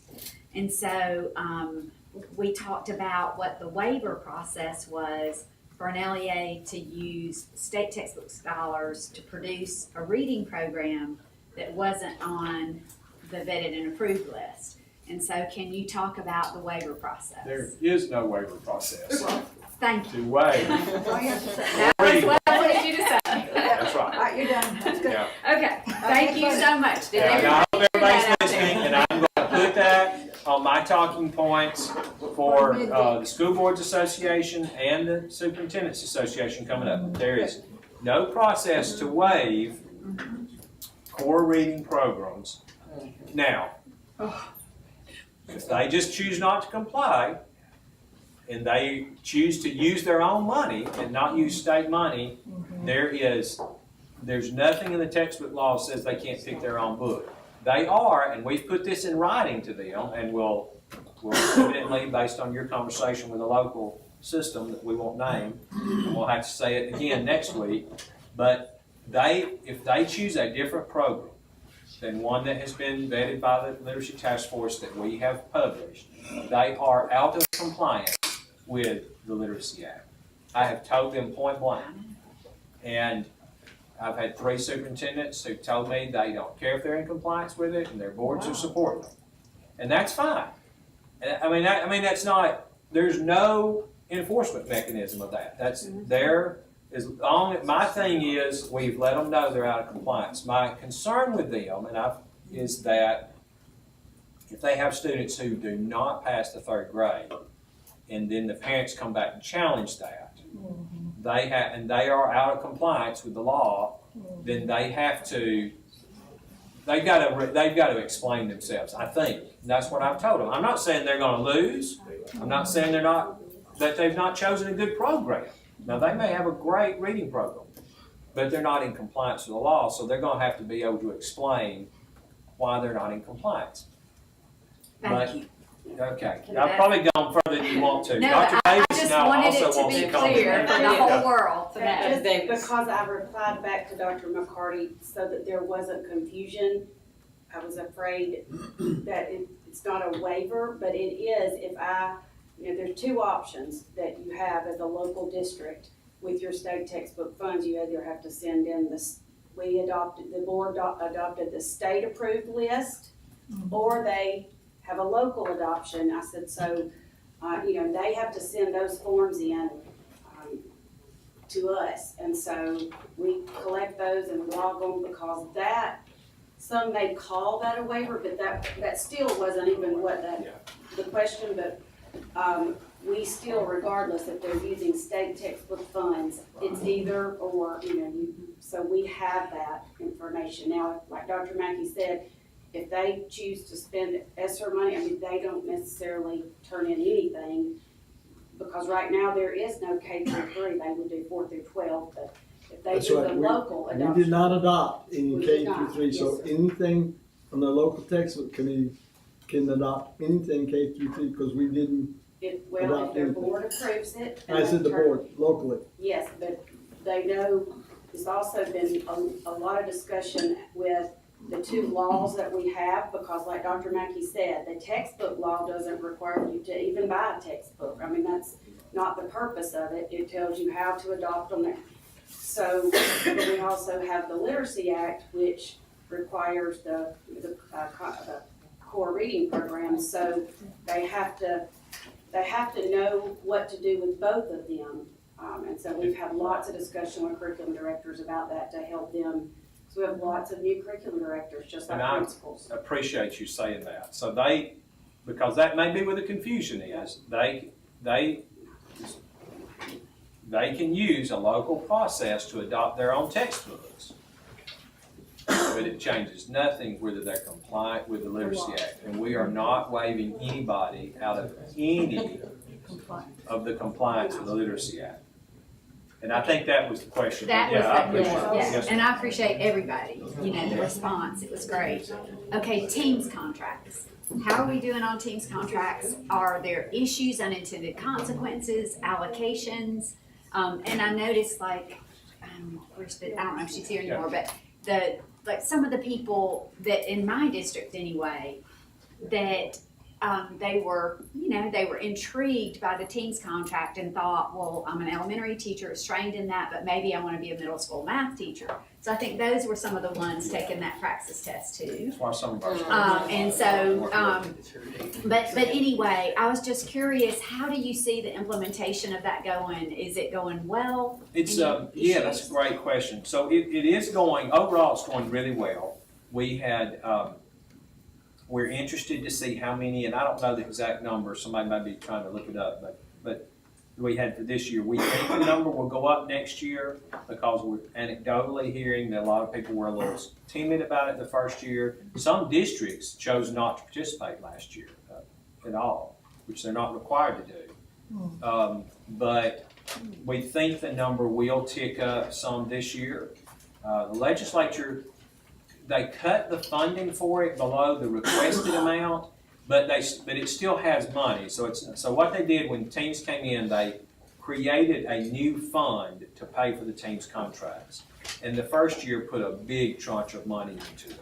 So it had excess money, and that was done on purpose so that in lean years there would always be money in there. So this year they chose not to fully fund the request, but there's still plenty of money in there. It's just the cushion's not going to be as big as we had thought. But that's okay. As long as there's any cushion, we're good. The unintended consequences. Now, I should back off. I don't know if they're unintended. So the intention was to push people to math and science, teaching math and science all day. Some of the consequences that have not been wanted by locals are it's caused them to have to relook at some of their scheduling. And I'll just give you, the biggest one has been coaching. So they have a science teacher who coaches baseball. And they typically, they pay that person a baseball supplement, and what they've done in the past is give that person, say, 5 classes to teach, a planning period, and then a baseball period. And the team's law says they have to teach math or science full time. And so we have told them you don't get a baseball period anymore. So in some cases what they've done is they're coaching baseball in their planning period, and the district is using district funds to pay them for their planning period before school or something. So those have been, and there's not a one state rule that works for those. So we've had to work on them around. And then the other big consequence that we've seen is programs that are not traditional math and science credit programs. And I'll just use the term, Project Lead the Way has been one of the most difficult, because Project Lead the Way is a great program. A lot of districts pay for it. It's very expensive, but it's not one of your approved state courses. So if they're doing Project Lead the Way, are they like awarding credit for it? And so we had teachers who are maybe teaching 4 classes of physical science and 2 of Project Lead the Way. So do those count? So we've been able to work through, and Project Lead the Way is one that we've been able to kind of work through the issues. But I bet there have been, Jessica, 50 examples of those things. So they have a local airport has a class. I mean, we have some people doing really innovative stuff out there. But the local airport has a class in flight instruction, and the science teacher teaches that class. Does that count or does not count? And so there's a process for questions and waivers, and they've been submitting those this year. The third consequence, you're going to get a longer answer than you were anticipating. So in the first year, we allowed people, it says, they have to have the degree in math or science. They have to have an advanced certification, which is either national boards or the NICE, national something for STEM education, but we call it NICE accreditation. And they had to do professional development. So some of them got, and in the implementation year this was allowed, they got their team's contract in anticipation of getting the national certification, but they didn't pass the national certification. So what we've told the districts is we're not making anybody pay back money, but they cannot continue it the second year. And so that has been an issue too with some. And I think those are the ones, when you'd say unintended consequences, though, one more, and that's computer science.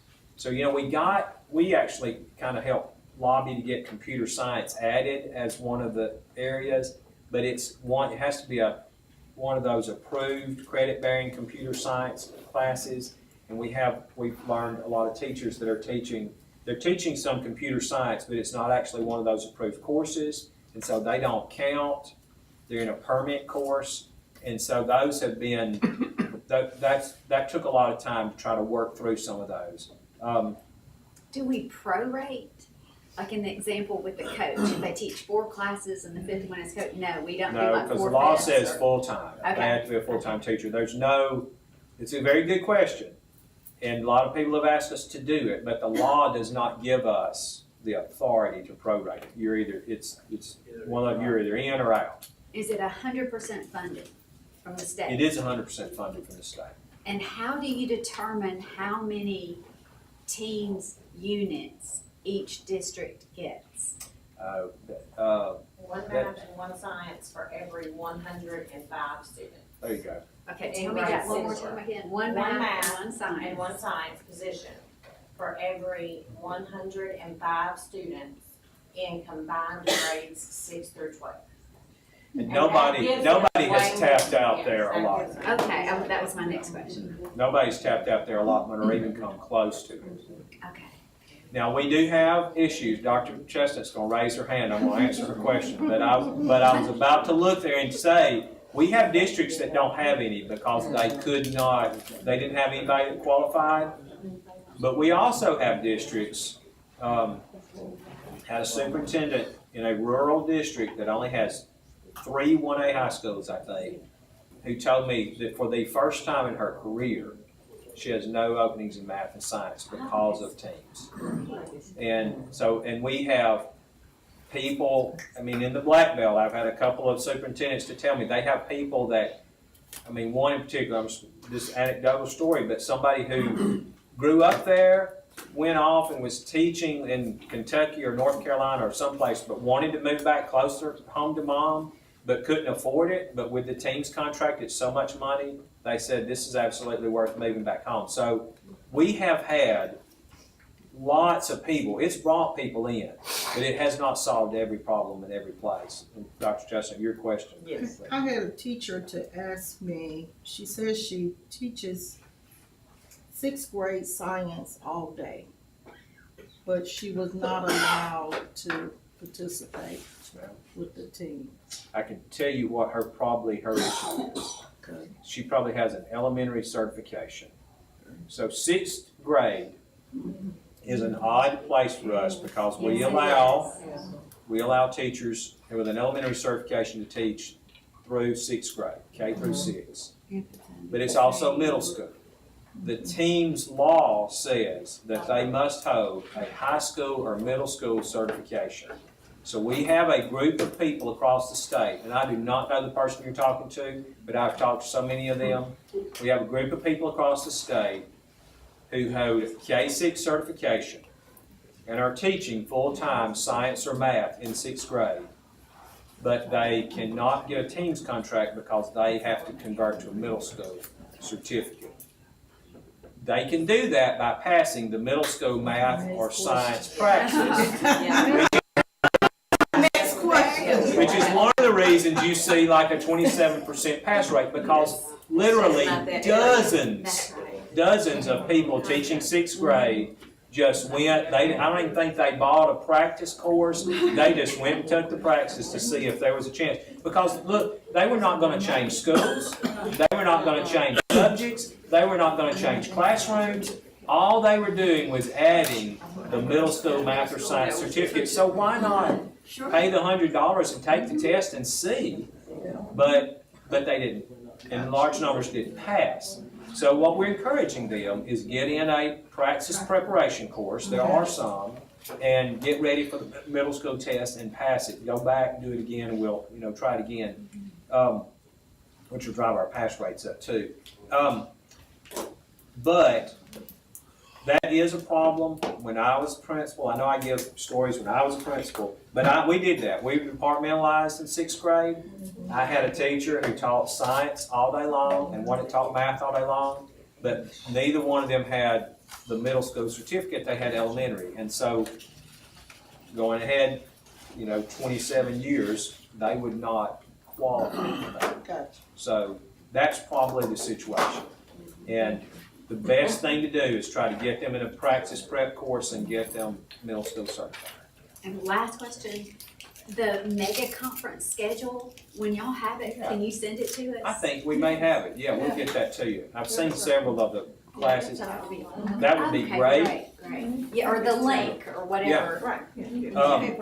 That is a great question. And by the way, on mega conference, if y'all want to go, we would love for you to go. I will not be there. It's of course, you know, it's typical if the board meeting falls during that week, so we'll miss the opening.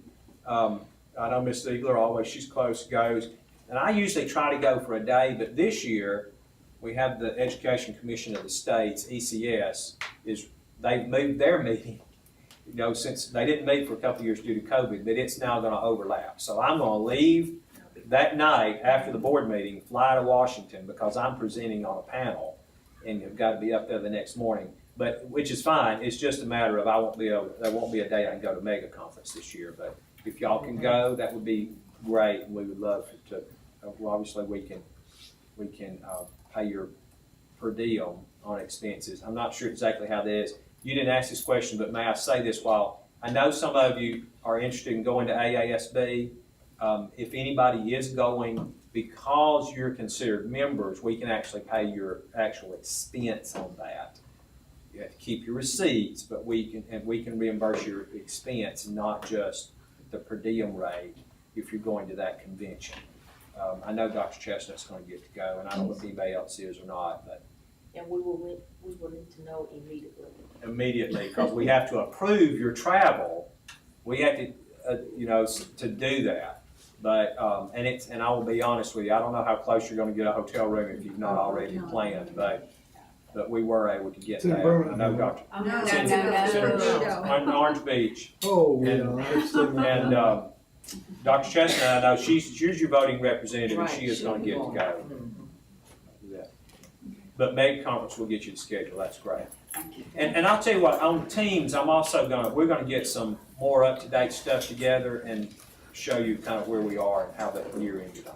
And Dr. Randy, just for consistent messaging on that, like you said, one of the biggest things we get is those innovative programs like Project Lead the Way, We Build It Better. We do approve teachers to teach that, but they just can't teach it all day. Like, there are some teachers that's what they do all day, and we've not approved it. They're not happy about that, but the Teams Fund is trying to drive those teachers, like, you can go to this county and get the Teams Fund, because they don't have any certified.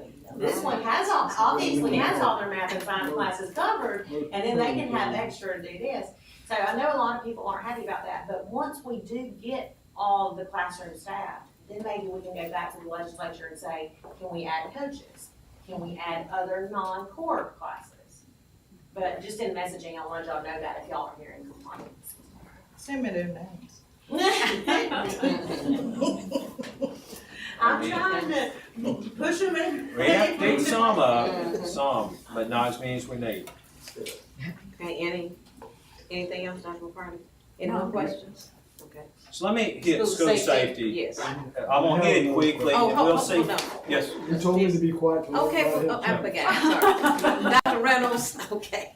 She did, I mean. I did it was too, a because relationship. you've been talking. In attending a lot of meetings, and in my history as superintendent of multiple boards, every place I go, there's always a provision in that meeting for board members to have comments or speak at the same vein as our superintendent speaks at this meeting. So I inquired with Jason about that, and he says our agenda is set in the administrative code. And actually, I think the administrative code, when it was adopted, that had the superintendent as the only one presented, was back when the superintendent was elected, that long ago. So not that anyone would have to say anything anytime. And frequently I go and the board members say, pass, nothing to say. But I think it would be responsible for us as constitutional officers to have a position on the board agenda where if we chose to speak or comment about something, that we have that opportunity. Now, Jason, would you speak on the situation and what we'd have to do, please? I mean, basically, it'd just be like any other administrative rule change, administrative code change. It would just go through that same process. We would, propose the draft, new draft change to the administrative code, including an additional item, and then come through the work session, just like any other administrative rule change.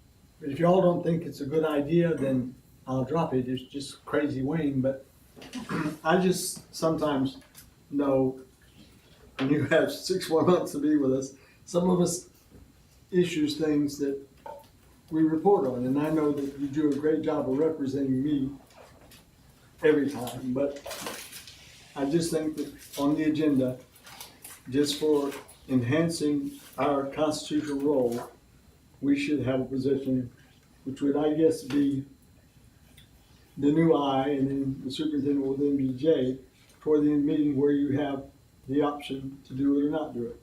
So I'd like to know what some of y'all feel before Jason goes to all the trouble of developing administrative code for immediate and then for a long-term adoption.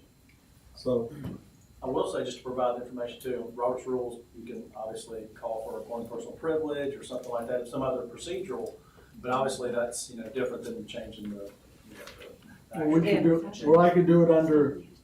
Well, sometimes when he asks, we have more comments or whatever, is that?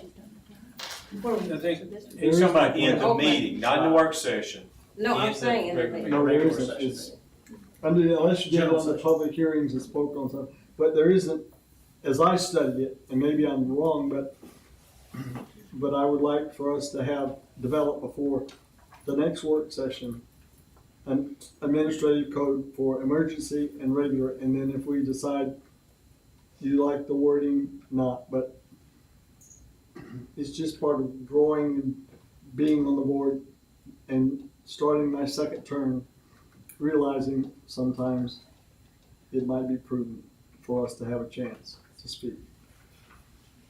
I think that's typical for local boards. I mean, I know in the 2 terms I served in Auburn City, there was an item at the end, it's the last agenda item, and the superintendent just always asked, are there any board member comments?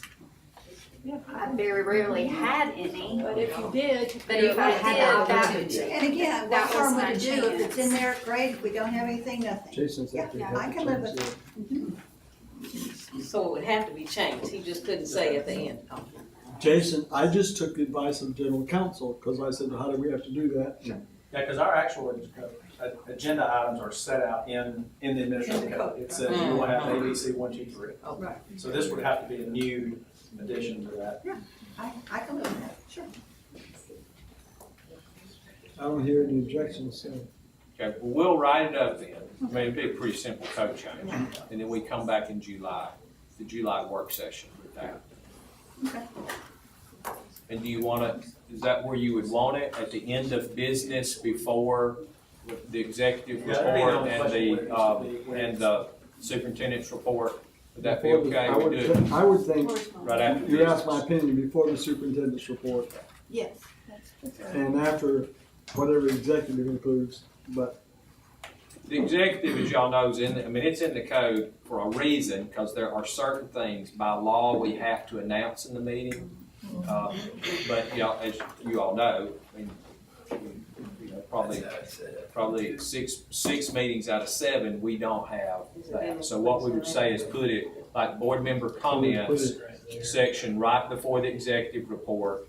I'd like to keep the executive and the superintendent's report together, because sometimes they. Okay. You fix it. So that's where we'll put it. Jason, we'll put it right after business before the executive report. Yeah, I didn't realize that our agenda was in the code, but it is. It is. And Jason keeps us evenly straight, so. Good. Blessing. It's also in your little board member book too. It's got the agenda there.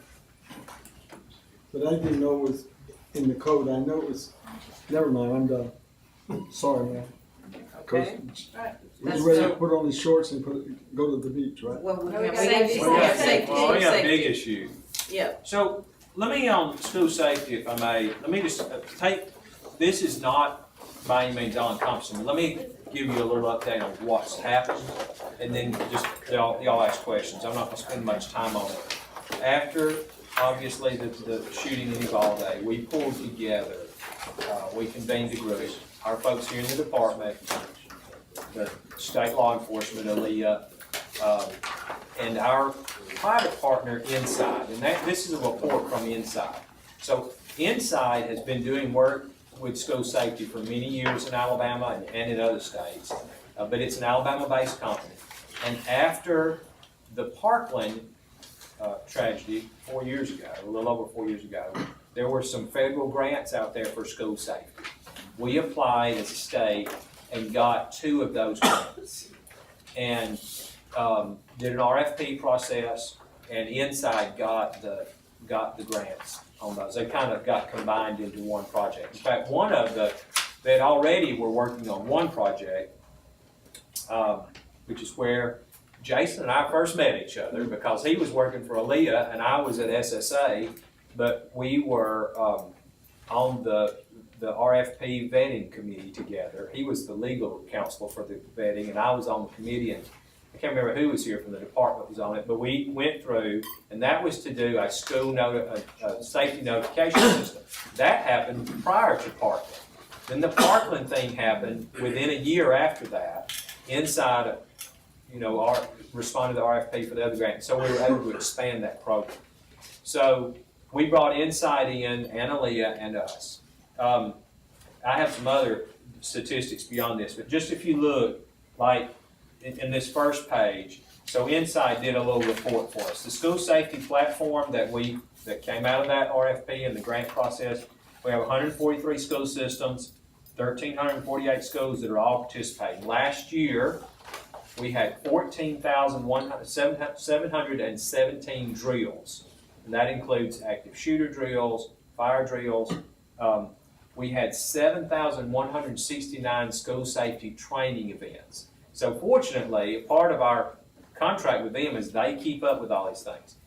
Now, if Marilyn Lewis were here, I'd let her be doing this presentation, but Marilyn is actually, Dr. Lewis, is with our school resource officers right now. It's the state school resource officers conference going on, and so she's with them. And she said, please tell y'all she would be glad to come at the July meeting and answer more questions and talk about where we are. But you see, I won't read all of them to you, but there are some things there. They have, they're experts in school safety, and if you look at the other sheet on the back side, they've made 4 recommendations for things we need to do to enhance school safety. We are already working on these 4. I said we're going to take these and run with it. So, creation of and distribution of a series of targeted surveys. So we did a targeted survey in 2018 and got some good information about like who has SROs, who has what, and who needs what. But we've not updated it, but we had 2 years of COVID in between, and we kind of shifted. So they're already on this. Dr. Lewis and Dr. Steve McKinney with Inside already have a draft for a survey that'll go out this summer to update what we know about our school safety stuff. Number 2, to roll out new applications by creating awareness and education campaign on availability and benefits. So what we've found, you're not surprised, since 2018, when we were last hyper-focused on this issue, we've had a lot of turnover in superintendents and principals, and there are people out there that don't even know what we have done and what's available. So an education campaign you're going to see rolling out. We've already started that in Midweek Matters a couple of times, but speaking to superintendents and AASB next week, and you're going to continue to see us push that out with a hope that a plan that in the future will kind of keep that going. It won't be waiting until after there's a tragedy. And again, I take responsibility for that, but it's because we had the pandemic. Everything shifted in the pandemic for a while. Number 3, this is big, collection of 360-degree photospheres for every school. So part of the federal grant is we now have a database where we have 360-degree photosphere, new word, of every classroom in the state. We have that capacity. The vast majority of schools have not participated yet. But again, all this became you know, we were building it in 2019 and 20. It became available to the schools in 2021, and they've just been focused on other things. So one of the things you're going to see us push with AASB meeting and superintendency is get with your regional coordinator, because this has already been paid for in the grant, and get your school photographed and be a part of this database. It's, by the way, all very secure behind multiple passwords, but because we don't want criminals to be able to see the inside of our schools. And then forward, develop and implement a technical training program to be delivered through self-paced online courses. So we have, again, a lot of training programs, over 7,000 last year, but we feel like the cybersecurity thing that many of you've done online, we require everybody here in the department to do cybersecurity every year. We need some kind of step-by-step online training like that like the new teachers start, new assistant principals, that they can just kind of go through it by pace rather than, you know, having one big training every 24 months and you miss people in between. So that piece has not been started yet, but again, this has just come out of our recent meetings of things we need to enhance, but we're going to work on getting that online. Dr. Lewis she has other information too about trainings. It is interrelated with the work that she and Kay Warfield back there, Dr. Warfield works with her. I'm telling you, the school shooter piece, we're all very worried about, but we cannot have that discussion without talking about mental health services, without talking about community services and working with DHR and our partners at mental health and public health and the things they're doing too to provide safety in the community. We can't have that discussion without talking about school discipline and those kind of things, because there's a pattern there and they're all related, and we know that. So what we cannot do, in my opinion, as your superintendent, and I've said this, we cannot make schools prisons. We can't do things like say, well, we're not going to have any recess anymore and not let kids go out. I mean, one thing we learned in the pandemic is children need to be children. They need to be together. They need to have time to play. I had several TV stations ask me, what can parents do? And I said, right now, this right after the Uvalde tragedy, I said, right now what they need to do is love their children through this. Go home, hug their kids, let them know it's safe to go to school, then call the principal or PTA or whatever and say, what can we do? If it's fundraising, what can we do to help? The other piece that's not in here, because they work on safety training protocols. Okay, facilities. We've gotten lots of calls. In the last 4 years, there's been a lot of money that we've freed up. You've freed up. We've changed some rules to allow people to use money to put in airlock systems, more cameras, fencing, and those kind of things.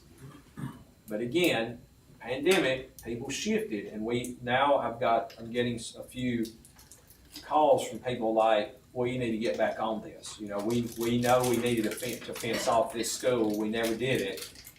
And now that money sometimes has been allocated to something else. So we're going to, again, be working this summer with superintendents. The A&T funds, Advancement Technology funds, can be spent on school safety. That was a change that was made by the legislature after the 2018 Parkland thing. Yes, sir. Well, this is the A&T state funds. The ESSER funds can partially be spent, but they cannot just be spent on school safety. There are some things that you can do related to school safety that are ESSER qualified, but not all things. And I'll give you an example. This is the example the feds gave me that I thought was a little silly, but it is. So you can put up a fence if you want to fence in your school. You can put up a fence using ESSER funds, so long as it's not a permanent fence. So you can, they even showed pictures and said if it's a temporary fence, so you want to put up chain link around your property, you can. But if you decide you're going to put concrete posts in, you're going to put those posts in concrete and make it a permanent installation, you cannot spend ESSER funds on it because you can't do permanent improvements with ESSER funds.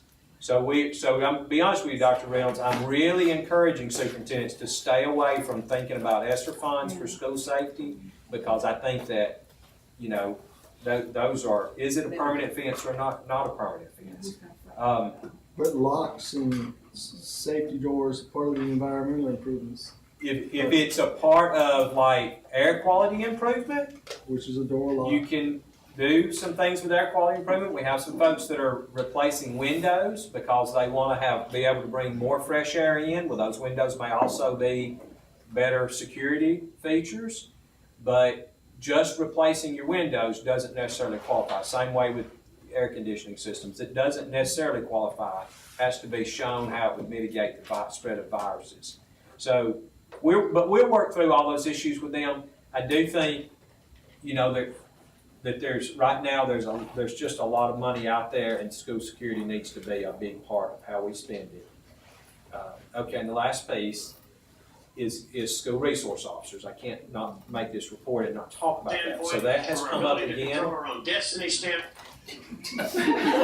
Speaking of which, now, so school resource officers, we know that we have about 1,600 schools in the state, including career tech centers. There are fewer than 500 school resource officers in the state. A school resource officer is an APOS certified badged officer who carries a gun, who has been specially trained to work in a school. And they're between 400 and 500 of them. They're meeting right now, which is great. We have many, many more hundred police officers and deputies who are not trained SROs, but they are assigned, a deputy assigned to a school, a police officer assigned to a school. I know that there's been a call for like putting an SRO in each school, and I'm certainly support that. But it is more complicated than it sounds, because just to give you an example, one town I talked to a superintendent, the police department in his town provide a police officer at every school all day long. Right. But I think only one of them is actually a certified SRO. Right. And if the rule said you can only put SROs in schools, his police chief said, well, then we'll just pull our people out. So we don't want to talk about the word Dr. McCarty used, unintended consequences. We don't want that. So we just have to be careful. We do want more SROs. We want more police and deputies in our schools, both for shooting, but for a lot of other reasons too. Children need to see these officers as friends and colleagues, not as, you know, somebody to run from. So that's going to be a hard sell as far as a state budget item. A lot of districts, again, the legislature allowed us to open the rule up. We changed the rule so they can use A&T funds to contract with the sheriff's department or the police department to provide an SRO. So there are some things they can do, but schools themselves, under normal circumstances, cannot hire their own police staff because we're not properly insured to hire people, badged officers who are APOS certified to carry guns. The police and sheriff's departments carry special insurance for that. Schools don't. And so it's much easier to contract with your sheriff or your police chief to do that. And that's how almost all of them are doing it. I think we do have one school district that has a police service, but they've got a special provision for that.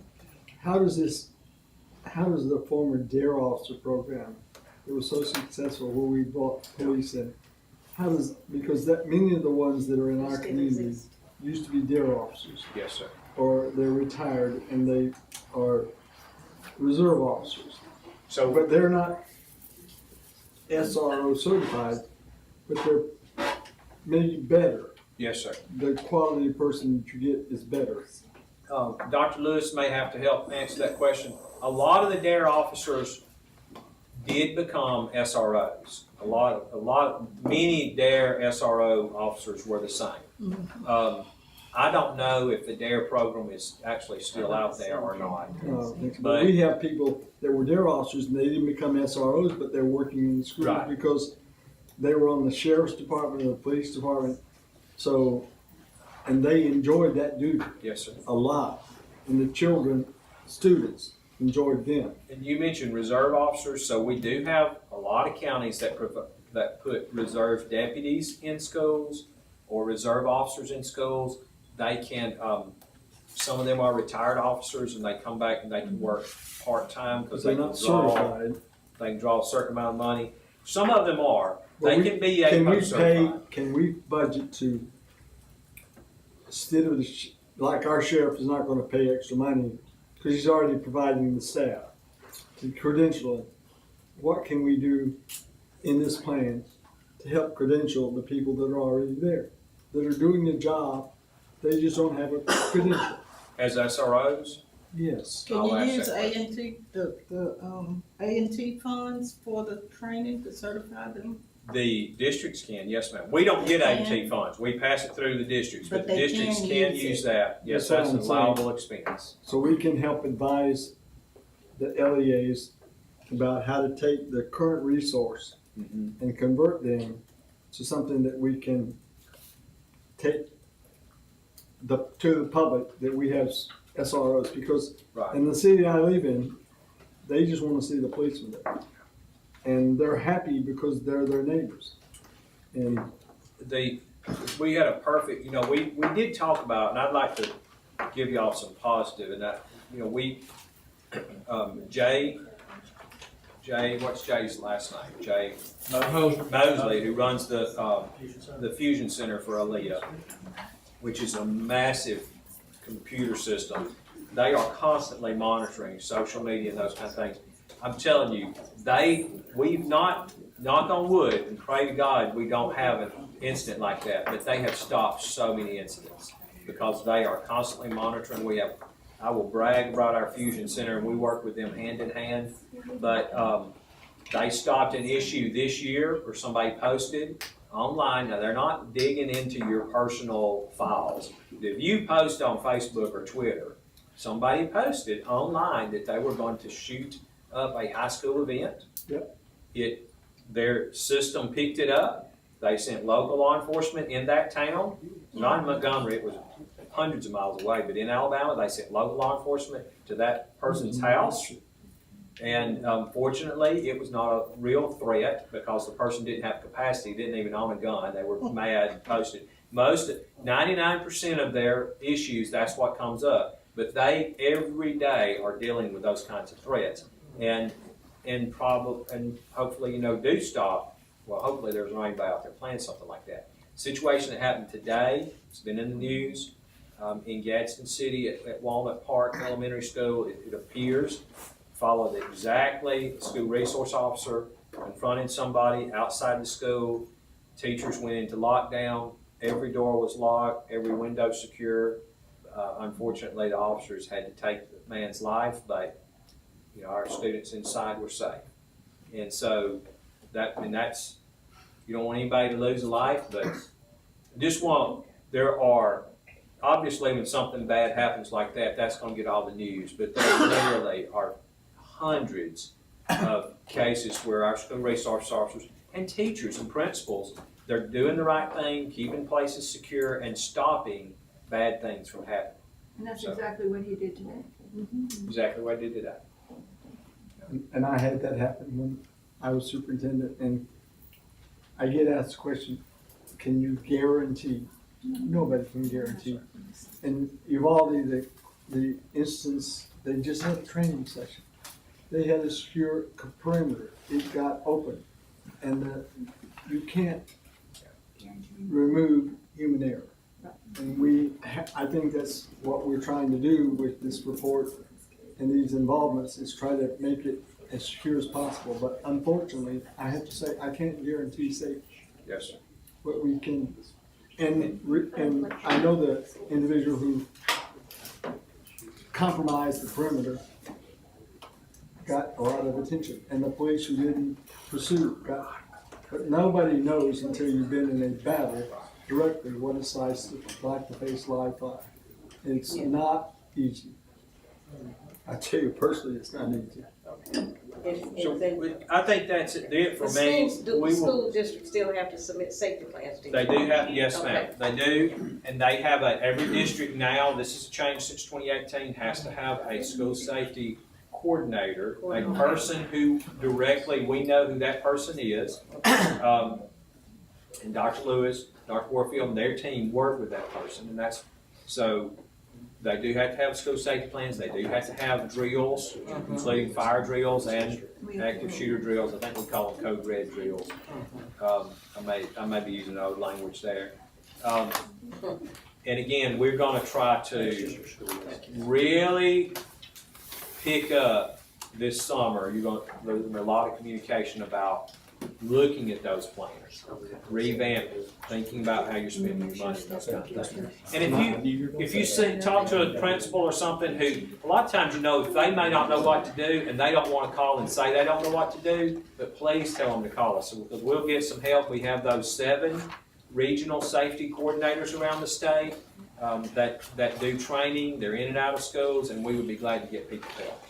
Dr. Lockett, I saw that you recently sent out where schools have to make an annual report of any child that's detained or put in a special area. And that's important because we just had litigation in one of our systems because somebody accused somebody of doing something. And Madison City now has put cameras in all of its special ed rooms because of some community involvement. But those kind of reports are great. And are those confidential, or can some of us get copies if we have issues? The report of instances. I think, I'm gonna ask about that before I answer. I think those are public. Those would be our SIR reports, I think. I don't know what SIR stands for. Student Incident Report. Okay. Yes, sir. All right. Those are Dr. Sibley and Charles Creel and their team printed those for you. Those are the new districts. They have edited and looked and gone through, and I've gone through with them, so I think they're 100% correct. A lot of schools try to make sure they're in the right district. I don't have anything else. Okay, just a reminder, our retreat is scheduled for August 24th. We're asking you all to please submit topics and things you'd like to have covered by June 15th. We have had a suggestion for us to look at the luncheon again with our legislators and senators. We also have been given an idea about a possible activity, so we will send that out to you and see how many would be willing to come in for us to do that. It would be the evening prior, but you all will give us your opinions on that. Thank you. Anything else? Yes. Don't forget your folder from Miss Martin. Okay. And now we can get to the assembly or something like it. You won't have to take home a stack like that. Yes. Thank you. We're adjourned. Thank you for your time. You gotta go and put on the shorts and Yes. straw. Thank you. Thank you.